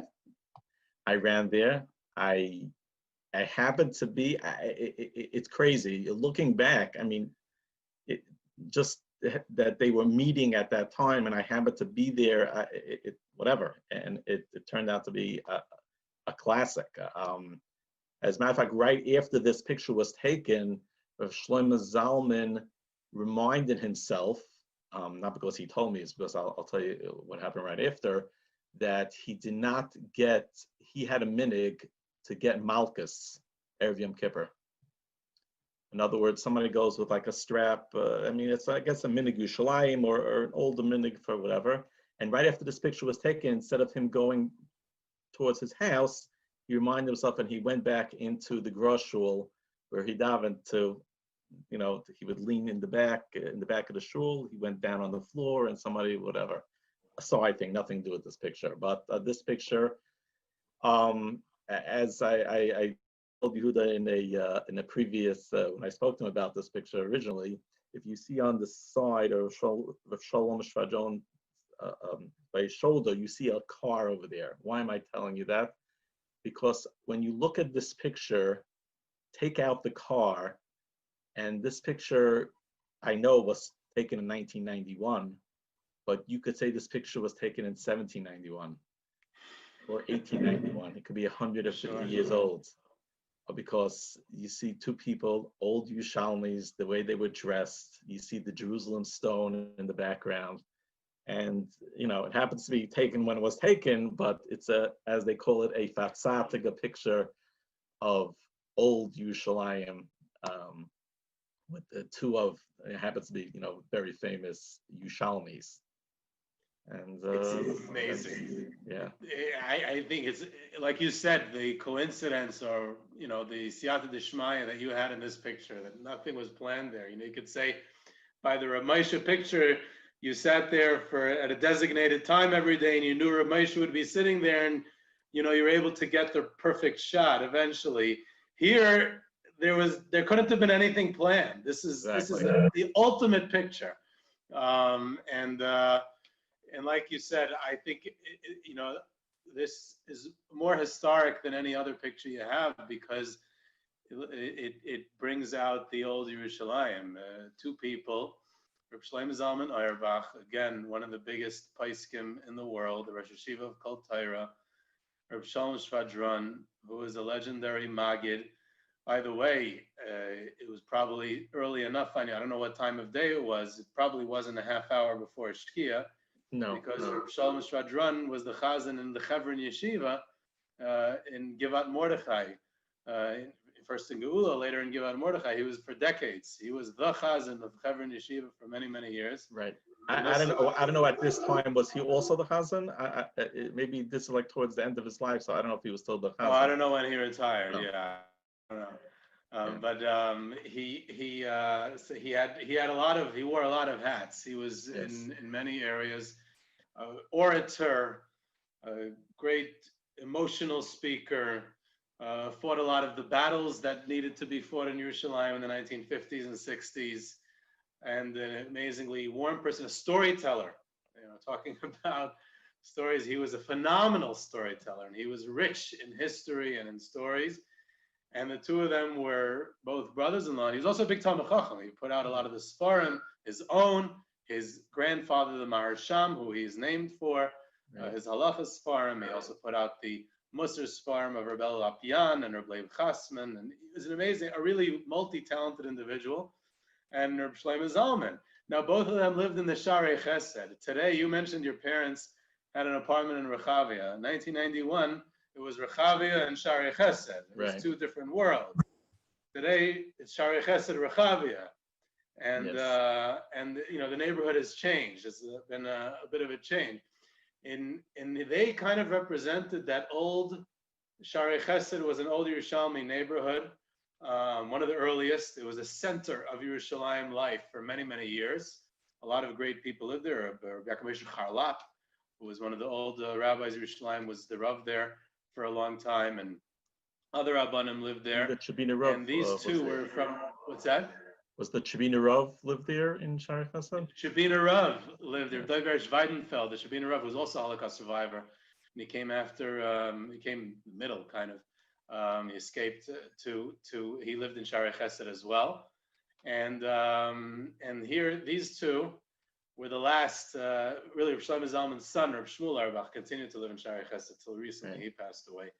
But these two were from the Gedolei Yerushalayim.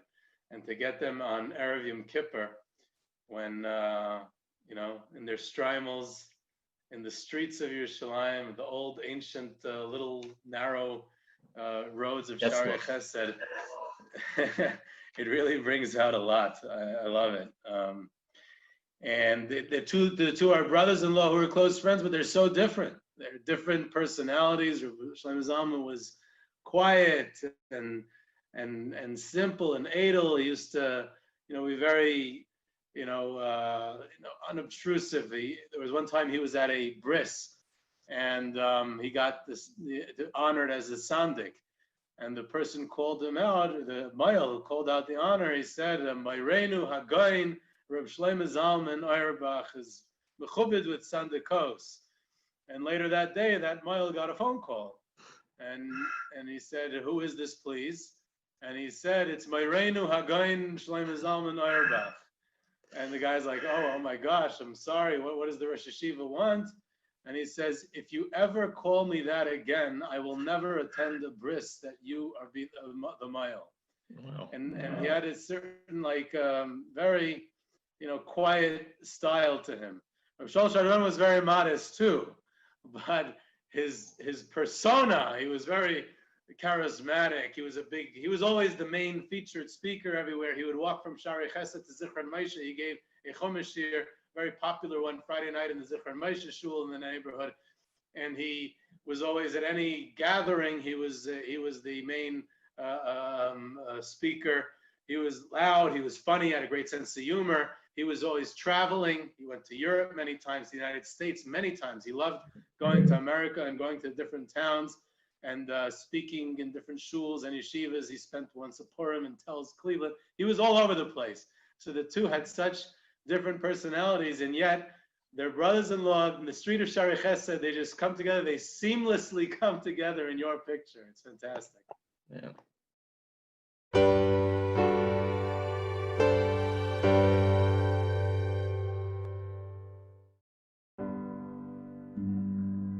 This sort of thing doesn't happen by us. Not in our community.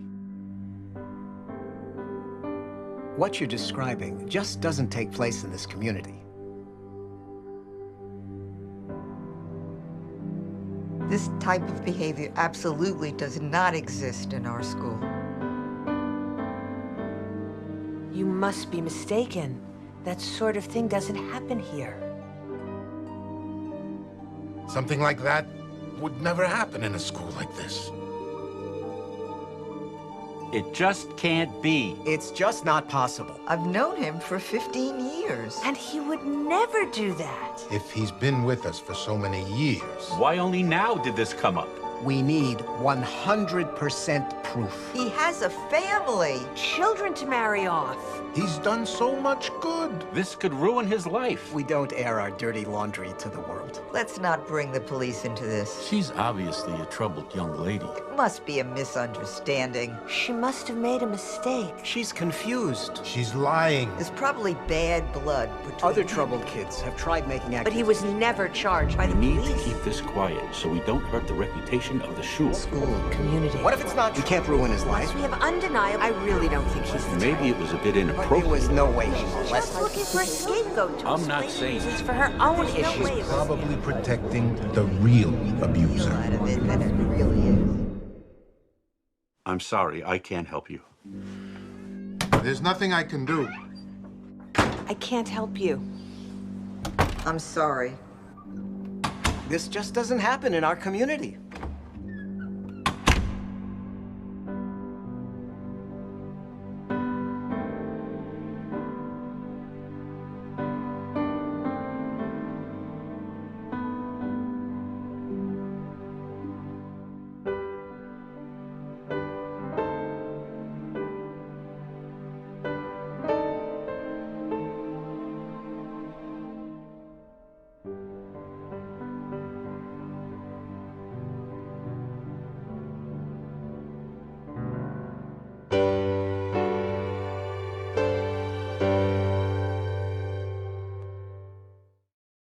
Another classic, the Stipler, Rabbi Yaakov Yisrael Kanievsky, the Stipler Gaon, or just plain the Stipler.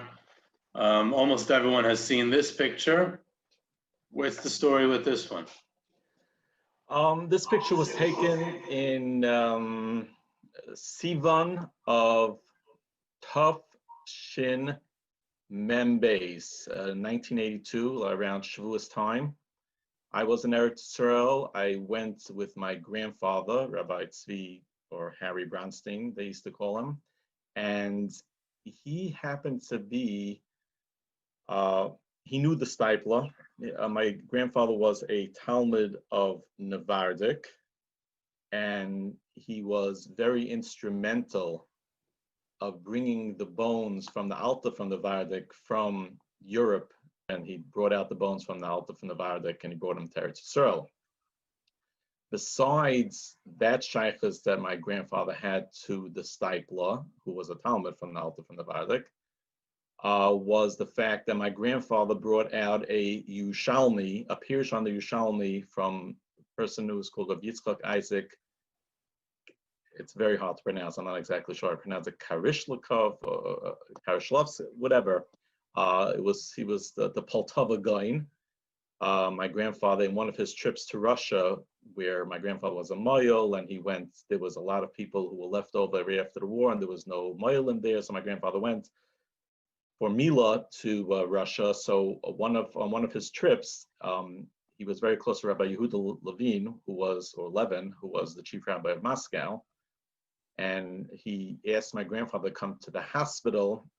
There's this Goin over there who wants to speak to him. And my grandfather visited the Poltava Goin, and he whispered to my grandfather, because apparently at that time, there was KGB people, there were people all around, and he just wanted to make sure that nobody heard what he said. He said, look under the pillow that I have in my hospital room.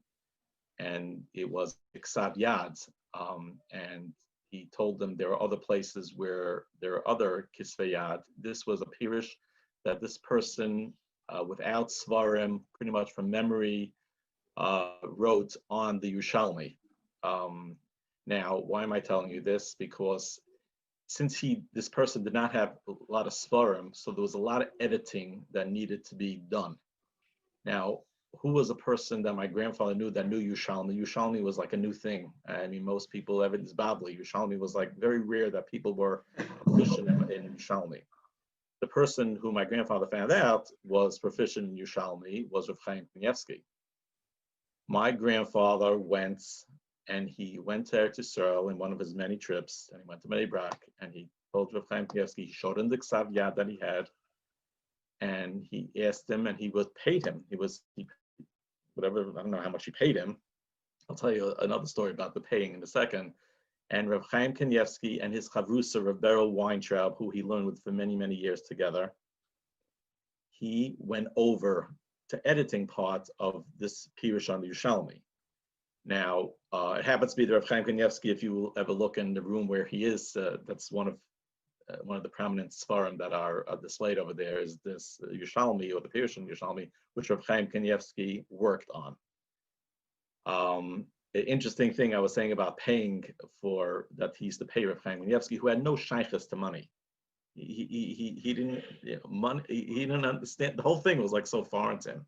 Anyway, a story that I heard years later was Aaron Leif Steinman has a son of Shraga Steinman, I think. Yes. He is a son-in-law of Chaim Kanievsky. Yes. Okay.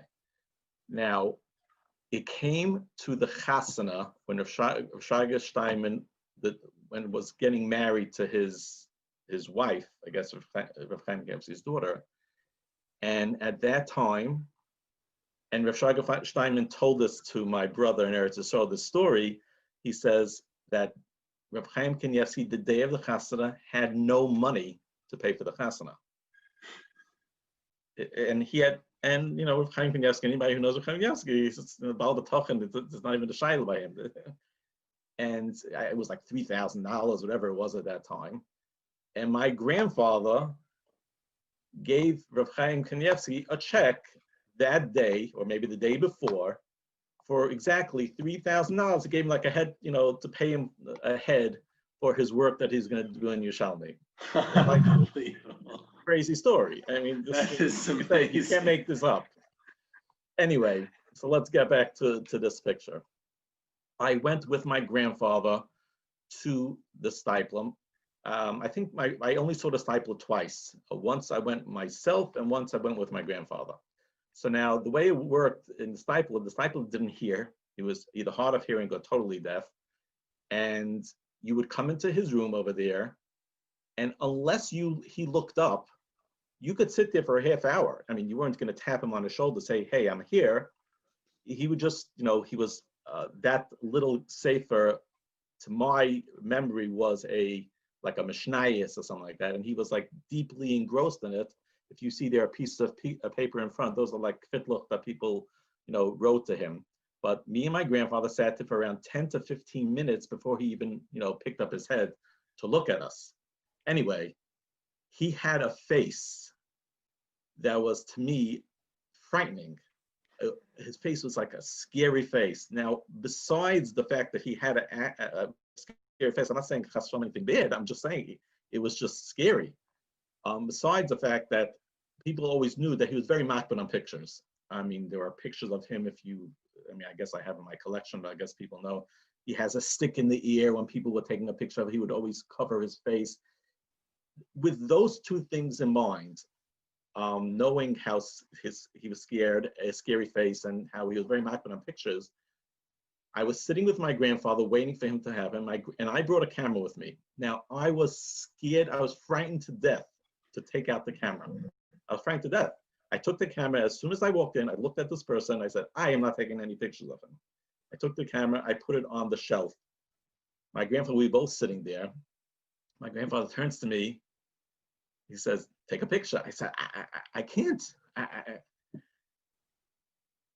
He said, I'm not leaving here until you take a picture. Now, Baruch Hashem, the picture was taken without a flash, and the click of the camera he didn't hear. So I just took 2 pictures, and that was it. And I guess you could say that if not for my grandfather saying me, I'm not leaving here without you taking a picture, this picture wouldn't exist. But after,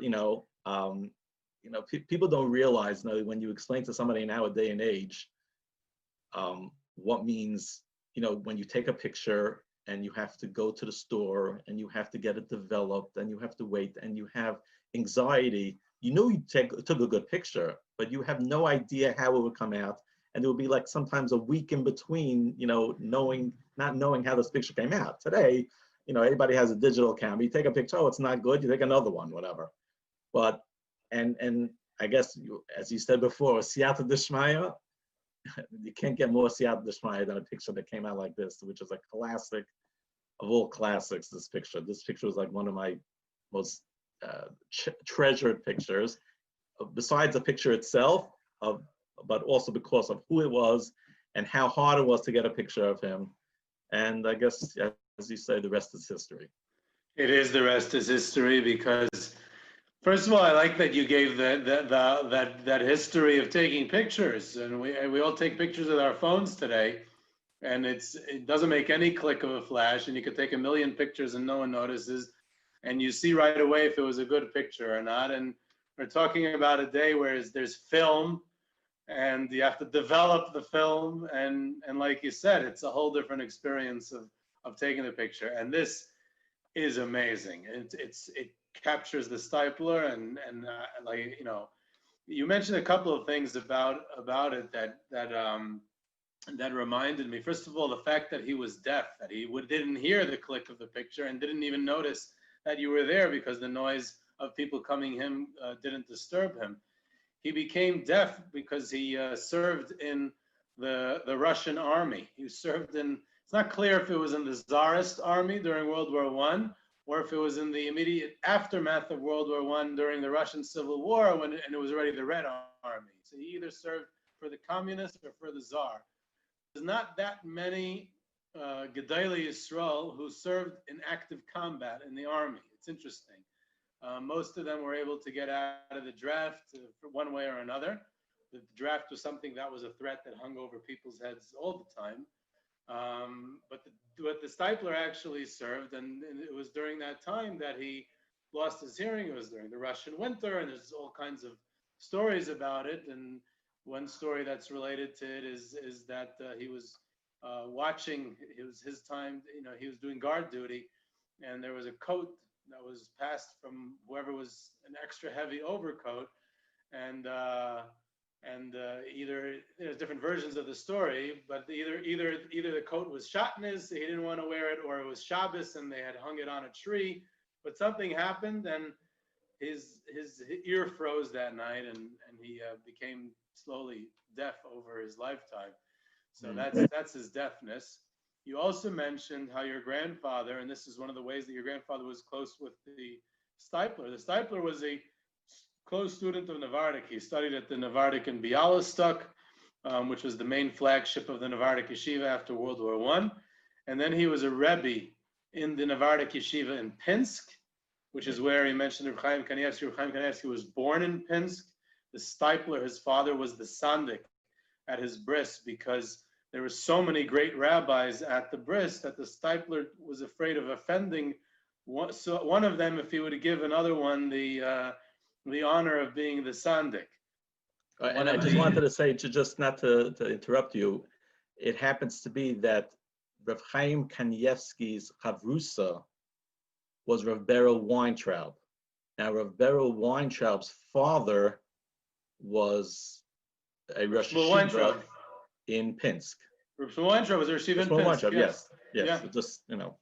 Yeah, for sure. That's the connection that Right. they made in the previous generation. And when the Steipler came to Israel, it was then Palestine, he became the Rosh Yeshiva of the newly opened Navardic Yeshiva in Bnei Brak that Ramatasio Shtitzkal opened. There was a Navardic Yeshiva in Tel Aviv, a Reb Hillel Wittkind, and the new Navardic Yeshiva in Bnei Brak, Ramatasio Shtitzkal, who were both Talmidim of the Alter Navardic, and the Steipler became the Rosh Yeshiva there. So it was a Navardic straight through.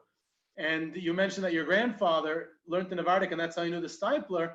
And then your grandfather was involved in this incredible operation to take out the Alter of Navardic's body or whatever, you know, to be reburied. And what actually happened is that the Alter Navardic, who was an amazing, amazing leader, the builder of the Navardic Yeshiva network, and you know, building Navardic branches all over Russia and spreading the light of Musar and Torah and yeshivas all over. Machanech, Rabbi Yosef Yozel Horowitz was his name. In 1920, the main Navardic yeshiva, it's already after World War I, during the Civil War, during the Russian Civil War, the main Navardic yeshiva is in Kiev, the capital of the Ukraine. And a typhus epidemic breaks out. There's an epidemic, and people told him to social distance, stay away from the people who have typhus. And he didn't listen. I'm not telling anyone what to do. But the Alter said, it's my Talmidim, and they need someone to take care of them. I can't abandon them. I can't leave them alone. And he went from Talmud to Talmud, taking care of them. And what happened? He caught typhus, and he gave his life for it. He gave his life for his Talmidim. And how many Rebbeim can say that he died, he passed away in 1920 during that time, and he's buried in the Jewish cemetery in Kiev. 42 years later, after the Nazis wiped out the rest of the Jewish community in Kiev, and whatever was left of the Jewish community of Kiev after the war is under Soviet communist, the Soviet Union, they decided in 1962 that they're destroying the Jewish cemetery in Kiev. And there's many great rabbis buried there, but the one that they were able to rescue in a whole daring operation that your grandfather had the schus to be a part of was to rescue the Alter of Navardic and to get him out of Russia. And they reburied him on Har HaMenuchos in Israel, in Yerushalayim, and they made a levaya. And the Talmidim of the Alter Navardic who were still alive in Yerushalayim gave a spadim. It was a whole levaya, and and I go there. I bring groups there to buried right near Moshe Feinstein, buried right near a lot of the people we're talking about actually on Har HaMenuchos in the center of everything. I wanted to tell you I think I told you just an anecdote regarding this picture that that Revel Yishvei had a meeting in Torah Masorah in Chicago, and he had the meeting in Sidney Glenner's office in Chicago. Now, I happen to know a nephew of Sidney Glenner, and he wanted to buy his uncle a gift, so he bought him this picture of the Steipler, a large, very large, and on a wooden plaque. And this picture is, I think, even today, is prominently displayed in his office. Now, Revel Yish, and this was told to me by a person who was there at the time. Now, Revel Yishvei came to this meeting in Sidney Glenner's office, apparently some important, whatever, of Klal Yisrael then. And the whole meeting, Revel Yishvei was standing and looking at this picture. And they could not understand for the life of them. You came all the way from Philadelphia. You traveled, I don't know, by plane or whatever it was. And the whole meeting, and we were discussing, and he was standing by this picture. So a Talmud went over to him after and says, excuse me, what's pshat? He told the Talmud that I was never either in my life loy sachmoid until I saw this picture. He could not, he was standing by the picture the whole time. He just was looking at it, and he was like so incredible. He had no words. He said, I was never either loy sachmoid in my life. Of course, we made sure to get to Revel Yishvei this picture after, but that's just regarding the picture itself. That's the power of the picture, and that's what you were able to capture in this really historic classic. And that's the power of a lot of your pictures and pictures in general, is that it isn't just a cliche that a picture is worth 1,000 words, but it's real. A picture conveys something that a text can't, that a speech can't. And that's, and it, you know, the Chafetz Chaim, there's no one, he said Rabbi Yisvei wanted that picture of the stipler and was so impressed by it. The Chafetz Chaim used to keep a picture of Reb Nachum of Haradna in his drawer. You know, you think that the Chafetz Chaim needs pictures. Come on, he has his Sfarim, he has his thing. The Chafetz Chaim wanted that picture, that image of Reb Nachum in front of him. And the Rebbe Yisvei wanted that picture of the stipler. I remember hearing from Rabbi Aaron Feldman, the Rosh Yeshiva in Baltimore. He said the pictures that you have up in your living room are a symbol of what your value system is, of what you're trying to convey to your kids, of who's important in life. You know, when I was a kid, I had Michael Jordan up in my bedroom, but today I have Reb Nosson Tzvi Finkel up in my living room. So, you know, at least I progressed, hopefully. So the idea of the picture and the power that it has and what it conveys is of a historic consequence. We're bringing the past and we're trying to bring that message to the future, to our children, of the images of the past and what they can serve as a role model and to look up to. So yes, that's a very important part of the process, is to have, to be able to capture those moments. I would say also that maybe that picture you sent me of it on the wall, maybe we could add to it. I don't have it in front of me, but maybe we could add okay. it. Maybe, I don't know. I believe it or not, I just got that picture a week ago, because Rav David Feinstein passed away. So I happened to know that there was a thing that Rav David Feinstein and the Satmar Rebbe and Rav Malkiel Kaplan went to Chicago. I think it was for the Jews of France. They were raising money, and it happened to be, I happened to see the picture, Sidney Glenna's office, Sidney Glenna standing there, and my picture. So I guess it all full circle. Right. I think we have one more picture we have time for.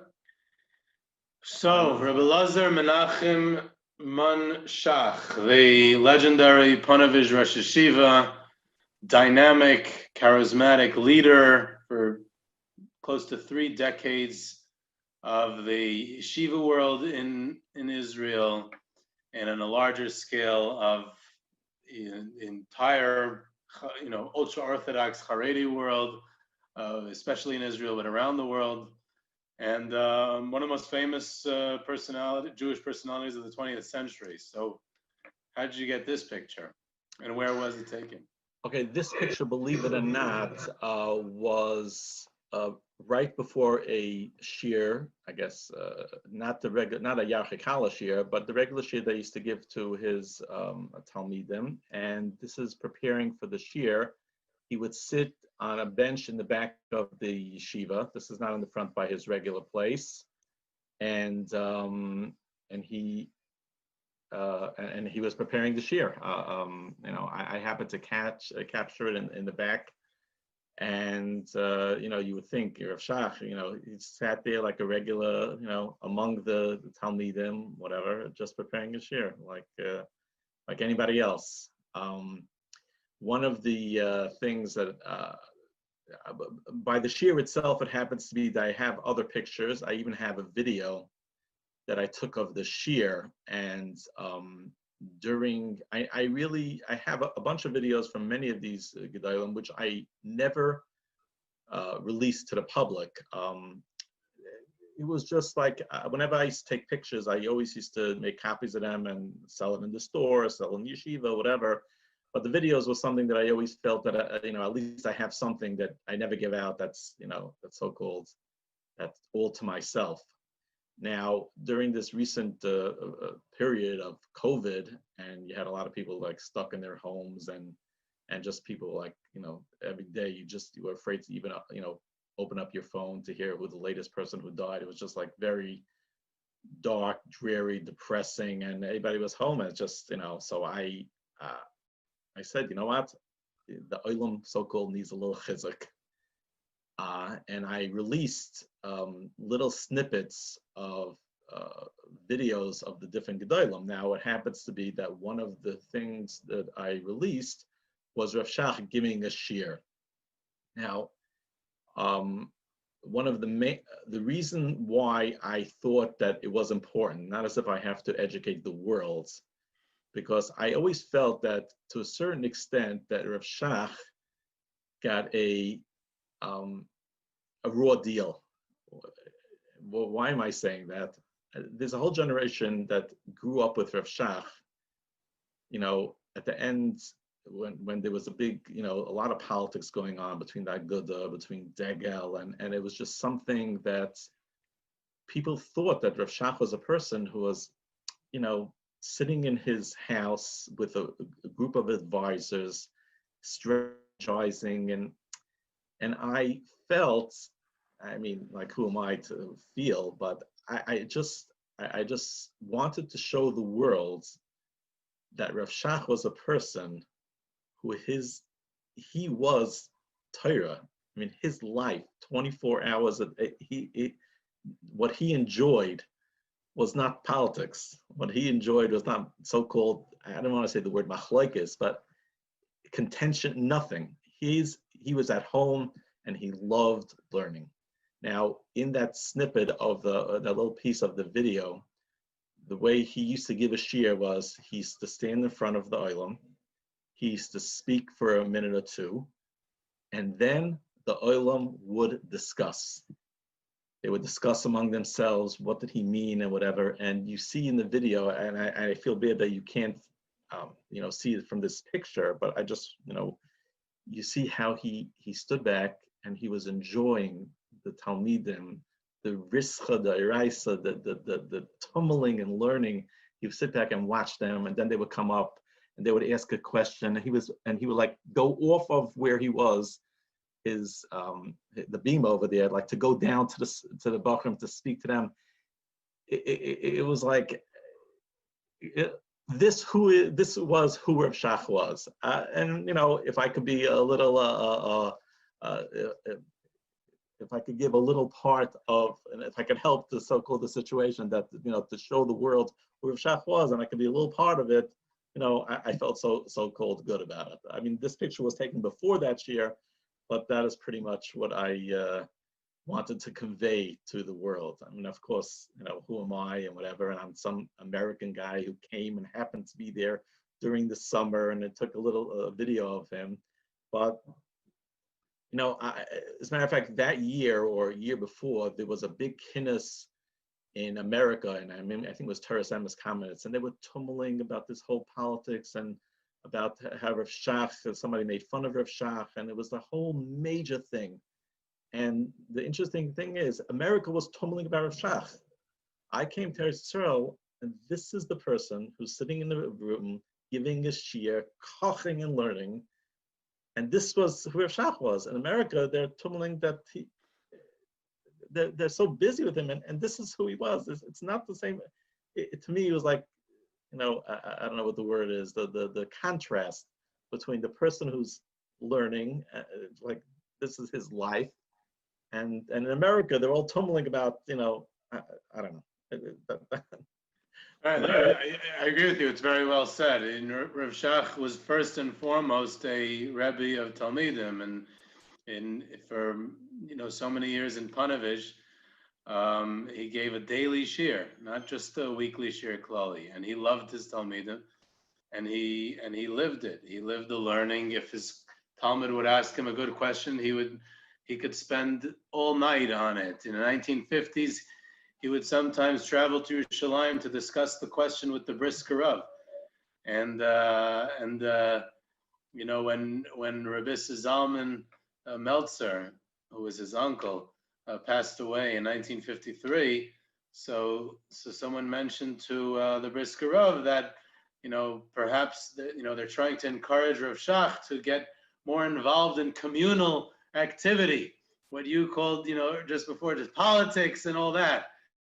And you correctly assessed the situation that today, that's how many people remember him. But the Brisker Rav said, I don't think it'll work. They won't be able to pull him away from the Gemara. His whole life is just learning and Torah. How is he ever going to be successful in communal activity and in politics? And look, today it's just the opposite. So that definitely his enduring legacy should definitely be your picture of. He was a Rebbe before he was in Panovich. He was a Rebbe in many yeshivas, and long career in Europe. He was a Rebbe in a Hasidic yeshiva, and he had a reputation later on in many of the disputes that he had to be involved in his later life with different. Some of them were with the different Hasidic groups, with Ger and with Lubavitch and with all kinds of others. He was a Rebbe in a Karliner Hasidic yeshiva for years, Lunitz in Europe before the war. So when he was a teacher of Torah, he was a teacher of Torah to anyone and wherever it was, and that's really who he was. And then he rose up to the leadership when the moment required for it, and it never detracted him from his learning. He might have been an hour before this picture. He might have been in some sort of meeting, and here he's giving the shir. He's completely focused on the shir. The two are not contradictory. So it's I think a great picture of the focus that he had to the shir, to being in the yeshiva. You see the guys learning in the background, and the Panovich yeshiva worn out shtenders. You got the whole thing in there. It's fantastic. We'll do a quick Satmar Rav. I think just end off with another Rebbe. So here we have the Satmar Rebbe, Reb Moshe Teitelbaum, known as the Beirach Moshe. Reb Moshe Teitelbaum was the Sigeter Rav, and he had big shoes to fill in 1979. With his illustrious uncle, Reb Yoelish Teitelbaum, the world-renowned, famous Satmar Rav, passed away at a very old age. And Reb Moshe Teitelbaum was much quieter, less well-known. The Satmar Rav's 3 daughters predeceased him, so he did not have any direct descendants to take him over. And Reb Moshe Teitelbaum was the son of his older brother, and he was a Holocaust survivor. He went through the camps, suffered terribly, and rebuilds. He had a small little shtibel in Borough Park at the time, and then he's called upon to take over this empire that the Satmar Rav, his uncle, had painstakingly rebuilt after the war, and he's called in to fill in very big shoes. And here we have this picture. So what's this picture about? Okay, this picture was taken in Hoshana Rabbah in 1986, if I think that is the year. You don't realize, looking at this picture, that we're talking about it's in Satmar Beis Medrash. Hoshana Rabbah is the time of the year where everybody is very, very serious. There is bechiyas, there's crying. The Rebbe, the Satmar Rebbe, the old Satmar Rebbe, was known for his famous. A lot of his speeches were Hoshana Rabbah, and unless you have the piece of paper that comes with the tape that you get, you would have no idea what he's saying because it's so full of crying. It's whatever. So what I'm trying to say is it's a very, very serious time. We're talking about thousands of people in Satmar Beis Medrash, packed like sardines. And trust me, taking this picture, I was taking my life into my hands. Now, I had friends who were Satmar, but friends would smile at me 364 days of the year. Hoshana Rabbah, I mean, I'm not talking about Yom Kippur, whatever, Shabbat, whatever. They don't want to know me. This is their most serious or whatever. I took this picture. I right after I took this picture, I was chased on the streets for blocks, saying Baruch Hashem, Baruch Hashem. I hid my camera. Nobody could grab it away from me. And this picture, I guess, at that time, there was no such thing of pictures on Hoshana Rabbah inside Beis Medrash. There's just no such thing. There's pictures by chasanas, pictures when politicians used to come to visit him, or whatever. But Hoshana Rabbah, the most serious time in Beis Medrash, a picture was like not heard of. There was no such thing. And I happened to get it, and as they say, the rest is history. This is the Rodney Street Shul in This is the Williamsburg? Rodney Street Shul. Yes, correct. As a matter of fact, the person you see in the back with the black whatever is Moshe Gaba. Oh, wow. Yeah, he doesn't look like that now. He's a little more white and a little older, but yeah. There's a I lot of took history in the picture. A lot of history in the picture. And as they say, you know, many times you see a picture, you know, you just see the picture and forget about the story behind it, but just how difficult it was to get that picture. You know, I think that's the story here. I mean, yeah, Hoshana Rabbah is one of the only, I guess, Purim, Lag BaOmer. There's a few, excuse me, a few holidays a year where you're allowed to take pictures. You know, you can't take a picture on Shabbos or on Pesach or by the Seder. You know, and so you have that. You know, you want to get a picture on Hoshana Rabbah because that's one of the only Yom Tovim that you have the opportunity. Right. And I think, as a matter of fact, I think on this picture, the Bekesh, the thing that he wore, I think is from the old Satmar Rebbe. I think so. I'm not 100% sure about that, but I think it is the only he like wore that once a year, whatever. Amazing. Maybe Yom Kippur, but yeah, very rarely that he wore that. So that, I think the story here, and that's a good way to end off. Also, is not just that it's the Satmar Rebbe and it's a beautiful picture, it's a classic and it's historic, but it's also about the idea of you going ahead and taking these pictures. You got up in the morning, deciding you didn't live in Williamsburg, I'm assuming. No, I lived in Flatbush. You live in Flatbush. You got up in the morning, you decided to go from Flatbush to Williamsburg, to go to the Rodney Street Shul, knowing how serious it is, knowing that there's thousands of people who could potentially catch you and smash your camera or you. You're right. And you said, I need to get this picture because this is a moment, this is an opportunity, and this is something that might never return, and we have to get this beautiful picture, priceless picture of the Satmar Rebbe. And you went ahead and did it, and that's a service that you provided, and that's, you know, that says a lot about the profession and the hobby, and then what you're able to give over to us to be able to enjoy it and for generations. So this is as much as a testimony to you and to the hobby itself as to the Satmar Rebbe. So thank you for this and all your other great ones. And on that note, thank you all of us for joining today. Thank you, Rav Moshe, for sharing this with us.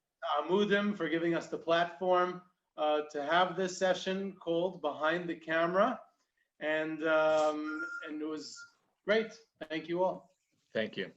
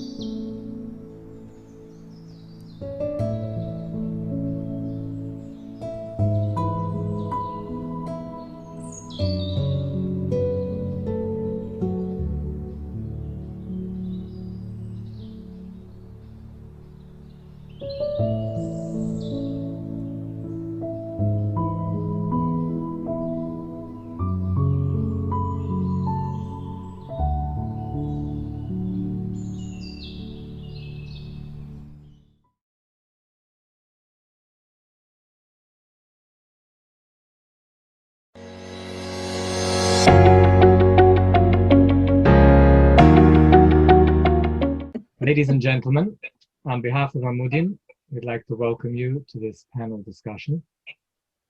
Since its establishment around 5 or 6 years ago, Amudim has been at the forefront of responding to issues relating to child abuse in the Orthodox Jewish community, and very quickly established themselves as a leading organization responding to the needs of the Orthodox Jewish community. So we appreciate the fact that you're joining with us this evening in support of Amudim. Thank you very much.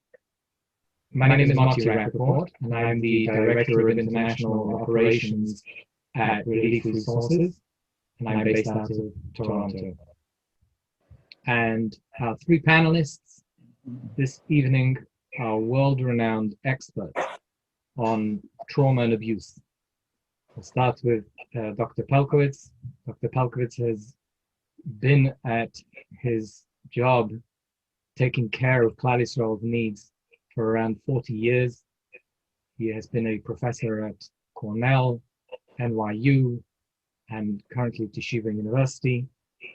He's a published author, a prolific speaker. He's on the advisory board of Amudim, and of course, has a great sense of humor.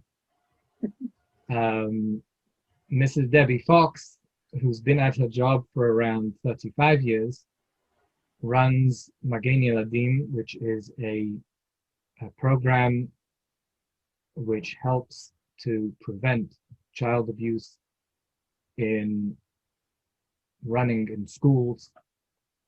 The program, which is a research-informed child safety prevention program, has run in over 250 schools in the United States, Canada, Mexico, Belgium. It's been translated, other than in English, it's been translated into Spanish, Yiddish, and Flemish. And I believe around 70,000 children have already been trained in how to prevent abuse from taking place.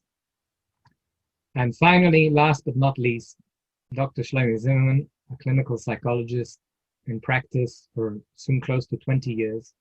He has a group psychology practice in New York, also a well-renowned speaker and consultant for many non-for-profits in the field of child development, education, and prevention of trauma. Dr. Zimmerman is also the chair of Magain in New York and is also on the advisory board for Amudim, besides being a very geschmack person to schmooze with. So those are our three panelists. And I think this segment is almost going to be sort of a State of the Union, as you Americans would call it, or as we would call it, sort of a Queen's speech on where we're holding. Where are we holding as the Jewish community in its response to child abuse over the past number of years? So I think without further ado, I'd like to sort of launch into the first question. And we'll use this first question as a discussion point, if you will. So here we go. So here's the first question. Over the past 10 years, how have you, as therapists and I guess as community activists, if you will, how have you noticed the impact of the tremendous effort that has been invested in the battle against sexual abuse in the frum community? Specifically adults victimizing children, but not only. And can you please share with us what your thoughts are on the positive progress that we have seen, if any? How about we start with Dr. Pelkovitz? Yeah, sure. So it's like everything else in life. It's sort of a balance. There's been a real sea change in terms of improvement in many areas, but we have a tremendous amount to go. I'm saying, and I imagine my colleagues will agree, that there's less patience by community members with standing by idly in the face of abuse. There's a greater willingness to report and follow secular law. There's less victim blaming.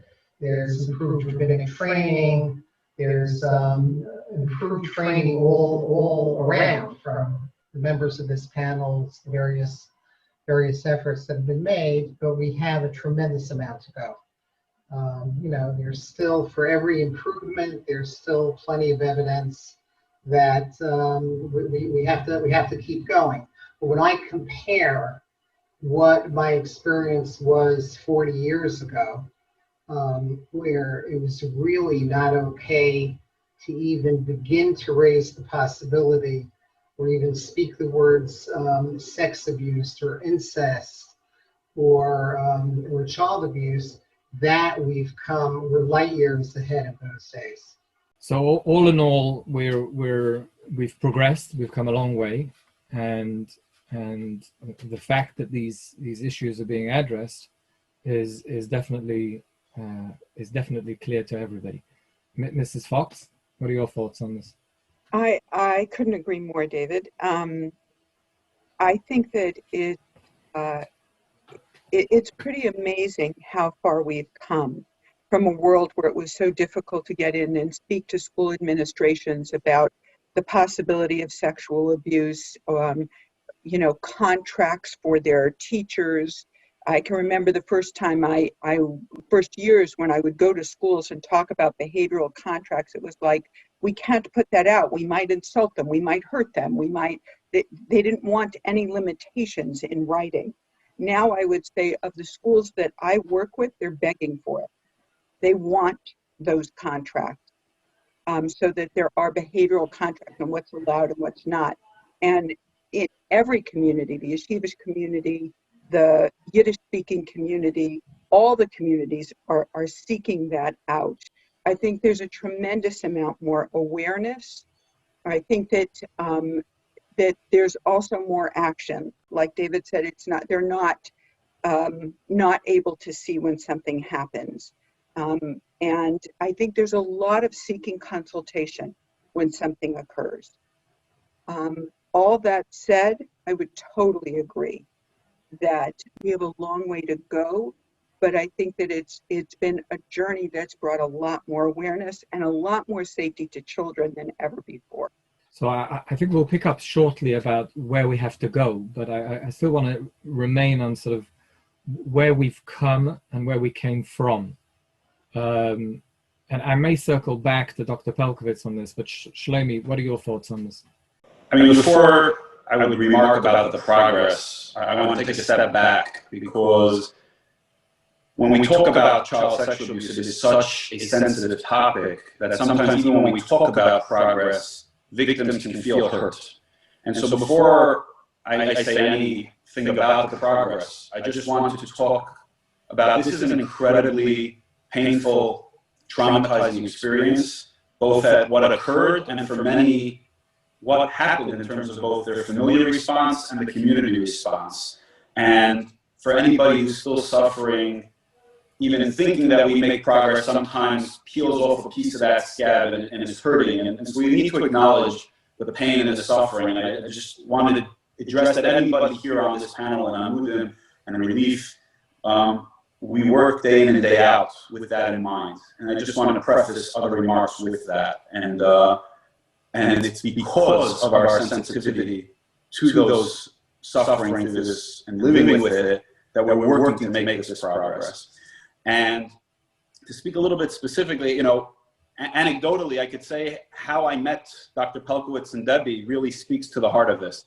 About 13 years ago, I was trying to get a sexual offender out of the chinuch system.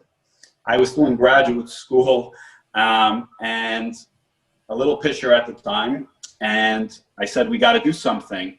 I was getting absolutely nowhere, and I went to one of the heads of the Vada Rabbanim, and he says to me, who told you there's a problem? And it was known that he had a notorious abuser in his shul, but it was at a place in time when we could still just not acknowledge any of that. And he said to me, if Dr. Pelkowitz, Dr. Abraham J. Tursky, and Dr. Tzvi Hirsch Weinrib write documents saying that there's a problem, you can get those back to us and we'll consider whether we'll meet about it or not. And I, being very naive at the time and very dedicated, said, okay, here we go. And I reached out to Dr. Pelkowitz, and being the tzaddik that he is, he doesn't even want me to have to drive out all the way to his house, so he'll meet me halfway in his father, Alav Shalom's basement. And Dr. Pelkowitz, being the very wise man he is, he said, Shlomi, you're going about this all wrong. Stop trying to go from the top down. We're going to have to get the people on the ground. And from there, it's going to come upwards. And truer words have never been spoken to me. And we went back to our community and said, okay, we need to start. We got a groundswell going, and then we went looking for a curriculum. Okay, what on earth are we going to do? How are we going to educate these kids?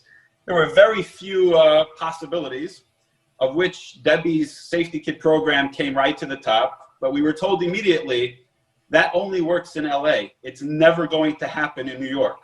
Don't even bother trying. And we were going to be undeterred, and we met Debbie, and thankfully we brought it first to Queens. The 5 towns followed about with a 6-month lag. Brooklyn took a little bit longer, then Crown Heights area, and then eventually Lakewood and Borough Park.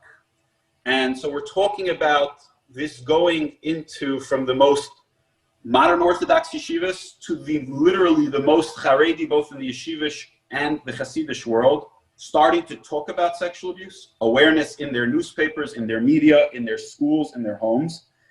We took the carpet and we lifted it up. We're still seeing tons and tons of people come out from their pain and tell us, and we're still seeing rates that are very high of people disclosing abuse. But what we see particularly is anecdotal. We don't have good evidence, but we're seeing a decrease in institutional abuse. So we're getting much fewer calls from kids who are abused in yeshiva, in camp, in a shul. And that's market progress, where almost every masjid in our world has cameras, has a protocol. if there's an allegation, somebody's following up. And that is an absolute sea change.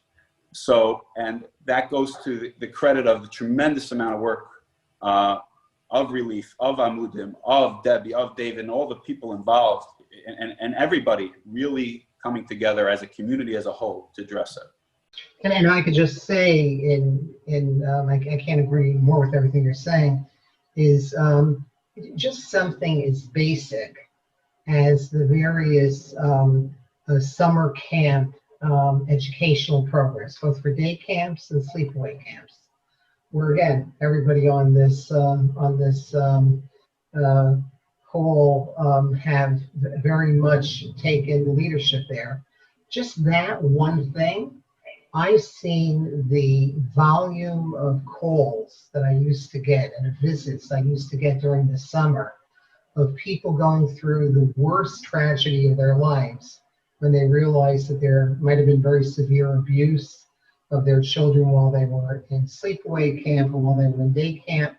That's much less likely to happen. You know, something as simple as the signing of the contracts that were set up by Debbie, by Amudim, I mean, just making expectations clear, telling every counselor and every camper really what to do if anybody violates it. It's my summers used to be filled with very, very difficult, tragic calls and people crying and people kind of out of just going through unimaginable pain. I just don't get that anymore. And that's you know, I owe you all a tremendous debt of gratitude. I have my summers back, so thank you. I just want to say that something that I find very endearing and really a testimony to the work that everybody in this field has done. And there are so many that aren't on this call who have contributed as well. But is that the phone calls that I get are what I call the little things. And that's what I want, because those little things are preventive things. When a parent calls and says, I live in a development and this little boy is playing this game with my son, or there was a sleepover and I heard them talking about this, or this girl did this, that's total awareness. That's where I want to stop it. That's where healthy conversations happen. And that's what I think is so critical, is that parents are now aware that children go to parents and tell them these things. And there's now healthy conversations about it.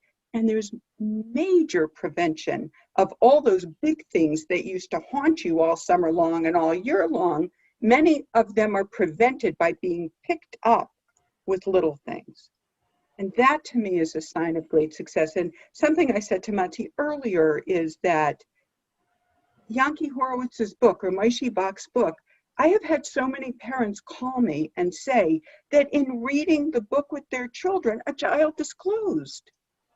Not only it's a beautiful opportunity for a discussion that lets children know, my parent can talk about it, but children actually disclosed in the midst of a mom or dad reading it to them. This is beautiful. So what's been happening with the numbers? I'm just curious, because you both have just said that you're getting less calls about sort of the difficult things. Shlomi, what are Amudim's numbers? What are we seeing? I know from Relief, just sort of anecdotally, adult on child stories, so to speak, have gone down. That we for sure see. What are you seeing? So in preparation for this, I was hoping to see a overall decrease in numbers at the Amudim level.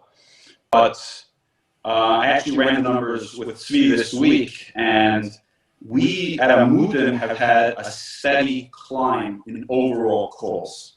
And actually, year to date, we're on pace to almost double our call volume from last year.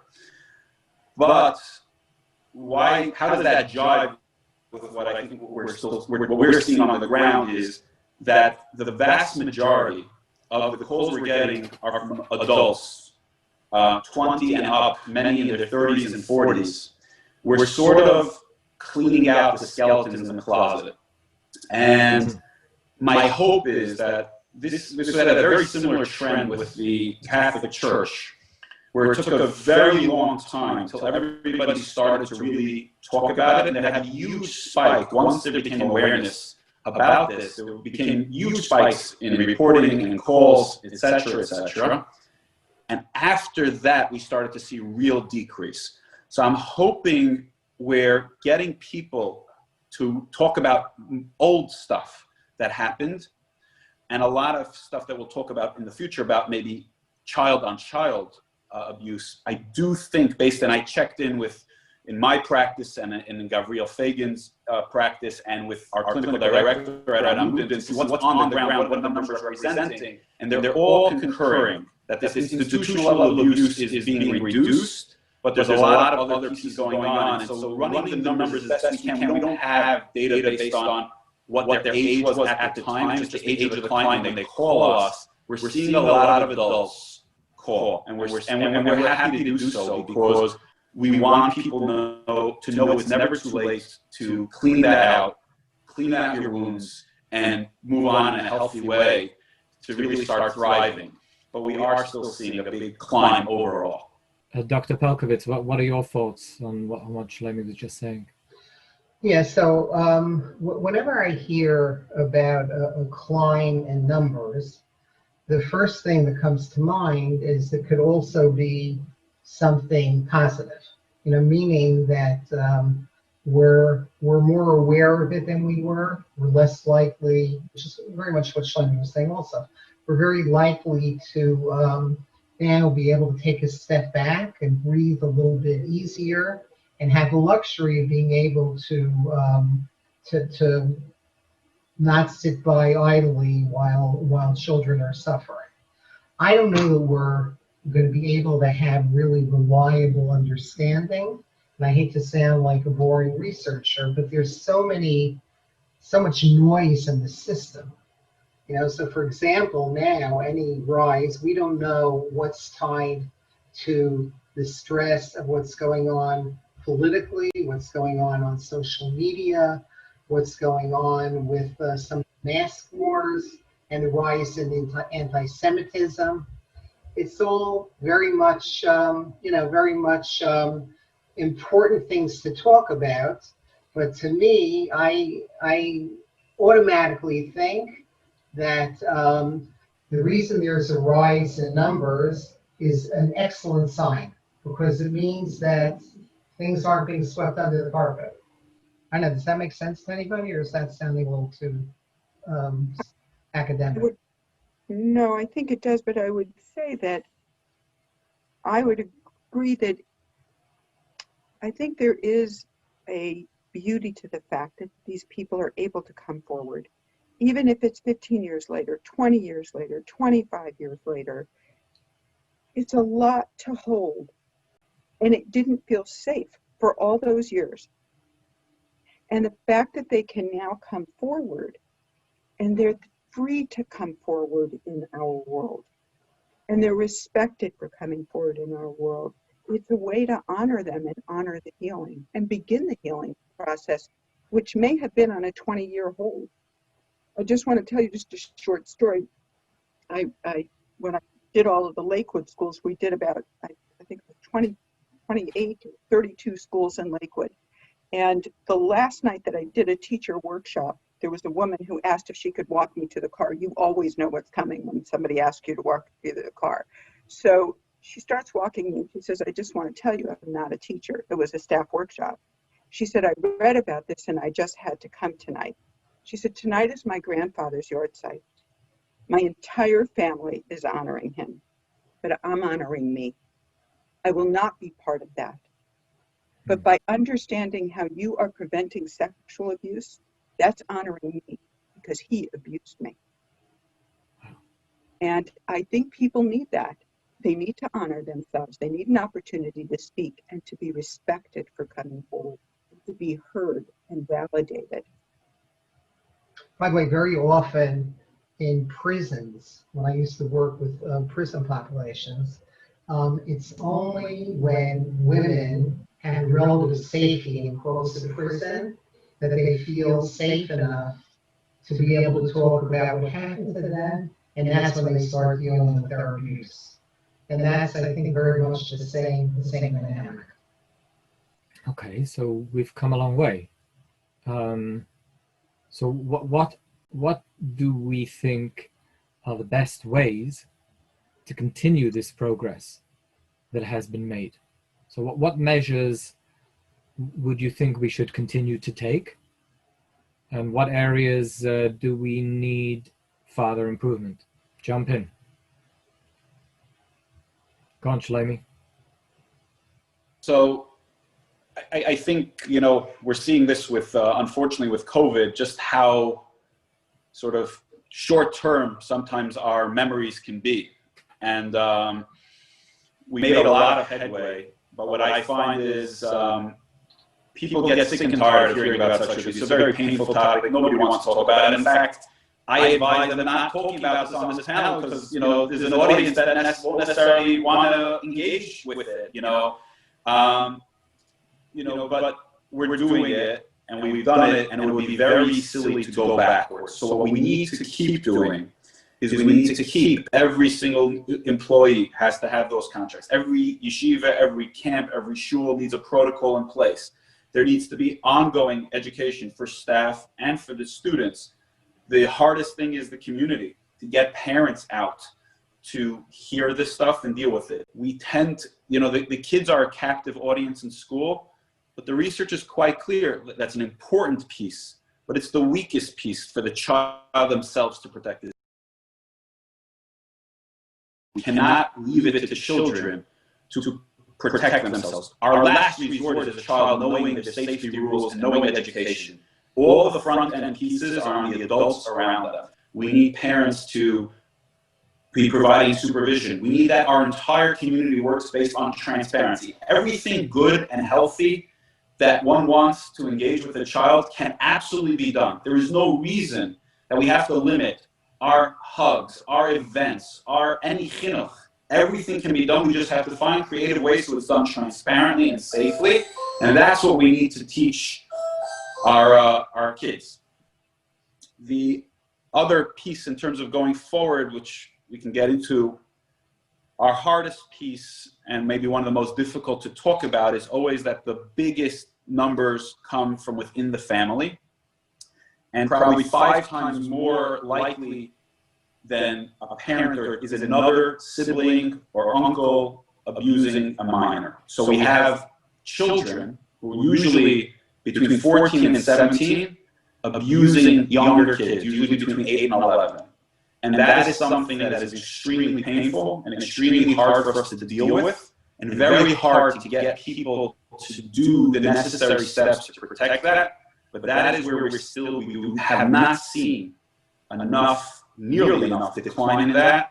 And in some ways, there's a worsening of that as kids are home more now and on digital media more and have exposure to pornography, so that they're then taking that and trying it on their siblings. And that's a whole avenue that we really need to do much better in. You know, Debbie's program is amazing, but really we max out around 4th grade. And then we go mum on the subject, and we become very uncomfortable talking to prepubescent kids and kids going through puberty, which is a major component of where this is happening. And we have to get much better at our prevention pieces on the adult side and our education pieces in that for this to really get better.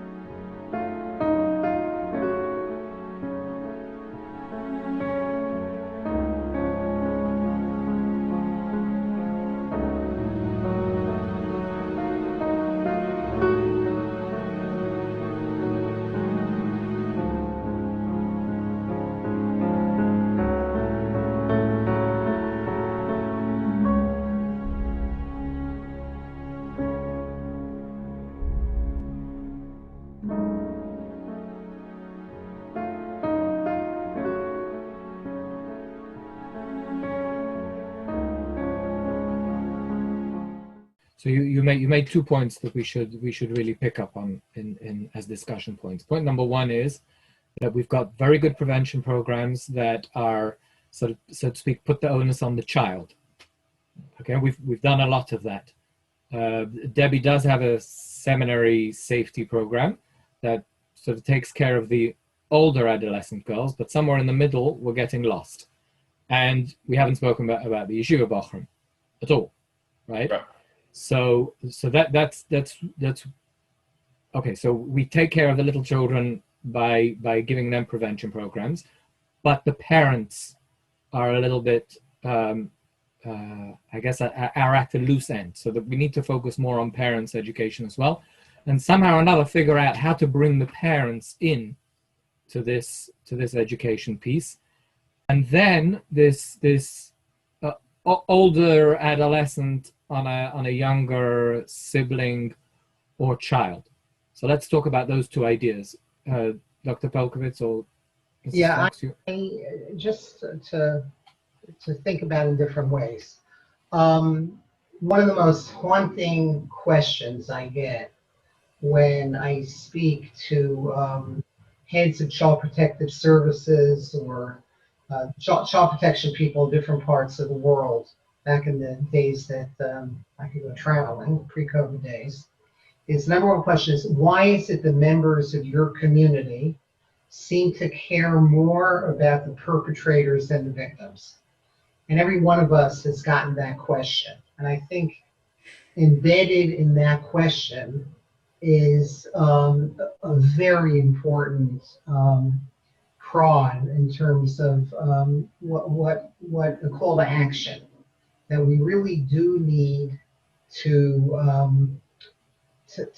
address that. You know, what is the answer? The answer is the reason why we're more likely to protect the perpetrator than the victim is because their pain is obvious, it's out there. Not so much their pain, which I think is not where our Rahmanis goes to, but the pain of their family, the pain of their children, the pain of the spouse. And we have to figure out a way to look at the less obvious, but obviously more intense pain of the survivors of abuse, the suicidality and the depression and the anxiety and the tremendous psychological and social risk in those survivors of abuse. And I think people still are confused by that. It's not, without good community training, that's not going to necessarily easily get better. And then the other area is an area that I think you all have been doing very important work on, and that's the need for sex education. That is so important. I think I've been talking to all of you about this for as far back as I can remember. When children and parents are living in a world where there's no ease of being able to talk to their children or talk, husband and wife together, or rabbis with balbatim about sexuality, it's a tremendous risk factor. And that's why, again, there's some very promising new programs and new materials being developed by what's uppermost in my mind, by Dr. Zimmerman and by Debbie, that is very, very exciting. And I see the power of it, and I see how that could be a direct, straight line to more effective kinds of primary prevention. Mrs. Fox? I think I would say there's not a whole lot more to say, but because I agree with what both of you have said, and I'm very passionate about what you were saying, Shlomi, about the importance of going to parents. We won't go to children until we go to parents, but that doesn't mean they've all been there. All the parents have been there. But it's so important to stress to them this whole issue of, and what I often say to them is, there is nothing more painful than one of your children being a predator and the other a victim. you have to do everything you can to prevent it or deal with it, because it is so painful when it happens. And, you know, it really means training dads to have real discussions with their sons. I'm not even talking about these programs, which of course are valuable. I myself am a part of that. But really, dads have to be trained to talk to their sons. And it's very difficult in a school setting within our world to bring things up about development. With girls, it's easier. We just developed a program for 6th, 7th, and 8th grade girls where we're very upfront and blunt. But with boys, it's almost impossible.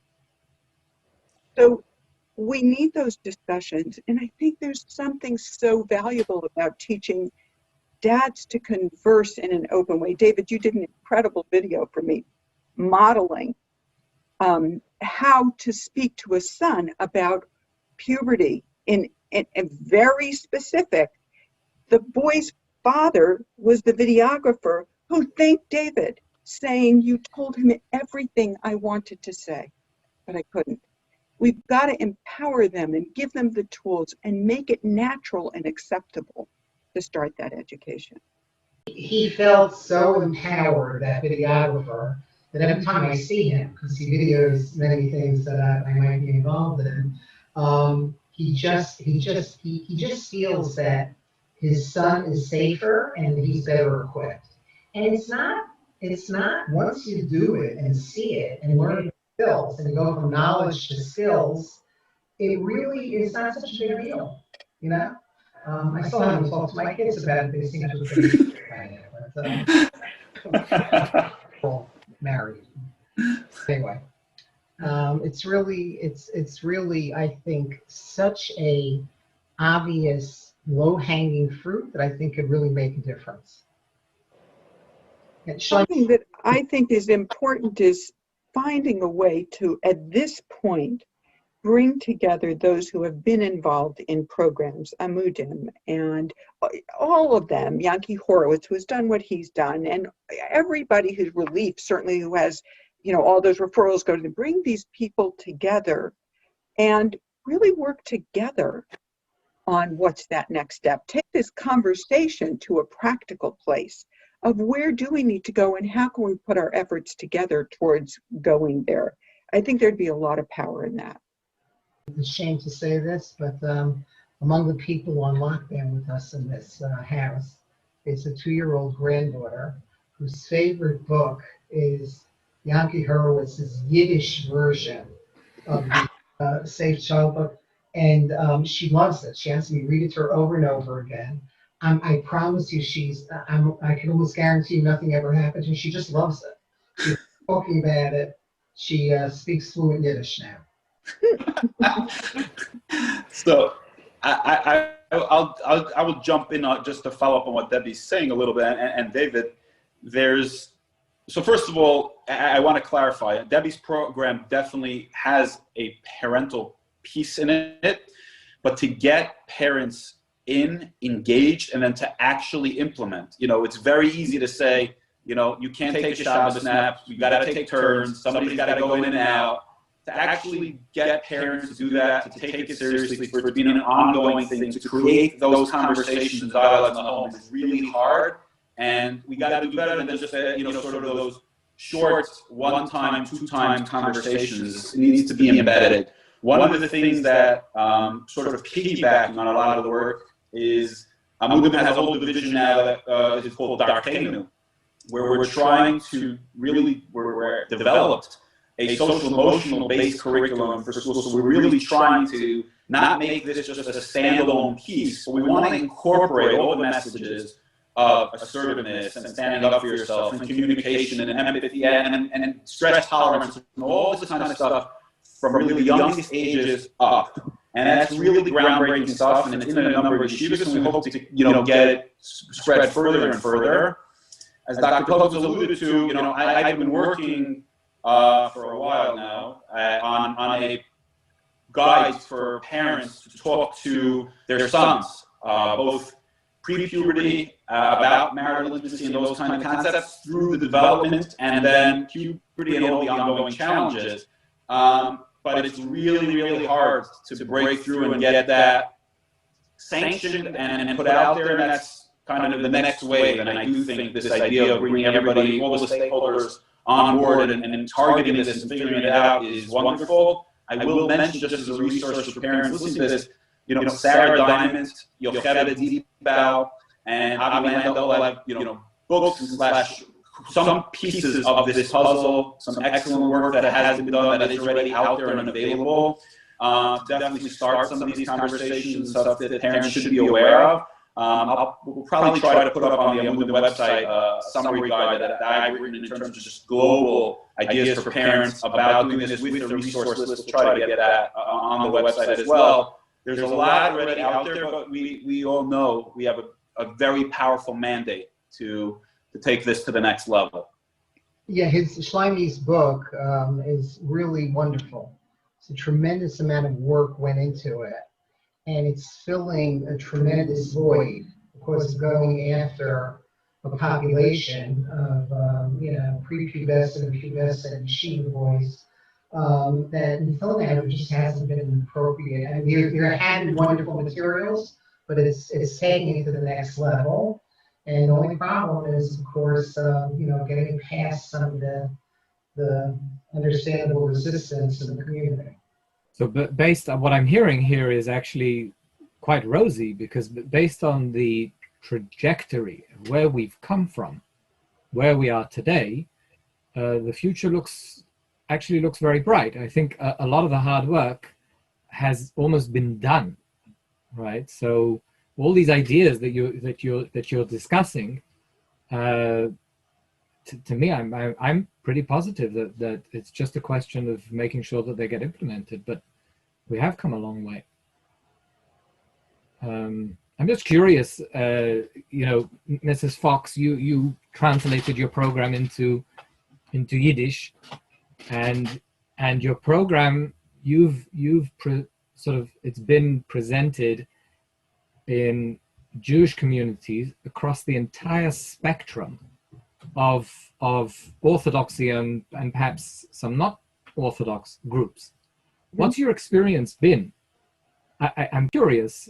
It's maybe curiosity, but perhaps it can inform some of our approaches in the future. What's been your experience? How do the Hasidic communities, because our listening base, the public that's listening to this is a very, very broad public. So what's your experience been in perhaps the differences or the similarities? I think that it's incredibly successful, and I'd say that our success has been in the 2 years of planning. It literally took 2 years with an incredible resource guide. There's someone, Mr. Pinchas Roth, who is a mover and a shaker and a hard worker and knows the right steps and the right ways to do things within the Hasidic world, and pulls the funds together to do it right, and always did it with the Dayanim. And we spent 2 years of him taking everything to the Dayanim and bringing it back to me. He had to translate it for me. My father's Moroccan, I don't speak Yiddish, but but back and forth until we got it right. And then he would go in the right approach to each one of the Chadarim, each type of Hasidus. He has had nothing but the most positive experiences. And Shlomi, one of the things that's interesting that he's done in terms of parent workshops that I think is amazing is he goes the first night and there's 50 to 70 people. He does it the next night and there's 500 to 700 people. And I think that I have found the same when we were in Lakewood, even when we were in Toronto, Mati. The first time we did it, there was a small amount. The last time we did it, there was standing room only. There were people outside in the cold in Toronto just trying to hear. So sometimes once the word gets around of what you're saying and how valuable it is, then people do that. What I want to say also about them, the reception has been so unbelievable within the community. They so appreciate it. and he's worked together with the schools so that it's implemented, so that the schools will call him, this happened and we're concerned, that happened and we're concerned. They have sent many people for sexual offending evaluations to Philadelphia, to have evaluations, to come back to them and tell them, do we have a problem or do we not? Some of their pictures are much more clear than the ones that we've used in the yeshivish community. They specifically wanted a picture of a brother and a sister on a couch together where you specifically talk about brothers and sisters.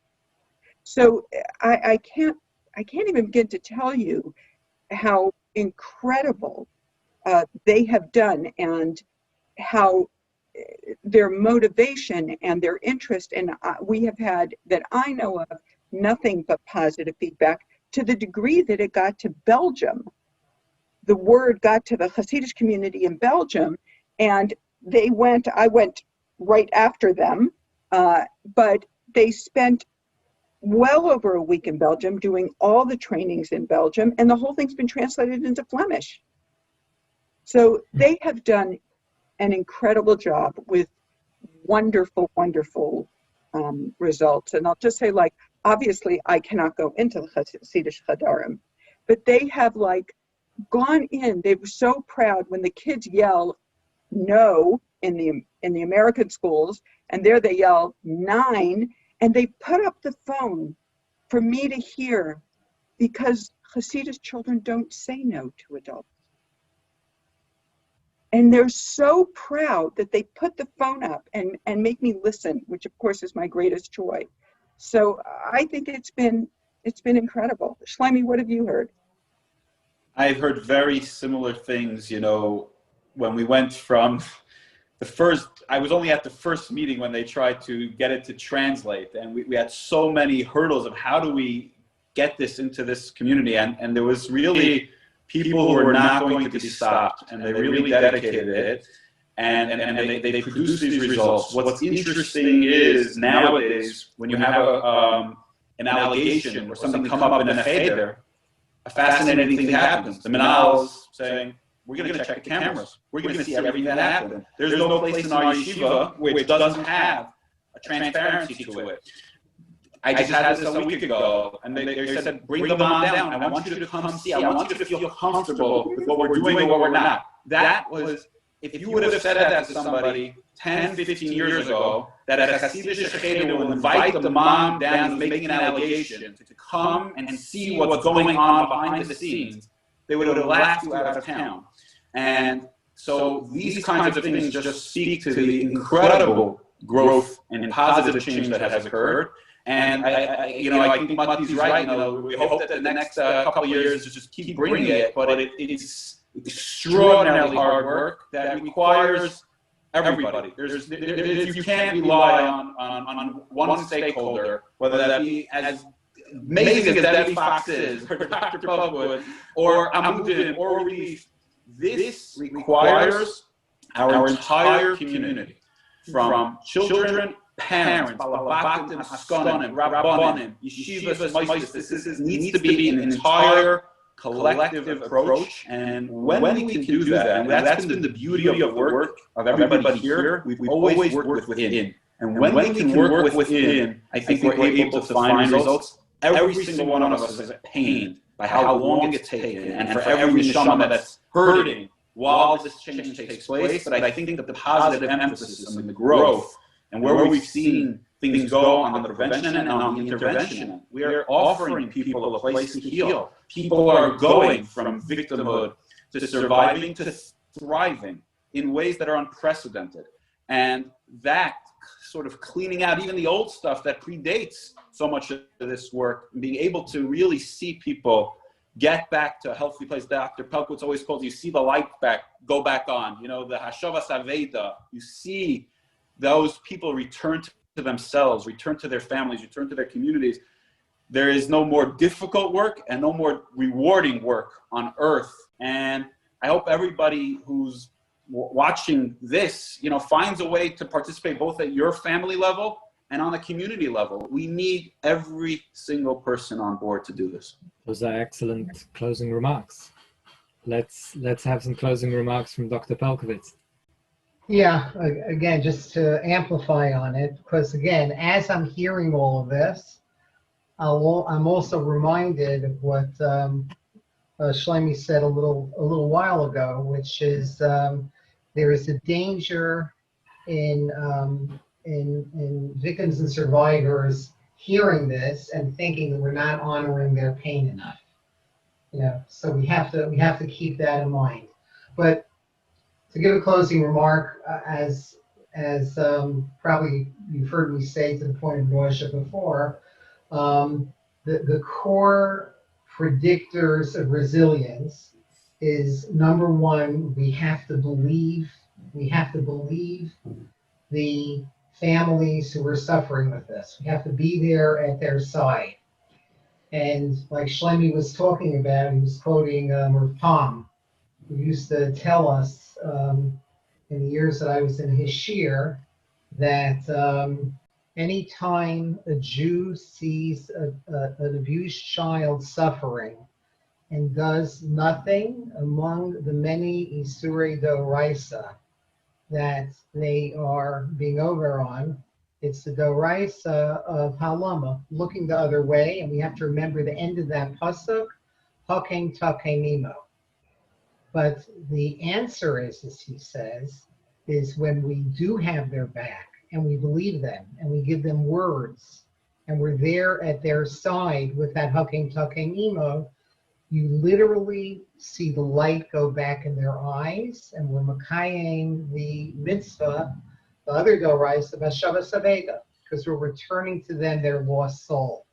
I feel that's the business we're in. We're in the business of doing everything we can to continue to see the pain on the one hand, but to also to be able to return the words and the sense of safety to the suffering population, and we're getting there. We have a long way to go, but God willing, we're getting there. Thank you. Mrs. Fox? I would just say that along the line that you both are talking about, in terms of survivors, something I find very inspiring are the numbers of groups that are opening for survivors. It has become acceptable in a positive way that this is so important that there are such beautiful groups. I know that about a year ago, I was asked to speak to a particular group in Brooklyn. And I went in and we spoke together, and they called me about a month ago and asked me to do a Zoom for them on a specific topic, which I'll tell you in a minute. But at this point, there are now 5 groups from the same organization. And one in Lakewood, one in Brooklyn, Williamsburg, that's beautiful. It's not beautiful that so many people have been hurt, but it's so important to be able to share that pain with others who understand you and not to feel so alone, and have people help with that healing process and honor the healing process. So I think some of these groups, and even for men, thank God, they're starting to have groups, which I think is a wonderful thing. So I think that's a very valuable piece, which is just providing that healing within our community, within. We don't have to go outside. I didn't know that. I'm so excited to hear that, because I was always told it's impossible, it will never happen, because people are too embarrassed to identify themselves. So that's so exciting. So they actually called me this summer, and a lot of these women wanted to know, can you help us learn to parent our own children so that we can prevent this from happening to them? What a wonderful thing. What a wonderful workshop for all these women who had been abused themselves to feel they were empowered to handle things differently with their own children. So I think that there's, like I say, and I think we need a lot more groups and a lot more safety and a lot more wonderful and positive feeling around that. So that to me has been very inspirational. I just want to end with just one comment, which is I often begin workshops by saying that it takes a community to prevent even one child from being abused, but it also takes a community that allows abuse. I think that as a community, what we need is for rabbanim and administrators and staff members and children and parents and organizations to all work together. And we need to work together to be that community that prevents abuse. So thank you to our esteemed panelists for joining us tonight and giving of your valuable time. We appreciate it. And thank you to the public who have tuned in and listened to this segment. And thank you for your support of Amudim. It's much appreciated.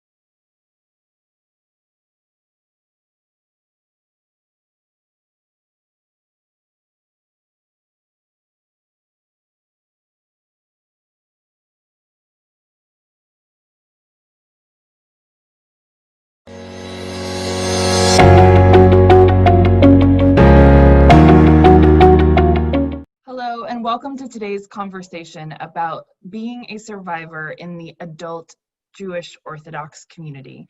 I am with Rahalea Bernstein and Rabbi Avremi Zippel, and we're here to talk and have a little bit of an uncomfortable conversation. Rahalea, I'd love to go to you first. If you could give a little bit of background and your personal experience, why are you here having this conversation today? Thank you so much, Caitlin. It's a pleasure to be here with you and with Avremi. So I'm here today to support Amudim and the work they do in the Jewish community to deal with really uncomfortable, difficult issues. I'm a really big fan of Rabbi Tzvi Gluck, the founder, and the authenticity that he brings to the work. You know, I really respect the work they're doing, and personally, I'm a survivor of child sexual abuse. I'm also a survivor of other types of trauma that, you know, I think we all carry different parts of ourselves that are broken, and I'm someone who I guess has embraced that over time. I'm the mother of 4 children, and that's something I try to model for them every day, kind of working through things that are painful, things that are uncomfortable, and how to embrace that as, the complicated tapestry that is, who we are and who we are as communities. And I'm also the founder of Child Safety Pledge, an organization that I founded to prevent and combat child sexual abuse. Thank you so much. Illustrious background. And for those of you who don't know Child Safety Pledge, I definitely welcome you to go to their website. They do incredible work. Rabbi Zippel, please, we'd love to hear more about you and why you're here today. Thank you, Caitlin. It's an honor to be with you all. It's really, really something which I treasure to be able to do this to support Amudim and the incredible work that they do in our community. It is so, so vital to so many. My name is Rabbi Avrami Zippel. I'm a Chabad rabbi in Salt Lake City, Utah.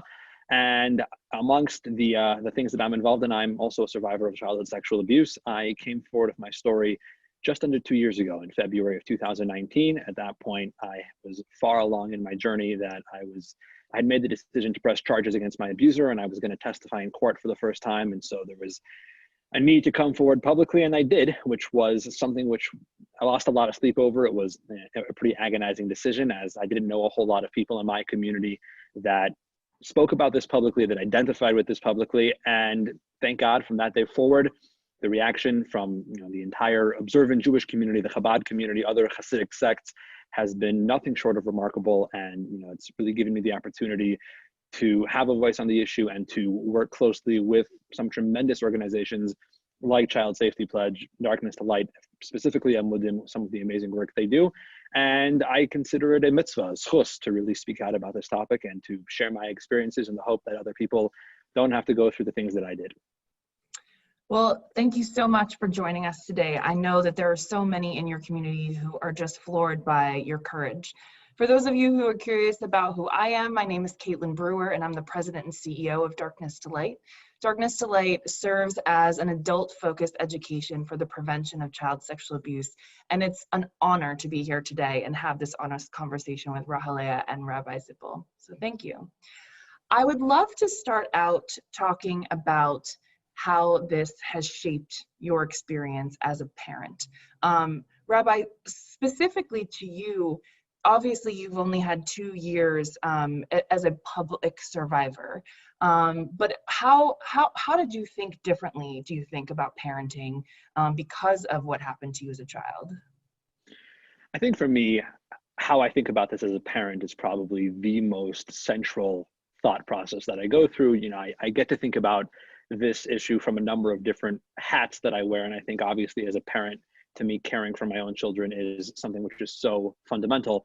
A lot of people, I think, are under the assumption, I was abused by a family caregiver, by a babysitter. And I think a lot of people have this automatic assumption that we don't have babysitters in my household just because of my own personal experiences. And I can tell you that, there could be nothing further from the truth. We have, whenever my wife and I are unable to be home, we have childcare in the house. And that is because my experiences have really taught me that as a parent, I can't lock my kids in the house and completely block them from one segment of society, or not expose them to babysitters or soccer coaches or rabbis or teachers or any sort of people that have ever been involved in this sort of behavior. It's about what I as a parent can create for my children in terms of an environment, in terms of a culture where it is safe and comfortable and non-judgmental to speak out about any topic in the world. If there's anything on my boys' minds, whatever it may be, they should feel that love and warmth coming from my wife and I that gives them the opportunity to speak out about any topic. And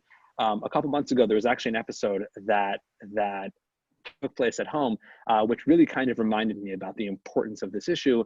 It was one of those prototypical situations where, I came home from work one day and there was paint all over the living room couch. And instead of asking, who had spilled the paint all over the couch, my 5-year-old came over to me very bashfully so, and he said, I want to let you know that I was the one who spilled the paint on the couch, and I didn't want you to be upset, and I didn't want you to accuse my little brother of doing it. And so I just wanted to come forward and and tell you that I had done it. And he got very upset and he started crying and he asked for a hug. But for me, that was a huge moment as a parent to realize that, you know, my wife and I have created and work on creating every single day in an environment in our house where our kids feel the non-judgmentalism and the warmth to speak out about any topic, even if that's self-incriminating in a certain sense, even if they're the ones who spilled the paint on the couch, to own up to that, to know that they'll be loved and welcomed and accepted and not judged for that. I think that is responsibility number one as a parent. So beautifully said. To summarize, I think what you're saying is that you are not approaching parenting with a fear-based approach just because this is something that you experienced as a child. You recognize that open dialogue, transparent communication are key to keeping your children safe, but then also as part of your journey as a parent, expressing that comfort and that lack of shame in your household. So that's incredible. Thank you. Rahele, I'd love to include you in the conversation. I personally know all 4 of your lovely children, and you're an amazing mom, but I want to hear about, you know, how you think that your experience as a child has influenced your parenting. Thank you. You know, I think to add to what Remy said, I think part of what, you know, you were saying also is creating an environment of intimacy, which is something I know I've discussed a lot, you know, publicly and with my children, is sort of that comfort of being able to come to us. And one of the ways I know that I do that is like putting devices away. We're a house that I'm pretty militant about no device time. My kids are not huge fans of that, but you know, at our house, I really believe in having face-to-face, you know, in Hebrew, we call it like ba'al ba'inayim, like really looking at each other and having those conversations, which I think is something that we're losing as a society. We're communicating so much, you know, and our children are communicating so much via social media and text. And so it can be hard to really learn how to communicate about difficult things. So I think for me, that's been one of the big ones. And now that I have a 13-year-old daughter, I can't even believe I'm saying that, but now that I have a teenager in the house, you know, she sees that she can really come to me with anything and that it's totally okay. Like whatever issue you have, whatever is going on, we can talk about it. And I also feel that my experiences have taught me that I need to be really honest with her. That was something I didn't have with my parents. When I was growing up and I had questions about my body, about sexuality, about dating, any of those topics, my parents were not transparent with me. And so that's something I think that's formed the way that we have conversations. And I think the other big way it's impacted my parenting is it's normalized conversations about their body parts, giving them language about their anatomy, about their physical space and their boundaries. And it's really normal in my house for, you know, my 2 daughters to be, you know, one of them in the shower and one in their room. And you have to close the door because I'm in the shower now and I need my privacy and this is my bubble. And, you know, they all know about their boundaries, their private space. And I think that that's been a huge issue for us that I think has been really positive. My kids have language and my kids know about, you know, their bodies and their space. Yeah, I think that, I mean, that is the beginning stages, right? When kids are young, giving them the language is the most important part of starting those conversations, because we as adults might have grown up with a little bit of shame with regards to our bodies because we didn't have parents or communities that talked about those things. And destigmatizing anatomically correct names also allows a child who is potentially being hurt to disclose properly versus using a nickname that a safe adult might not understand. So I want to get specific, and I say this as an Irish Catholic who, if you have ever read a newspaper, know that child sexual abuse in our religion is a massive problem. And, you know, I also have seen at the head of Darkness to Light, the Baptist community struggling. So religion in general, because of hierarchy and traditional values, can often stigmatize the act of sex. And so I'm wondering, when it comes to the hurdles of a conservative faith, do you think that there are issues, particularly in the Jewish community, as it pertains to prevention, that you would like to see parents focus on a little bit more? Rahele, you want to take this one? So I think it's parents, and I think it's sort of the society in general.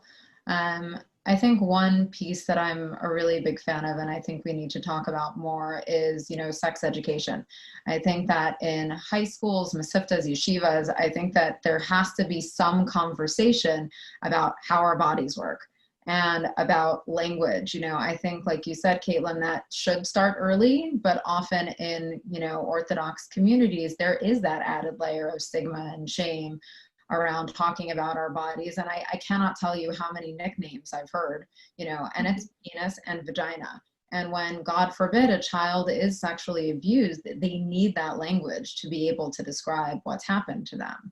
And I think another big piece is, in our communities, we have kala teachers, chassan teachers, who are working with our brides and grooms and teaching them about, the physical relationship and the intimacy they're going to embark on with their partner, adding this layer of discussing, sexual abuse, boundaries, I think is incredibly important, because if we're teaching people, how to engage in the act of sex, we also need to discuss consent and, again, boundaries. And I think that for some people, that'll also evoke, if God forbid they have been abused, that conversation will give them the language, if they have lacked it in the past, to disclose prior abuse. I want to dig a little deeper into that. For those religions who do not participate in sex before marriage, for a child who's been violated, sex with their spouse might be the first time that they are intimate again after being violated. And so can you talk a little bit about how the community can rally around understanding a survivor's experience post-marriage? I want to jump back for a sec just to the earlier question, because I think that there's such an important qualifier over here. And Caitlin, you very correctly said that there might be a problem in our community. And I know firsthand that whenever someone makes that statement, whether inside the community or outside the community, immediately defenses come up. If there's a problem, there must be a guilty party. And, and who is anyone to say that there's a guilty party for this issue in our community, and who's anyone to make those allegations? So I think the first important qualifier to this conversation is there's a systemic problem, there's a societal problem, and I firmly and genuinely believe that it's nobody's fault. I don't think there's anyone in any power, in any form of the community, that takes any sort of pleasure out of children being harmed and is actively fighting against the community taking steps to rectify those things. There sadly have been instances where communities have been less than attentive to these issues, but I think on a societal level, everyone wants to do the right thing.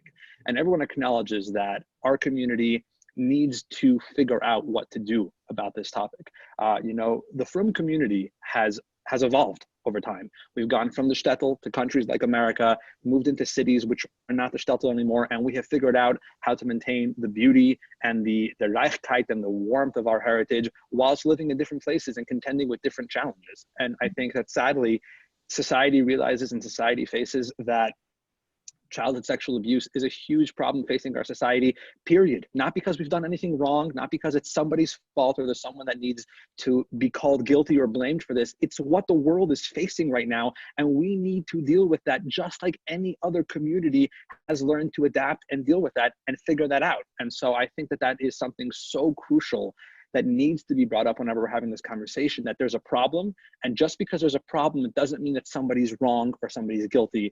We're just all figuring out how to walk back that problem together. I think that in particular, when we speak about how marriage traumatizes survivors of these experiences, this is a firsthand issue for me. I think it's really about safety, and to Rachelea's point about chassan teachers, which I think is such a valuable point. My chassan teacher is an incredible man, someone who I'm fortunate to have a relationship with until today, and I love him for that. He was not someone that I would have felt comfortable to at the ripe old age of 22 going to and saying, I'm a little bit concerned about, approaching this phase of my relationship with my wife because I have this in my past, I have these experiences in my past. It wasn't the forum for it.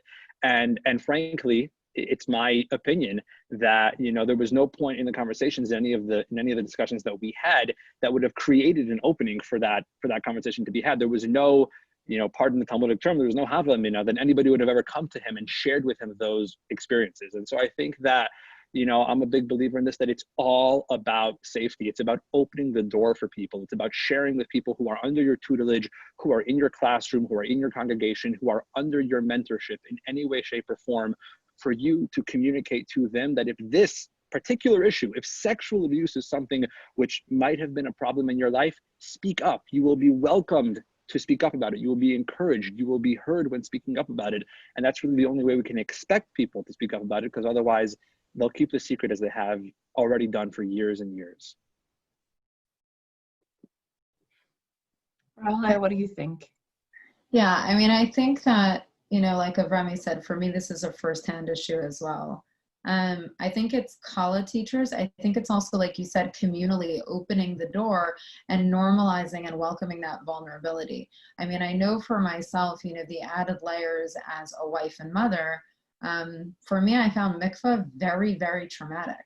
The concept of, disrobing in front of someone that I don't know and having my body examined, for me was something that I found traumatized me every time. And I did not have anyone really to turn to at the time and say, like, this mitzvah is really important. How do I, take this history of abuse and like, how do I heal this? And it's something I still struggle with. It's something that I find incredibly difficult as a survivor. I was also molested, sexually abused when I was a teen, and later actually as an adult. It was about 3 years ago. And so it's something for me that I find is a daily, challenge. And I say challenge, not problem, because I view it as something that's surmountable. It's very much part of who I am. But there are certain elements of Jewish communal and halachic life that I think are complex and are further complicated for survivors. And I think that goes back to, leadership, comfort with vulnerability, and for women, I think some support around mikvah, and also I think around nursing and childbirth, because those are instances for anyone who's a survivor that are going to be really triggering. I know for me, when I first nursed my daughter, who's now 13, and when I gave birth each time, I was surprised that I was triggered. And I think that I was so disassociated and fragmented that I couldn't even address it. And so I kind of buried it for years. And it was really painful. It was really difficult emotionally with each of their births and with nursing. I found nursing to be very, very triggering. And it took me several years to really work through that, address it, name it. And so I think what I would encourage is for any woman who's a survivor, who's embarking on that journey of marriage and motherhood, to really take it on and really look at the issue, not to run away from it, not to avoid it, as hard as that is, and to have that conversation with a mental health professional, with any peers who are survivors, with any mentors, and to go on that journey with as much information as possible, to expect that triggers will come up, but to really embrace that and hopefully address that in a somatic way. Talk a little bit about mental health in your community. I mean, it's sort of one thing to recommend going and seeing a mental health professional, but maybe another thing to actually do it. There are going to be, and it's scary. It's scary to sort of, if you've never reached into those vulnerable places in your heart and your mind, to sit in front of someone else and expose yourself like that can be overwhelming. So can you talk a little bit about that? I laugh when you bring up the question, Caitlin, only because I think about the fact that my story is very public. There's not a lot of people within my circle who don't know this about me. And yet, I've been going to therapy for longer than I've been a public survivor of sexual abuse. And yet, in conversation with friends and colleagues within the Chabad community, fellow shluchim, I will still get eyebrows raised when I make a comment about my therapist. I said recently, I mentioned to my therapist, and people will still, what? And I laugh about that.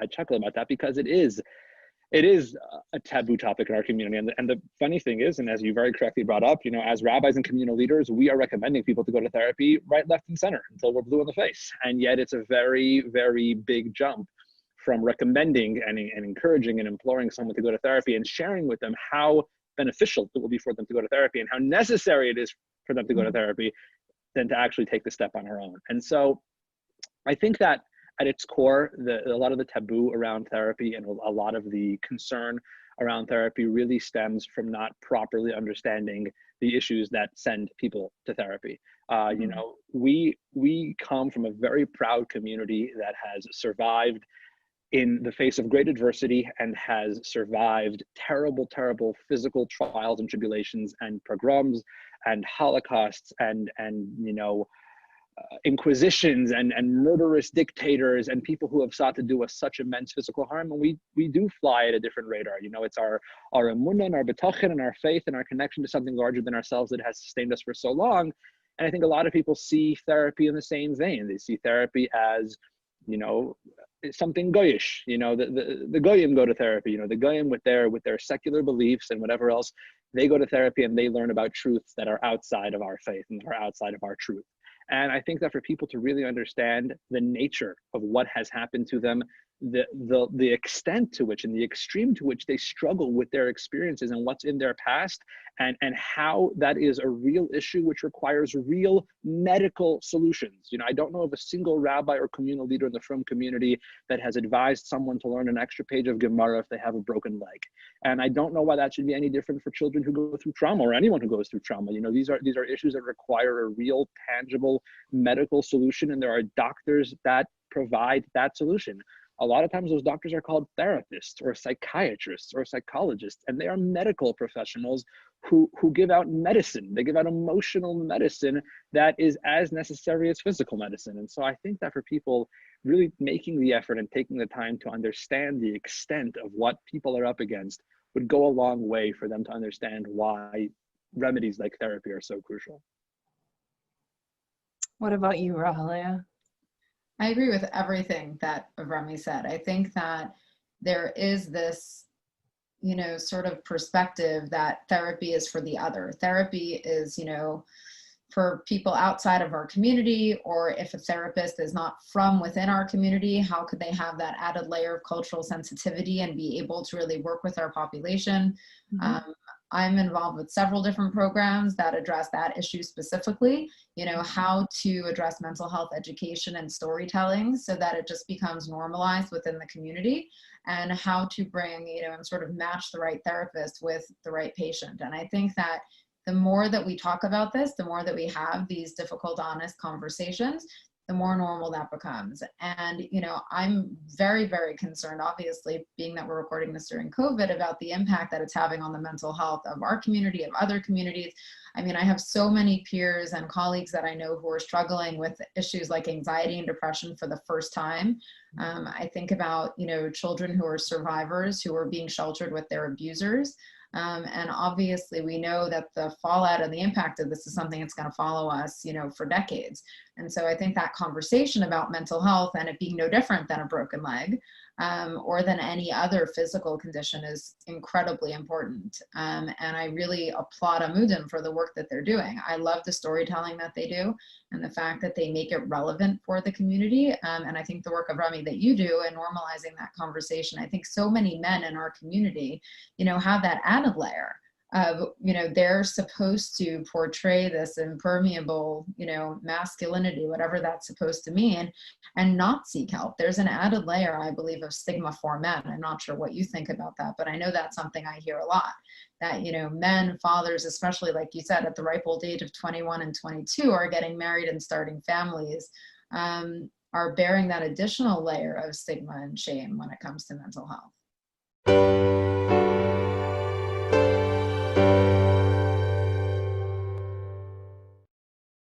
What's really important for people to realize is that the sexual abuse does not just end after a victim is abused. The effects of sexual abuse last a lifetime. And unless treated early and quickly, we have seen all too often victims of sexual abuse spiral downward, whether it's towards addiction, promiscuity, self-harm.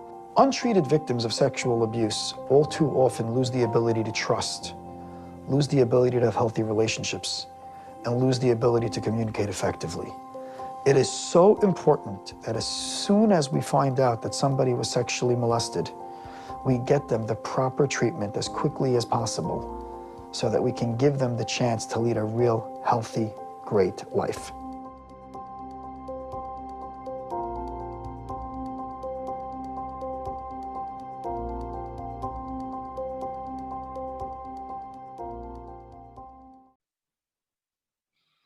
Yeah, I have the unique vantage point of talking to a variety of different communities. We host a podcast called Honest Conversations, and I've spoken with very conservative Hispanic and Latinx communities. I've spoken with, Catholic communities. And speaking with you now, it continues to remind me how similar we are as people, regardless of the communities that we come from. I hear very similar things around stigma and shame associated with mental health, the notion that an individual is not going to have the same understanding and empathy for the place of faith that you come from. And they're deep and serious and legitimate concerns. And so I think my hope is that we move to this place where we're not othering, and we're able to have these conversations honestly within all of these communities that we talk about, because at the end of the day, we're going through very similar things in all sorts of different communities. Bringing it back though, I'd love to hear and focus specifically on the adult survivor situation. I've heard, Rahale, you talk quite a bit in the years that I've known you about isolation within your community. And yet at the same time, you're longing for that community because of how much you love the traditions and the family values and everything that you've, experienced growing up. Can you talk about what you think specifically creates that sense of isolation?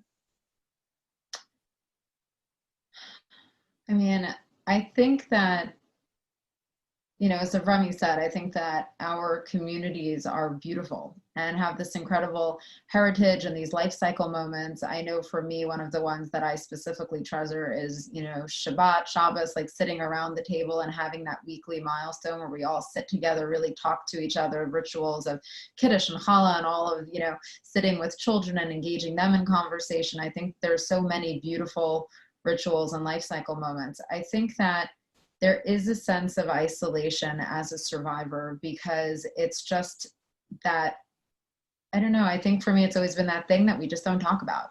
We don't talk about being survivors. We don't talk about the shame and stigma and issues around mental health and, trauma. I know for myself growing up, I was the only child of divorce in my school. And so that was like divorce. That wasn't sexual abuse. That wasn't emotional trauma. That was just divorce.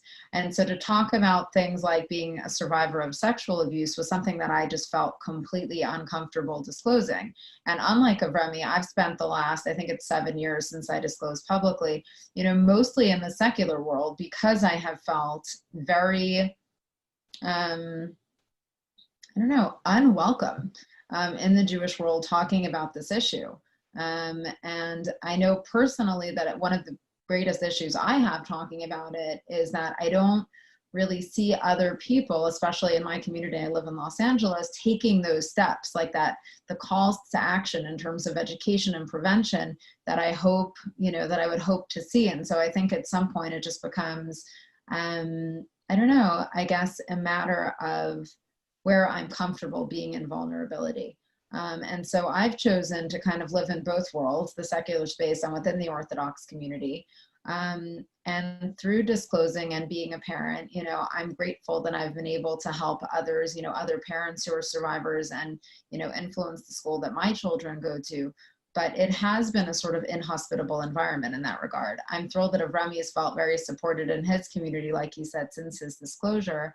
I think that also, maybe as a woman, there's just some added layer of stigma in that regard. But it's definitely been somewhat complex.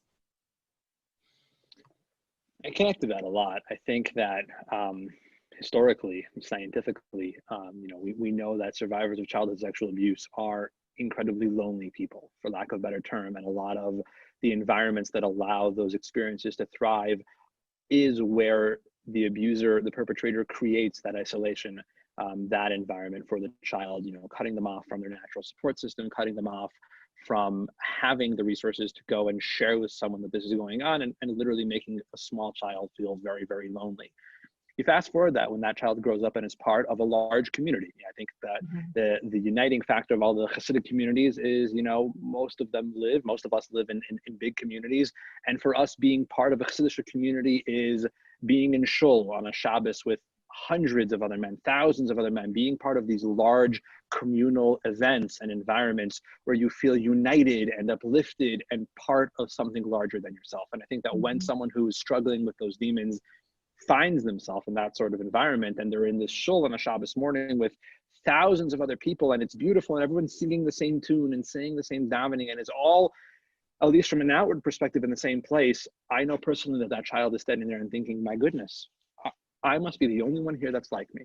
Everyone is kind of on their planet, and then there's me. I don't belong.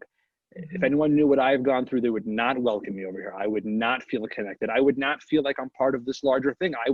I'd be running my own show. I'd be in my own shul. I'd be doing my own thing. And I think that because our communities thrive on that togetherness, they thrive on that uplifting that comes through being a part of something larger than yourself. For people who have it ingrained in their DNA to be so isolated, to feel so lonely, to feel so cut off from everything around them, it really deprives them of having that sort of connection to their community, and it leaves them feeling even more isolated than they would be naturally.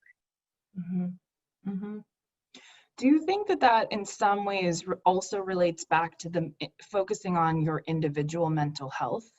I know in communities that are more relational communities versus individualistic communities, there does tend to be a little bit more of a rub with mental health, because you're focusing on your own success and your own process versus the process of the community. Is that an accurate representation of what some might feel in the Jewish community? I think so. I think so very much. And whilst we are, so I'll take this from a very personal perspective. We're Chabad, and I'm very grateful that Amudim does some incredible work within specifically the Chabad community, but I think the Chabad community has an entirely different issue in the sense that the Chabad community is very outreach based. And so in addition to building strong insular communities, we're also shipping people all across the globe to go out and strengthen Jewish communities in their locales like Salt Lake City, Utah. And we have this mantra, we have this mentality and this philosophy of dedicating one's life to selflessness and care for others and putting other people's needs way above yours. And so I think someone who's raised in that sort of environment, the notion of taking an hour and a half of your time to speak to a therapist about what? About your own issues, when you could be dedicating that time to be doing so much good. And, the idea of prioritizing your mental health beyond speaking to a therapist, taking a mental health day, taking a day off when you just don't feel up for putting yourself aside and really taking the time to sit with your issues and realize what's bothering you. Who does that? Like, who takes a full day, a day which could be used to accomplish so much good, to sit and think about their issues? It's just antithetical to everything that we believe in. And so I think that, all of the good values that come from so many of our communities and the amazing things that we're able to accomplish in this world, oftentimes we consider those things to be at odds with, taking care of our own needs, of having individualistic perspectives. And I think that it takes a lot of, strength to realize that the only way that you can really be part of something larger than yourself is by being the very best version of yourself, and thus prioritizing taking that space and putting yourself first. That's so beautiful. That's very well put. So would you recommend for adult survivors, are there organizations and resources out there that either one of you have used or you've come across that you think others could potentially benefit from? Yeah, I think also, just for a moment to add to what Remy was saying, I think another layer is parenthood. I think something often that we deal with in the Orthodox community is we have large families. They often start very young. And so for many of us, if we're not starting a mental health journey until we're, say, in our 20s or 30s, that often coincides with obligations of family and parenthood. And often there's the sandwich of, the parents and the children that people are dealing with. And so being the best version of yourself, doing that mental health work, I think something that, my children know is that if I'm empty, I can't give them anything.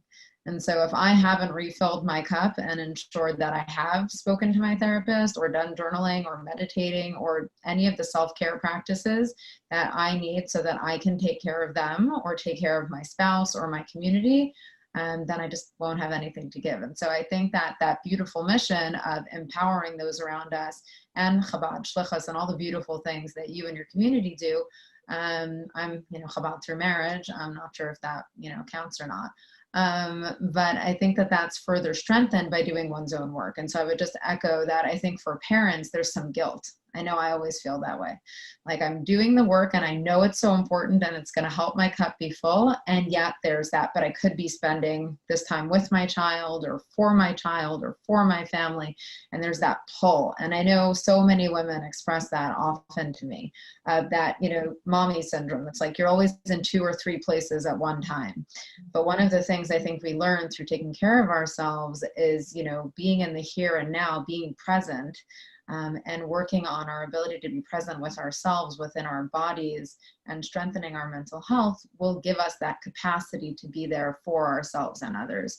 In terms of resources that you asked about, I think mental health care, self-care, all of that I think is incredibly important on a personal level. And I think that for survivors of any trauma or sexual abuse, I can't speak highly enough of somatic work, of actually getting into one's body, really learning where we're holding any pain from the past.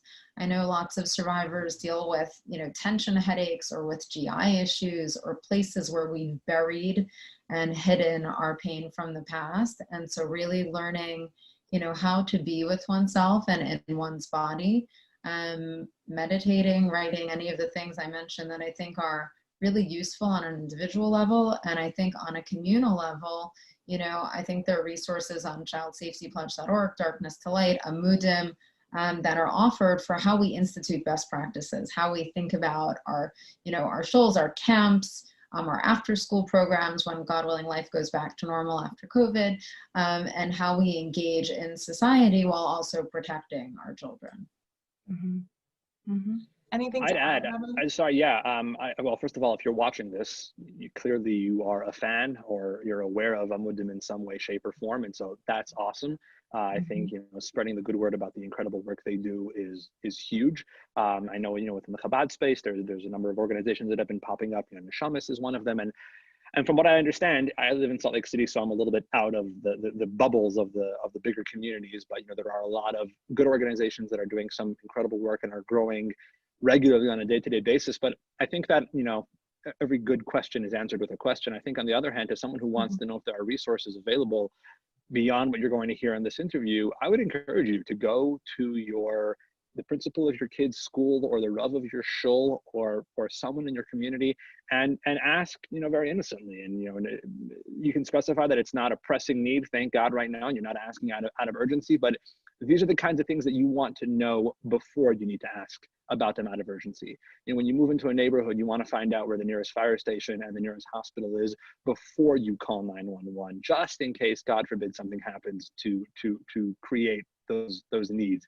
And so if you feel like you live in a community where you don't yet know of resources, ask around. And if there aren't resources, be the person to put those resources in play. That's a very big part of my journey is, being someone that I wish I would have had at a younger age, being that person for others. And so I would encourage people that don't feel like they have a satisfactory answer to that question to be the ones to change the conversation. Mm-hmm. Absolutely. So if you were to wave a magic wand, because we all wish we had one, and enhance the survivor situation for those who are currently survivors in the Jewish community, what would you change, Rahalea? I think for me, the chassan and kala teachers are a big deal. I think empowering them to really learn about, child sexual abuse in general, and having those conversations with brides and grooms, I think would be incredible. And I think that would help a lot of survivors. And I think I would also really look at survivor support groups. That's something that we're missing in our community. It's something Remy and I chat a lot about, peer-to-peer support and really knowing that you're not alone.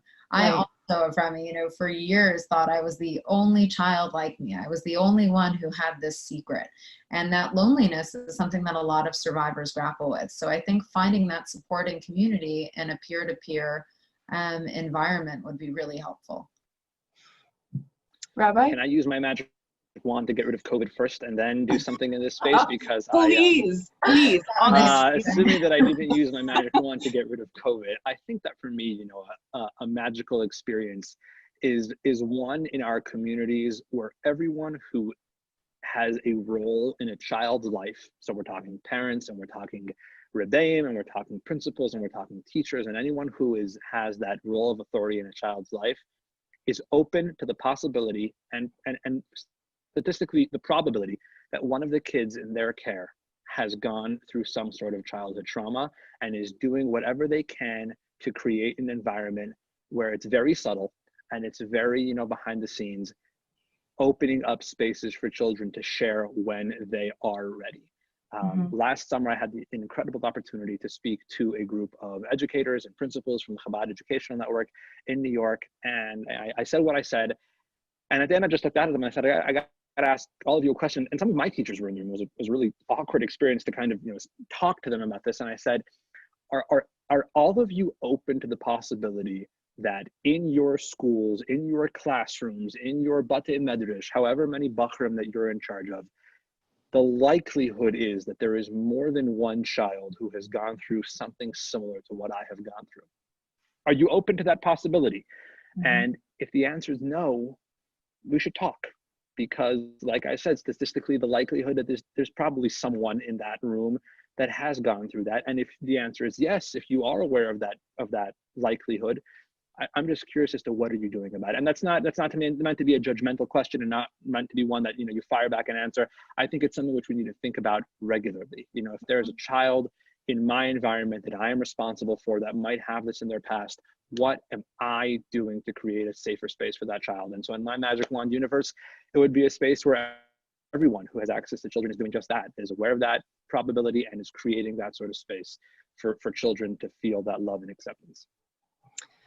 Yeah, I'll take moderator privilege for a second to share a story that I absolutely love. We have a really vivacious facilitator in Delaware here in the United States, and she was teaching a group of very, very senior military professionals, generals, lieutenant, colonels, etc., and of stewards of children, which for those of you who aren't familiar is a 2-hour flagship training where you learn about the experiences of survivors and then how in fact to actually prevent, recognize, and report child sexual abuse. So there are multiple areas or times where you can break and you have dialogue and conversation with those you're in community with taking the training.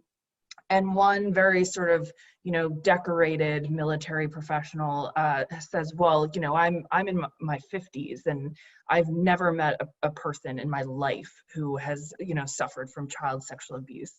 And the gentleman sitting next to him turned to him and said, well, now you have. And here is this group of very strong testosterone-driven men who, make their living on being very intense, and that moment of vulnerability changed both of their lives forever. And I think that's exactly what you're talking about, Rabbi, is, this moment where someone is willing to speak up and that other person is willing to listen and to understand that maybe their perceived reality in this world is not exactly what they thought it was. So That's an amazing story. Isn't it great? It gives me chills every time I tell it. I think this has been a wonderful conversation, and Rahale, I know you feel the same way. I'm a big person when it comes to call to actions, and I believe that call to actions don't have to be massive, overwhelming, systemic solutions.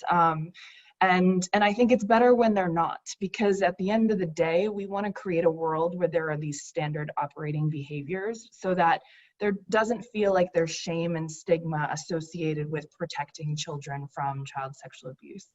So I would ask you, both of you, what do you think anyone watching this video could, turn it off, leave their office or their home and go and do today that would help their community be a safer place for kids and a more inclusive place for adult survivors?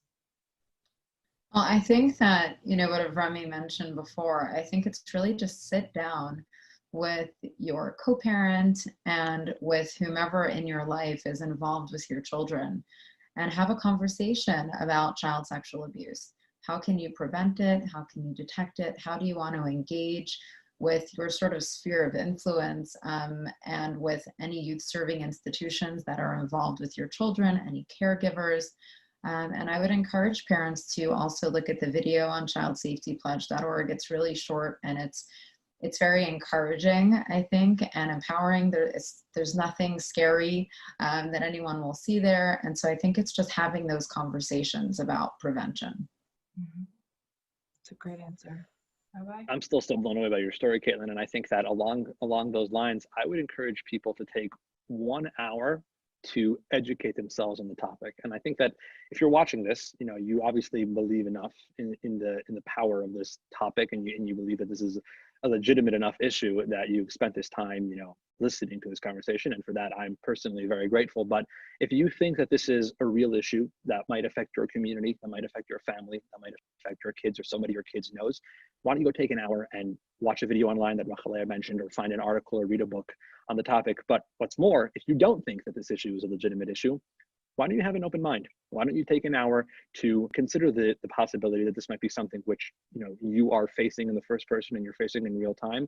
And like that general in Caitlin's story, you think you live in this perfect world where we're all walled off from these issues. Why don't you give the world a chance to change your mind just for an hour and take some time to look outside your bubble and be exposed to a little bit of a paradigm shift and see how that goes and come back.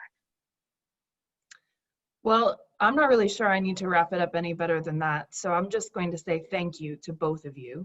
I think I have seen a considerable amount of vulnerability and transparency in this conversation. I know that some of the things that you've said today might have been difficult for you to say. And so I want to honor that and acknowledge the growth that both of you have gone through to get to this place where you're willing to have these conversations. So thank you so much. And thank you for including me in this conversation today. Thank you so much. It's been an honor.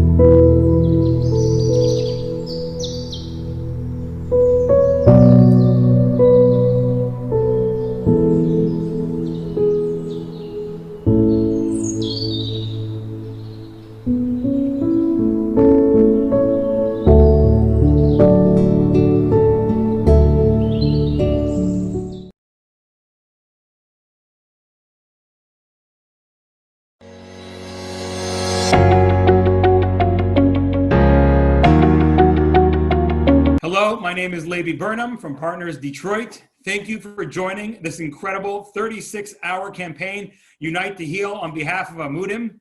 It's hard to believe, but Amudim is only here for about 6 years. It started at the end of 2015, and now it's become a household name in the Jewish community, just like Chai Lifeline, just like Satmar Bikur Cholim, just like Ohel. These are all organizations that, God willing, Mashiach should come very soon and we won't need anymore. But in the meantime, until we have Mashiach and all these problems are solved, they are desperately needed. And every little thing that we can do to support an organization like Amudim, if we can be the Amudim, the pillars that hold up Amudim, we're doing something incredible.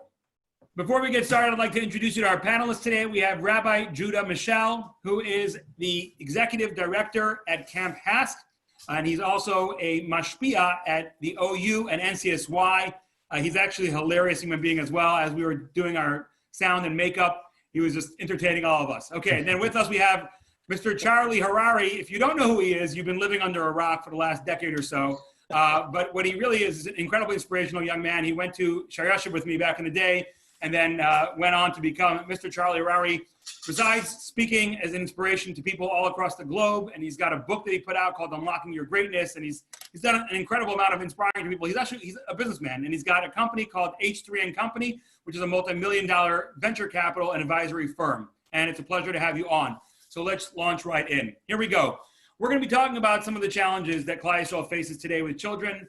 And before we do that, I figured let's talk about the positives. We believe Zeh Le'umas Zeh Bara Elokim. Hashem creates everything in balance. And if today children are facing unprecedented challenges, which indeed they are, they also must have unprecedented supports like we've never seen before in history. So I'd like both of you actually to take turns in answering this. What are the positive forces that our children have access to in their lives that perhaps no previous generation ever had access to? We'll start with you, Rabbi Michel. Hey, thank you. It's amazing to be here. Just to thank you to Amudim for this incredible opportunity. What they do for the community is unbelievable. And to you, Rabbi Burnham, thank you for hosting. It's always good to see you, Charlie. This is great to share. I think that kids today are very lucky. We're living in exciting times. We're living in an extraordinary generation. The closer that we get to Mashiach, the closer we get to the world being fixed, the closer we get to the world reaching its potential and becoming whole again. I mean, those challenges, like you said, certainly are greater.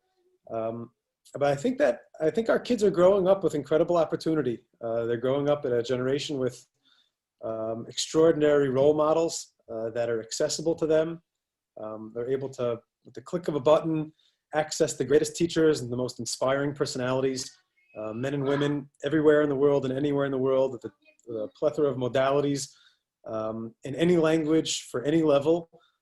Since Matan Torah, there hasn't been such an iteration and such an incredible widespread sharing of Torah every single moment. I also think that our kids are very lucky to be growing up in a generation where self-awareness, even if it's not so easily attained, at least we have a language of openness.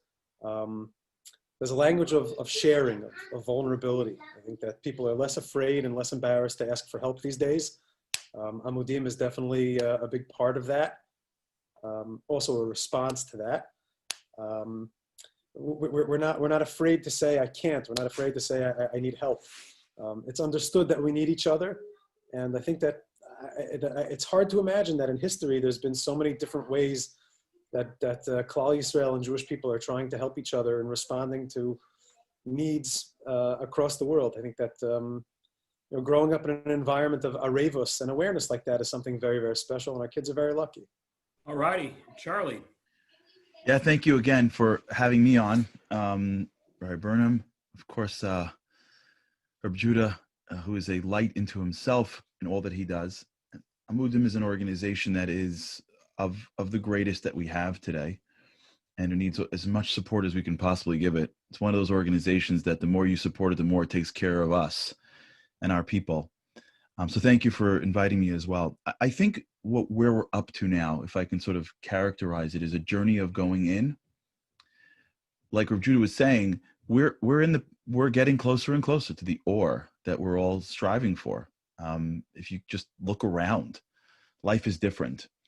And there's like this journey that we're on of going into our communities more. I didn't grow up in a world where I can see our community outside people that lived in my geographic location. The kids today can go into our community at any point, at any point in the world. I didn't grow up in a world where, as a young kid, I thought of reaching 1,000 people ever. There wasn't even in our mindset that we can attach ourselves to the insides of our nation the way we do now, to say Tehillim, to learn, to connect, to everything that we do now. If you think about it, we have the tools to journey in, even when it comes to learning. I grew up in a world when I was a kid growing up, you learned what they put in front of you. And if they didn't have it on the bookshelf, you didn't know how to get it. There was no way else. Doesn't work like that anymore. We have almost like, if you could almost picture it, a tunnel that opens up to the inside. That is the greatest gift that God has ever given us, available to the youngest that can even understand it. However, the outside is killing us more. I didn't grow up in this political environment. I didn't grow up with the stuff that's available on the street. I didn't grow up with everywhere you look, on every place you see, you're looking at things that we didn't see when we were growing up. The world that I grew up in, the secular world that I grew up in, is not the secular world that exists today. And there's a lot of danger there. Because whereas the opportunity to go in oneself, like what Judah said, in one's own language, with our people, with our Torah, is available, but the world around us is a lot more scarier and a lot more impactful negatively. So we're living in both worlds. And really, if our eyes are focused inside, there's nothing better. But if our eyes are focused outside, there's nothing scarier. And I think that's where we are. Wow. It's almost like, actually, it's interesting because you're talking about how we have this tunnel to the inside, but if that tunnel does not have a impermeable membrane, then just right into our kishkas is coming all that outside, right? So yes, we have a tunnel to the inside. That's incredible right now, but there's so much out there that if we don't have a way to block that tunnel and make sure that it doesn't flow right in, we get all the outside stuff just coming deep inside, and it's causing some serious interior challenges. So that kind of brings me to my next question, which Charlie already started answering, which is sort of what are the negatives? Like, what's the zelu mazeh in terms of the negatives that no one felt before? So Charlie said his opinion, and I'd like to hear from you, or of Judah as well. But I also want to hear what is an important part of the solution that's often being overlooked. So, Rav Judah. I would just, I'll take the baton from Charlie on this. I think that we're drinking from the same wells over here. The overwhelming amount of content that we're all getting all the time comes with a price tag. And that it's, sitting there scrolling through, having access to everything, everywhere, all the time, even if it's important content, often comes at the price tag of contact, where it just remains skin deep. And it's not something that we're able to process or internalize, maybe just because of the modality or because of the generation.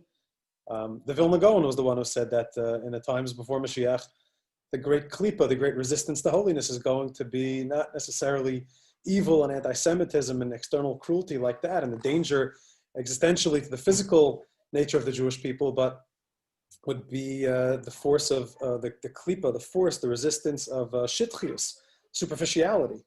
And even Torah and Tefillah and Yiddishkeit could be superficial.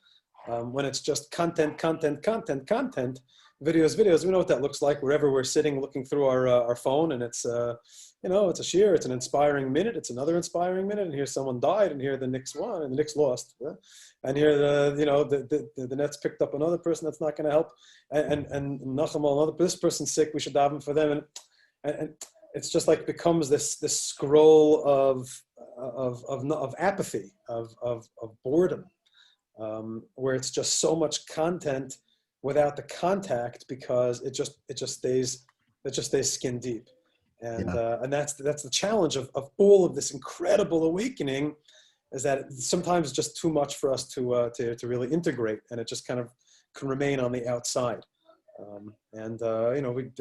sometimes the vessels that we have don't necessarily match the light that's coming to us, and that could create a great challenge. let me jump in on what Judah said here, because I love it. And, you know, whatever well you're drinking from, Judah, I want in. I'm right behind you. I really want to. Guys, how about this? I'm going to let you drink, and then I'll also feed your camels. the best. Let me double click on this, because this is, I think, a big piece that is critical. When you live in the world of superficial, which is the world, right, like we're saying, content is pouring in, the tunnel. We can do anything. We can reach anywhere. We can learn things. We can access people. I can be on a Zoom call right now with parts of the world. Like what Judah was saying, the flow allows you also to never go deep. And the reason is because when you had 5 friends, you had to hang out with 5 friends. So after, like, hey, how are you? How you're doing? You have no other choice but to really get to know your 5 friends. Now, when you get 5,000 friends you don't have to do that, because for every friend you have on a social media platform, there's 5,000 more right behind it. Okay. So just to create this paradigm, the more information we have, the more opportunity we have, the more risk we have to not have to go deep and stimulate ourselves just by, like Judah said, contact. Okay. Now that's critical, because here's what happens next. I'm getting information. This is what's going on today in our generation, in the younger generation. I'm getting information to deepen something, to go into the panemius of something gives me real satisfaction. But there's a quicker satisfaction that gets in the way of it that says, wait, there's something else you can get. Wait, don't slow down on this one video. Don't slow down on this one piece. There's 40 behind it. I'll go further into terms of dating, right? Don't stay in this one date with this one girl because there's 30 girls around. Don't stay in this one sugya, because you can also finish every other bit of shas on your phone on your way to the car. Don't slow down. Because there's so much information, we have this taiva, if you can say it that way, more quantity. So you can be a mile wide and an inch deep. And when you're a mile wide and an inch deep, you never get into the panemius of everything, of anything. Now, what that happens is you stop feeling, because feelings is panemius. It's a panemi feeling, right? There's a reason why marriage or children or chaverim or a rebbe, there's a reason why you go to a yeshiva and they'll tell you we're learning one tosfos for a week. It's a different experience when you're deep. Once you have so much, you don't know how much more you can get, but you don't get the feeling. So as a result, one of the great challenges that we can live in this world and never feel.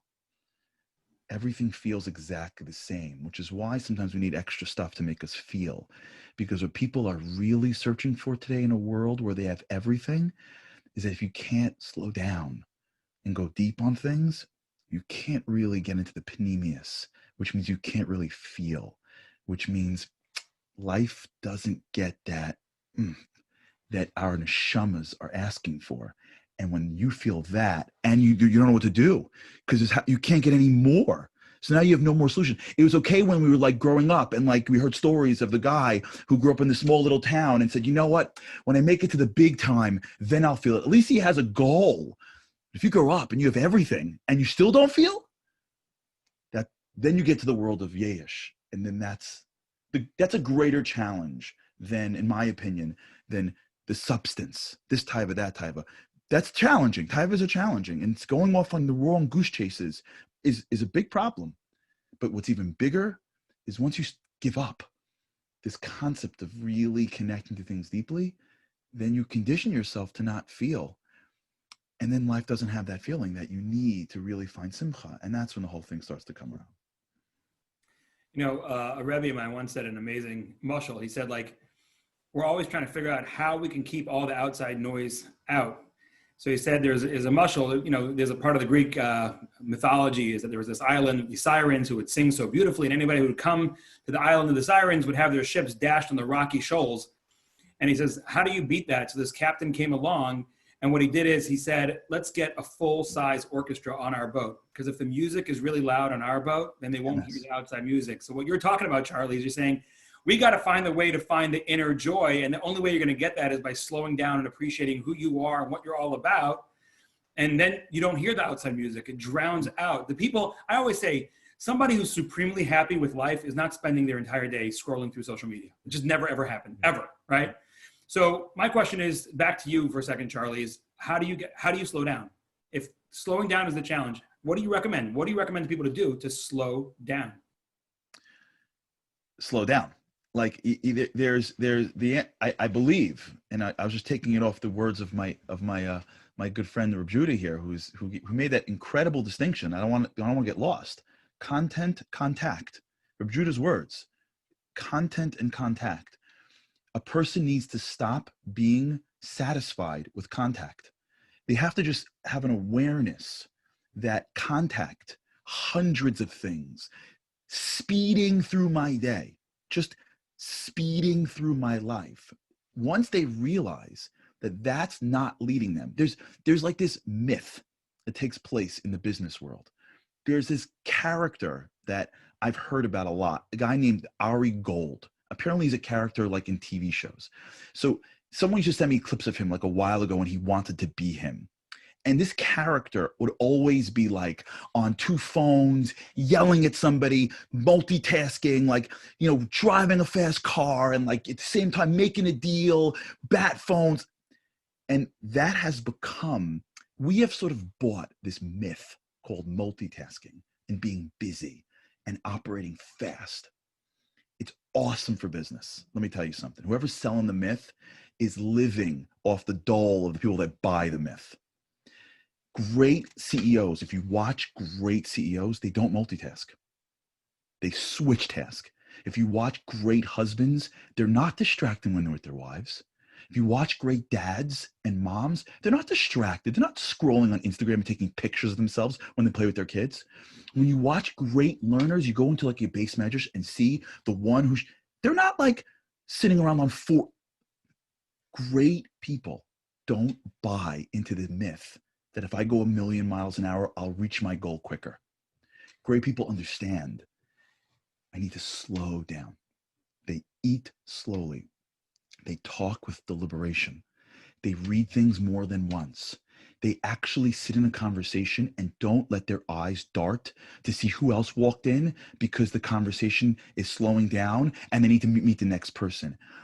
Just the awareness that the life that we all want is in front of us, if we can hold the reins, just being aware of it and practicing it could give us levels of pleasure that we didn't know possible. If you don't know it, you'll never fight for it. But once you know it, once you see past that myth of multitasking fast, 1,000,000 miles an hour, quick, once you see past that, and you start recognizing that when you slow down, you'll have much more. It's not like you'll have less and be happier with less. You'll have more and you'll be happier with what you have, right? More in terms of substance, not in terms of quantity. Once we see that, we can begin to change it. As a great man once said, if you know, you know. Okay, Rabbi Judah Michel, your Avodas HaKodesh puts you in contact with a very special kind of neshama, children with developmental disabilities, often severe to the point where they are nonverbal, unable to take care of themselves in any meaningful way. So what I want to ask you is, what have you learned from your experience with that population that you feel can teach us a lot as we navigate our challenges with children who are often overly verbal without really saying anything, or people who appear to be taking incredibly good care of themselves and always look put together, but on the inside are falling apart? I guess the way that we look at each other and the way we look at anyone, regardless of their intellectual ability or regardless of their physical abilities or perceived lack thereof, it has to be inside out. First things first. The way the Ribono Shel Olam looks at us is the way that we have to look at each other and also, for that matter, look at ourselves. In the world of Jewish thought, it's called the difference between etzem and gilui. There's the nature, there's the essence of the person, there's who we are, and then there's the giluyim, there's how we express ourselves, the garments that we wear, the choices that we make, the midos that we have, our actions, so to speak, what we do. By seeing ourselves and by seeing others through the lens of etzem, recognizing a person for who they are, that we're cut from divine cloth, that we're a chip off of a divine block. The words of the Balatanya borrowing from the Ariya Kadosh, that every single Jew, or every single human being has a divine root, and that at our core is good, and a desire to be good and to do good and to repair, to improve, to fix the world, to be partners with Hashem, and that by extension we are carrying within us a divine spark. That's who we are. That's our etzem. Now, sometimes our abilities or our choices belie that, and sometimes they betray that reality and don't necessarily reflect it. But that's a gilui. That's something which is external. Now, for an individual who has, let's say, special needs and qualifies for government funding because of their individualized educational protocol, or because of their IQ or whatever it may be, if someone who has autism, I imagine you're referring to my work at Camp Hask. So you imagine somebody with a developmental disability, or somebody who has what's called special needs. So they're identified. The handicap or the perceived need for help is very clear. It's very open. Maybe it's chromosomal. Maybe it's something which is behavioral. Maybe it's a spectrum disorder. In that way, we respond. We say, listen, it's not their fault. It's who they are, and we're going to try to be, as helpful and sensitive and careful as possible. But we all have special needs. We're not meant to do this alone. Every single person in the world, is part of this big jigsaw puzzle called the human race, and more specifically, in Klal Yisrael, we're all part of this incredible fabric called the Jewish people. By recognizing, first and foremost, that every single person is precious, and that every single person's going through something that we don't know. When it comes to someone with Down syndrome, or somebody who is a part of a program like Camp Hask, or Friendship Circle, or Yachad, or an OHEL program, or anything for that matter. So it's like they're driving through life and their blinkers are on, and it's very obvious that they're not, they're in the right lane, and we have to slow down and be respectful. We don't beat them, but somebody of typical development, so to speak, who's suffering from depression or anxiety, or somebody who's suffering from low self-esteem or any type of addiction, or is coming from an abusive environment, or going through anything, being bullied, or struggling with learning disability in school, or social issues, or the family struggling financially, and that's something which is maybe difficult for them. The more compassion, and the more we are able to see them through the lens of who they are and not what their external situation is, the easier it'll be for us to be able to dig deep and be compassionate. For those kids who seem aggressive, and for those who seem combative, those who seem like they're lahachis, it could be, but that's what they're doing. That's what they're choosing. That's what they're saying or not saying. And the same is true. Seeing them for who they are, remembering that they're just as much a yid, and just as precious, and just as special, and deserve just as much love and compassion as the kid who's pulling A's, and they're just as much bringing nachas to Hashem, the kid who's wearing their tzitzis and getting to shul on time, and the kid who's saying the Dvar Torah at the table, and the kid who's following the rules. The one who's not is also being mar b'kvod shamayim, going through whatever they're going through. But the main thing is for us to see them for who they are, first and foremost, not necessarily for what they're doing. The other side of the coin, if I could just say that part, since you mentioned, you mentioned the people who are the counselors or the caregivers of the people with special needs. For us, we're the parents and the community members and the teachers and the friendly face in shul. We have to believe in that power of Ahavta l'recha kamocha. When we treat someone with respect, and we smile at somebody, and we see them for who they are, we're enabling them potentially to activate their potential for godless ha'adam in a very different way. We all need patience, and we all need love, and we all need sensitivity, and we all need rachmanis. We want it from Hashem, and we hope it for ourselves and for our own children. We certainly have to be that for each other's children and neighbors as well.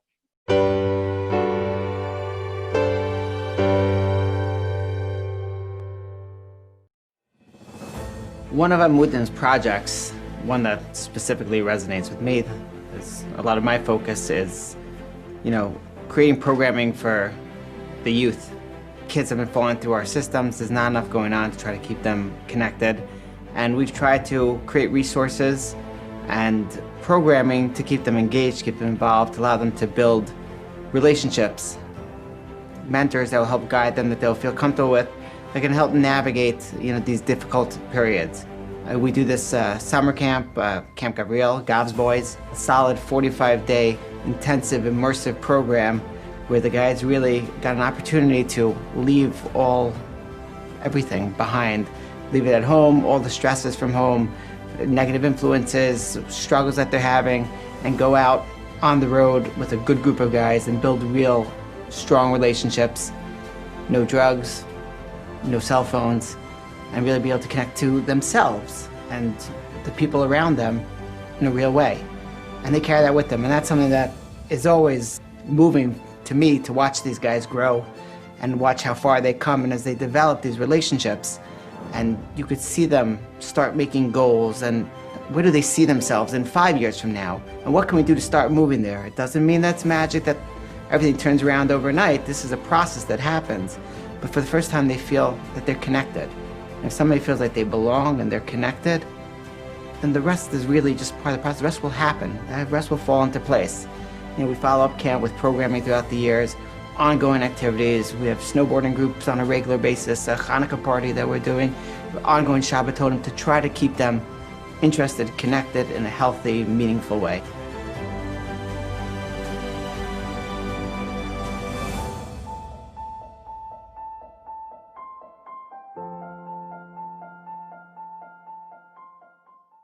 Charlie, besides spending the majority of your days making videos to inspire Klal Yisrael, you're also an accomplished businessman. You got a law degree from Columbia University with honors.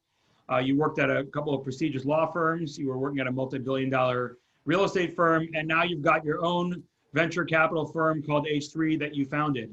So my question to you is, how does that business experience color the way you look at the challenges facing our youth today? What do businesses routinely, successful businesses, routinely get right that if we applied that principle to our own children and working with our children and parenting our children and engaging with our children, we would be able to be so much more successful as well? Oh, great question. What a great question. What businesses get right, a lot of time I spend is in companies. So what businesses get right, the great businesses, what they get right is this incredible, insatiable thirst for excellence. You can walk into a company and right away know if they're going to be successful in 10 years. Not by their products or their services, but by their thirst, their hunger. Great companies are never satisfied. Great companies are always figuring out how to do it better. Great companies are always open to criticism, and that they know that the criticism is only going to make them better. Steve Jobs invented this model. It's called rapid innovation, MVPRI, minimum viable product rapid innovation. It's amazing. You buy an iPhone and it costs a lot of money, and you know you're buying another iPhone the next 2 years. And along the way, when you have a problem, you know to say something, and Apple's not like offended. Apple's not like, what? You don't like my phone? I'm not talking to you ever again. I'm not inviting you to the bar mitzvah. Apple's like, really? What hurts? Okay. And every week, if you own an Apple, you're going to get a software update. Because they don't care about their own personal feelings. They care about one thing: excellence. And you have other companies that are the leaders, and everyone thinks they're awesome. And you can't say anything to anyone. 10 years later, they're gone. When it comes to education, our children, it's personal. We get offended quickly. We take things very personally. When it comes to ourselves, we stumble and fall and then think that we're bad. Sometimes I speak to kids who are like 17, 18, 19. And they've decided who they are. I'm like, wait, who you are? You're a teenager. No, because when I was 15, you know what I did? What? That's it? The phone's dead because it fell on the phone and broke? No company would ever do that. They would say, how do I make sure the screen becomes unbreakable?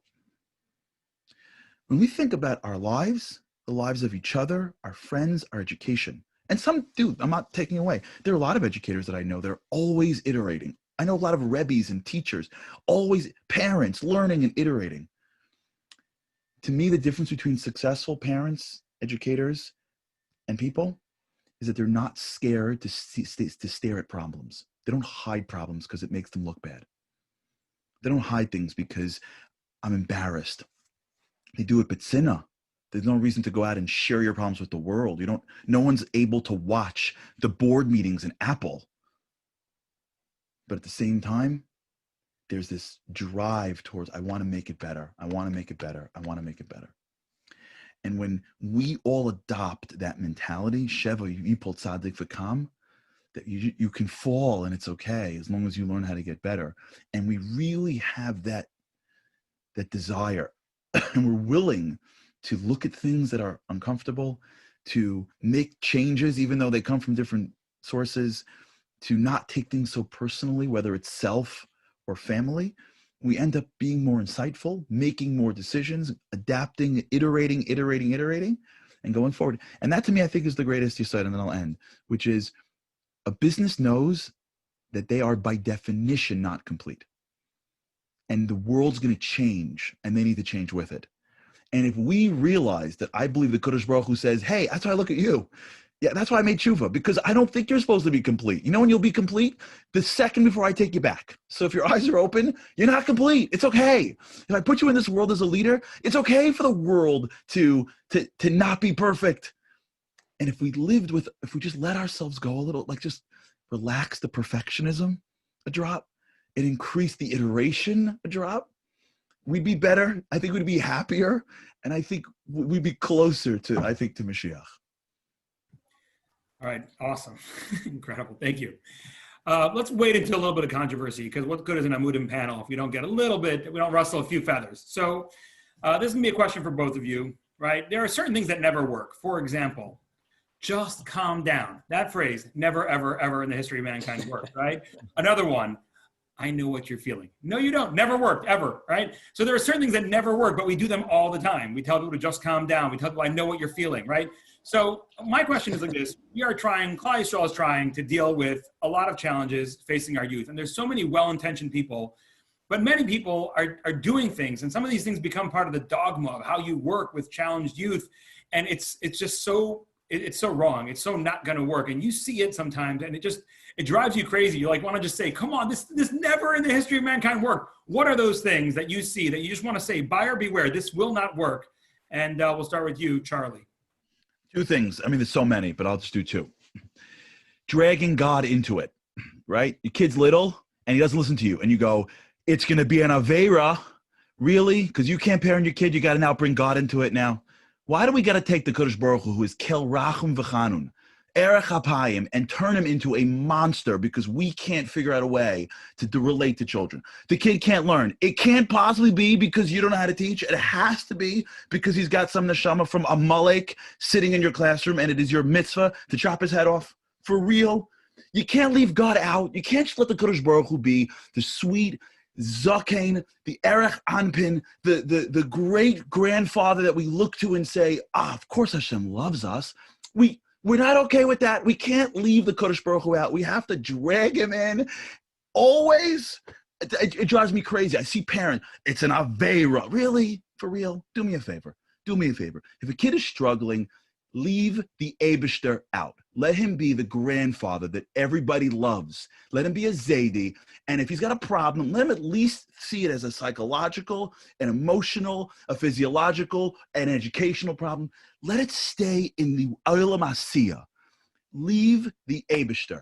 Our job is not to make the Kodesh Baruch Hu a bad guy so he can hold the bigger stick in front of us. Our job is to make the Kodesh Baruch Hu a good guy. That's our job, to get people to say, well, I know I can't go through this daf, but like, of course Hashem loves me. I can't really figure this out. Yeah, but of course Hashem loves me. Like, I'm having a hard time with managing in a school, but yeah, of course Hashem loves me. I don't know when it became a mitzvah to take challenge and to make the Kodesh Baruch Hu the one with the stick. Leave Hashem alone. Let us love. I bli neder, bli shvua, promise everybody. If the Kodesh Baruch Hu stays a good guy, they're not going to leave Hashem. When Hashem becomes part of the one who's hitting them, Then when they work out their psychological stuff, what do you mean? Kadosh Baruch Hu doesn't believe in me. Kadosh Baruch Hu hates me. I know because so-and-so told me. That's number one. Wait, hold My on, Charles. biggest, what, Oh. Can I stop there? Well, if number two is better than that, you can keep going. But that was such an incredibly awesome answer. Okay. My recommendation is just you just took off. You're going, boom. You're in your Airbus A380 up in the sky. If you want to try another one, it may be a cargo plane, so it's okay. I'm just do it. I'll leave it at that. Let's just create an organization. It was so awesome. It was really an just organization for the defense of our Father in heaven. Just I'm going to even say more. In the couple things that I scribbled down before, I was going to say something I must have heard Charlie say beforehand. I don't even let it be. Leave this as the answer. It's there's nothing that's going to come close. That was it. He spoke exactly with the Zach. Exactly it. Phenomenal. Emes Lamito. V'nomar Amen. Amen. Can I go one more? Yeah, go. Let him take my slot. Go. Do it. I want to get to a little bit of Emes here. We got to check ourselves. Let me give you an example. Okay. Many times, many times I'm rough and I say to my kids, calm down, or you're wrong. You know what I'm really saying? I'm too tired to deal with this. I don't know how to deal with this. So I got a full day and I got to get up in the morning and I was really going to do something else. And now you showed up with your issue in my life. So let me say something to make you feel bad because I'm incapable. You ever have this where like the kid spills? He's 4. He spilled. He was excited about something. I had this once I'll tell you my flaws. I'll never forget this. My son, when he was a little kid once, filled up his grape juice cup next to me for Kiddush. And he went overboard. And as he was trying to work his chair out, he knocked the grape juice over. It spilled over the whole table. And I got upset. And afterwards, I'm like, what is wrong with you? He's a kid. He's trying to be like you. He's trying to fill up his grip. He didn't intend to do this because you're an incapable father and you had a tough week and it's finally Friday night and you finally have a minute of menucha and now this is going to stare kiddish for 5-10 minutes because it gets all over and you may lose a couple of dollars on a tablecloth because you're not worked out. You got to take it out on a 4-year-old. So many times people struggle and the reason why we don't deal with them is because we're not worked out. Because we don't want to deal with the kid, because we have too much going on, because there's other kids in the classroom, or there's other kids in the family, or I got my life and I got my lane, and I'm not supposed to have this in my lane because I can't handle this, because I want to be somewhere else. And we think it's because they're giving us a problem. It's not their problem. It's because we're not worked out. And when you're not worked out, that's hard. So you know what I can do instead? I can project my inability and make it your problem because you're not worked out.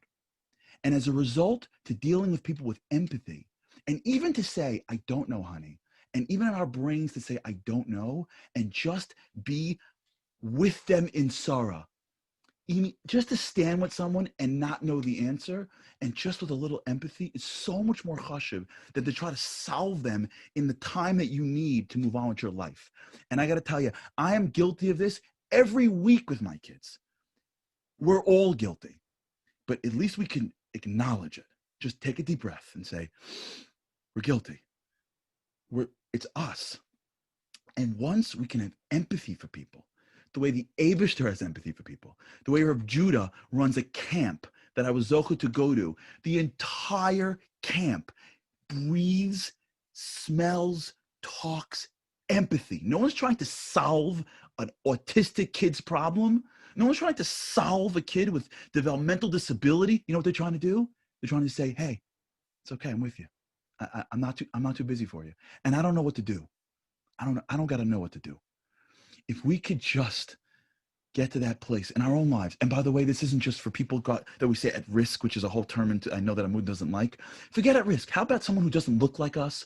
How about someone who doesn't practice like us? How about someone who doesn't come from our background? It doesn't matter. If we can all realize that we're all imperfect, we all got a lot to work on, and the Eibishter is okay with that. As far as I understand, the Eibishter is okay with that. I'm not an authority and I'm not holy. I understand. I believe Kadosh Baruch Hu is okay with that. If we can realize that when I speak, to be sure that I'm trying to help that person and not just trying to deal with my own problems and project it on that person, I think those two things, protect Hashem, He's the Father, whatever you do, jump in front of a train to protect the kavod of the Eibishter. And number two, before I speak, remember, empathy over solving. If I'm upset, make sure it's not because of me. I think those are two. I don't know what the question was at this point. And I'm sorry if I just jumped into this world and just said things that were on my mind. And by the way, I don't want anyone to think that I like figured this out. I'm also, but those are the two things I think that we worked out. But I defer to my holier colleague on the call here. But those are the two things I have in my mind. Wow. Okay. Got both planes off the runway beautifully. That was incredible. Thank you so much. Okay. And now I think we're going to go to our final question. And this is one second, if you don't mind, Roberto. Can I drop a nugget? I'll just share just one thought. I think that we have to stop talking so much about Averos and reframe how we see Averos. There's an old saying in Chabad at the pasuk that we daven in Tehillim. We say that if our Averos, if our wrongdoings are like crimson, kishanim, if it's like crimson, like red, kishela gelbino, Hashem will wash it away, make it snowy white. In Chabad, the old mashpiyim used to say, im chatoseichem kishanim. If our averos are kishanim, are according to our age. In other words, if our behavior is age appropriate, kishela gelbino, that's not called averos. Hashem's not interested in that. 16-year-old boy doing 16-year-old boy things, that's not Averos. That's not theological issues. That's called he's being a regular kid. But if a 26-year-old is acting like a 16-year-old and is falling into those behaviors, then that's already something that we have to address. If a 43-year-old is acting like a 13-year-old, so that's a problem. But if a 13-year-old is having 13-year-old things, that's not called Averos. That's called growing up, and to be patient with them and to understand them where they are and to leave them alone in those things and to trust the process of growing up and to daven and believe in them and to involve the Ribono Shel Olam as an equal partner. Wow, this is beautiful. This has been amazing, by the way, and we should do it again sometime. That's a nugget. Love it. That's a nugget. That's a nugget. That's a nugget. That's not even a nugget. That's a steak, my friend. That's not a nugget. It only looks like a nugget. It has the appearance of a nugget, but it leaves you satisfied like a steak. It's saying like when I hear it one morning, when I see it one morning on your broadcast, then I'm going to know that it turned into something. When I tune in for the coffee in the morning, then I'll know if it's a nugget. Then I'll know if it's a real. So this has been awesome. We should do it again sometime, maybe for next year's Amudim fundraiser. Before we go, both of you have dedicated your lives to helping Klal Yisrael and in being involved deeply in both the pain and the joy and the beauty that is Klal Yisrael. If you can perhaps share with us each a personal story that hopefully we don't know yet, something about you that actually was something that might make us laugh, might make us cry, but will help us really understand what turned you on to dedicating your life to Klal Yisrael when you could have just gone for the lucre, for the plata, for the big bucks, and instead said, I'm going to spend the majority of my time helping Klal Yisrael. Go for it. So I'll start. Halavai, I should dedicate myself to Klal Yisrael. I'm not even close to what I should do. And I should be zoiche one day to that being really emes. That should be the bracha too, that would be the greatest bracha of all time. I wish I was doing what Amudim, I wish I was dedicating like what Amudim does, what Judah does, what you do. I wish. Let me just share with you a story that impacted my life. And I've told this before, so I'm sorry if someone has heard this before. When I was in 12th grade, I was not exactly the best student. I spent most of my high school years in the principal's office. My mother's number was on speed dial in the principal's. His wife, his mom, and my mom. In 12th grade, the school that I went to, they had what was called seminar. Seminar, Judah knows this well. Seminar was a senior freshman Shabbaton.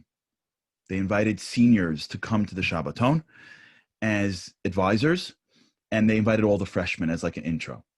Now, I was not the best student in the slightest. I was always in trouble, but I was like a good kid. Like I was involved in the government and I played sports. So I wasn't a menace to society. I just couldn't sit for more than 5 minutes. So the day comes when the seminar list is and they put it, the school that I went to, they didn't just send it, they put it on the board. So when you walk in, like everyone sees who was chosen. Now, I always thought that they thought I was a good kid, but I couldn't sit. I thought that the school thought of me was that I was a good kid, but I couldn't sit, which is, I don't know if I was a good kid, but I couldn't sit. That was my perception of myself. The day came, I looked at the seminar list. I came to school, they posted the list on the board. Who were the advisors? And it was everybody, almost, right? And I looked down the thing, and my name wasn't on it. They rejected me as an advisor. Now, remember, this isn't like teaching AP math, right? This is like going to a Shabbaton and dancing around. And at that moment in my life, I thought to myself, maybe I'm a bad kid. Like, maybe I got it wrong. Like, maybe I thought too much of myself, and I'm really a bad kid. Like, here I am thinking, like, they sort of know that, like, I can't sit in class, but, like, maybe I'm wrong. Maybe I'm just a bad kid, and they don't want me near other kids. Now, I was a tough guy in high school. Not too tough, but tough enough. So I'm like, this is stupid. I hate seminar. I don't want to go anyways. You know that? Call my mom, pick me up. My mom picks me up. I blew out for the day. I was out for the day. That night, I got a call from a teacher who was my 9th grade elective teacher. He's now a principal of a school in the 5 towns. His name is Yotav Eliach. He wasn't my teacher. He wasn't my teacher last year. He was my teacher for an elective class in 9th grade. You with me? And this wasn't like he WhatsApped me a note. He had to go to a book. Remember the old days? Search to my name, go to H, look up in his directory, pick up a phone attached to his wall, call my house. You understand how many steps that is? My mom picks up the phone and goes, Rabbi Eliach is also the principal of school. I'm like, I didn't even do anything. How am I in trouble? I wasn't even in school. I pick up the phone. He goes, hi, it's Yotav. I passed by the list today and I saw it. And I noticed your name wasn't on it. Man, they don't know you. You're an incredible kid. How did they miss it? 2 minutes. It changed how I saw myself for the next decade. I'd be at a crossroads and I'd say, and I would think that I was a better, like maybe I'm, the self-breath that I took came because some teacher took 2 minutes to tell some kid that he was a better kid. Did he know I was upset? Did he know I went home? No. Was I screaming in the hallways? No. Did he have an achrayus? No. He wasn't my teacher. He wasn't my principal. He wasn't my parent. He was just an individual that saw me. And because he said something like that, it changed me. What we can do with our eyes and mouth is build people for generations or destroy people for generations. Eyes and mouth. Forget the pocketbook for now. Forget the chachmas. That's all important. Forget all the stuff that we do. Eyes and mouth. To build or to destroy. Firsthand. And I'll never forget it. And I didn't even remember it. I was telling over a speech and I said it and I didn't even remember who it was. And I saw him 20 years later in a supermarket and I told him and he didn't even remember it. You know why? Because that's who he was. He did it for everybody. That's my 2-second story of something that impacted me in life. That is incredible. That's incredible. I always say, like, Olam Haba is going to be when you get to Shemayim and you see those events that you totally forgot about, like you just described. That's just who you are, and you realize the ripple effects that it caused so many people's entire lives. I mean, think about all the people that you've inspired in your life, and it's all due to some guy just believing in you and letting you know that. That's an incredible story. Rabbi Judah Michel. I instead of pointing to a specific moment, I could also aspire to use, whatever opportunities to make an impact in the world, to be a good person, to be helpful. My wife and I both come from families that were outward focused, and we talk about it a lot. I don't think I ever heard my parents, and my wife could also say, I don't think that she ever heard her parents say, care about people, be involved in the community, work for Klal Yisrael. But growing up, my father was a managing director at Moody's and Dun & Bradstreet and busy in investment banking. And my mother was handling a full house of kids and a teacher all the time. And they were constantly busy helping people and involved in the community. My father and a group of other dads in the community literally built the playground of the elementary school that I went through, and every Sunday would go with them every single Sunday for hours building the actual playground, not paying for it, building it. My mother was the chapter president in Hadassah at the time, and was busy all the time in the PTA and State of Israel bonds and Volunteers for Israel. I saw my parents take their vacation days and volunteer. Busy with the shul, setting up, cleaning up, being the treasurer, being on the board, and Sundays at the Dag Hammarskjöld Plaza for Russian Jewry. And then most notably, both my parents, we adopted a family of Russian immigrants to Muncie when the Iron Curtain opened. So if there's anything that we're involved in that's good for the Jewish community, that's good for Klal Yisrael, I could say it's because my parents didn't say do this, do that, but they just did it. And we grew up in an environment of seeing firsthand, real role modeling, what it means to give a darn about other people and what it means to be dedicated to the Jewish people. So if today's a day about trying to create a stronger society and a more empathetic and helpful society, and about being somebody's somebody, and providing support like Amudim does to so many parents and children and families and to all of us, let's walk the walk and let's create a helpful and caring, loving, accepting society that's supportive and being there for each other. And God willing, our neighbors and our children will follow.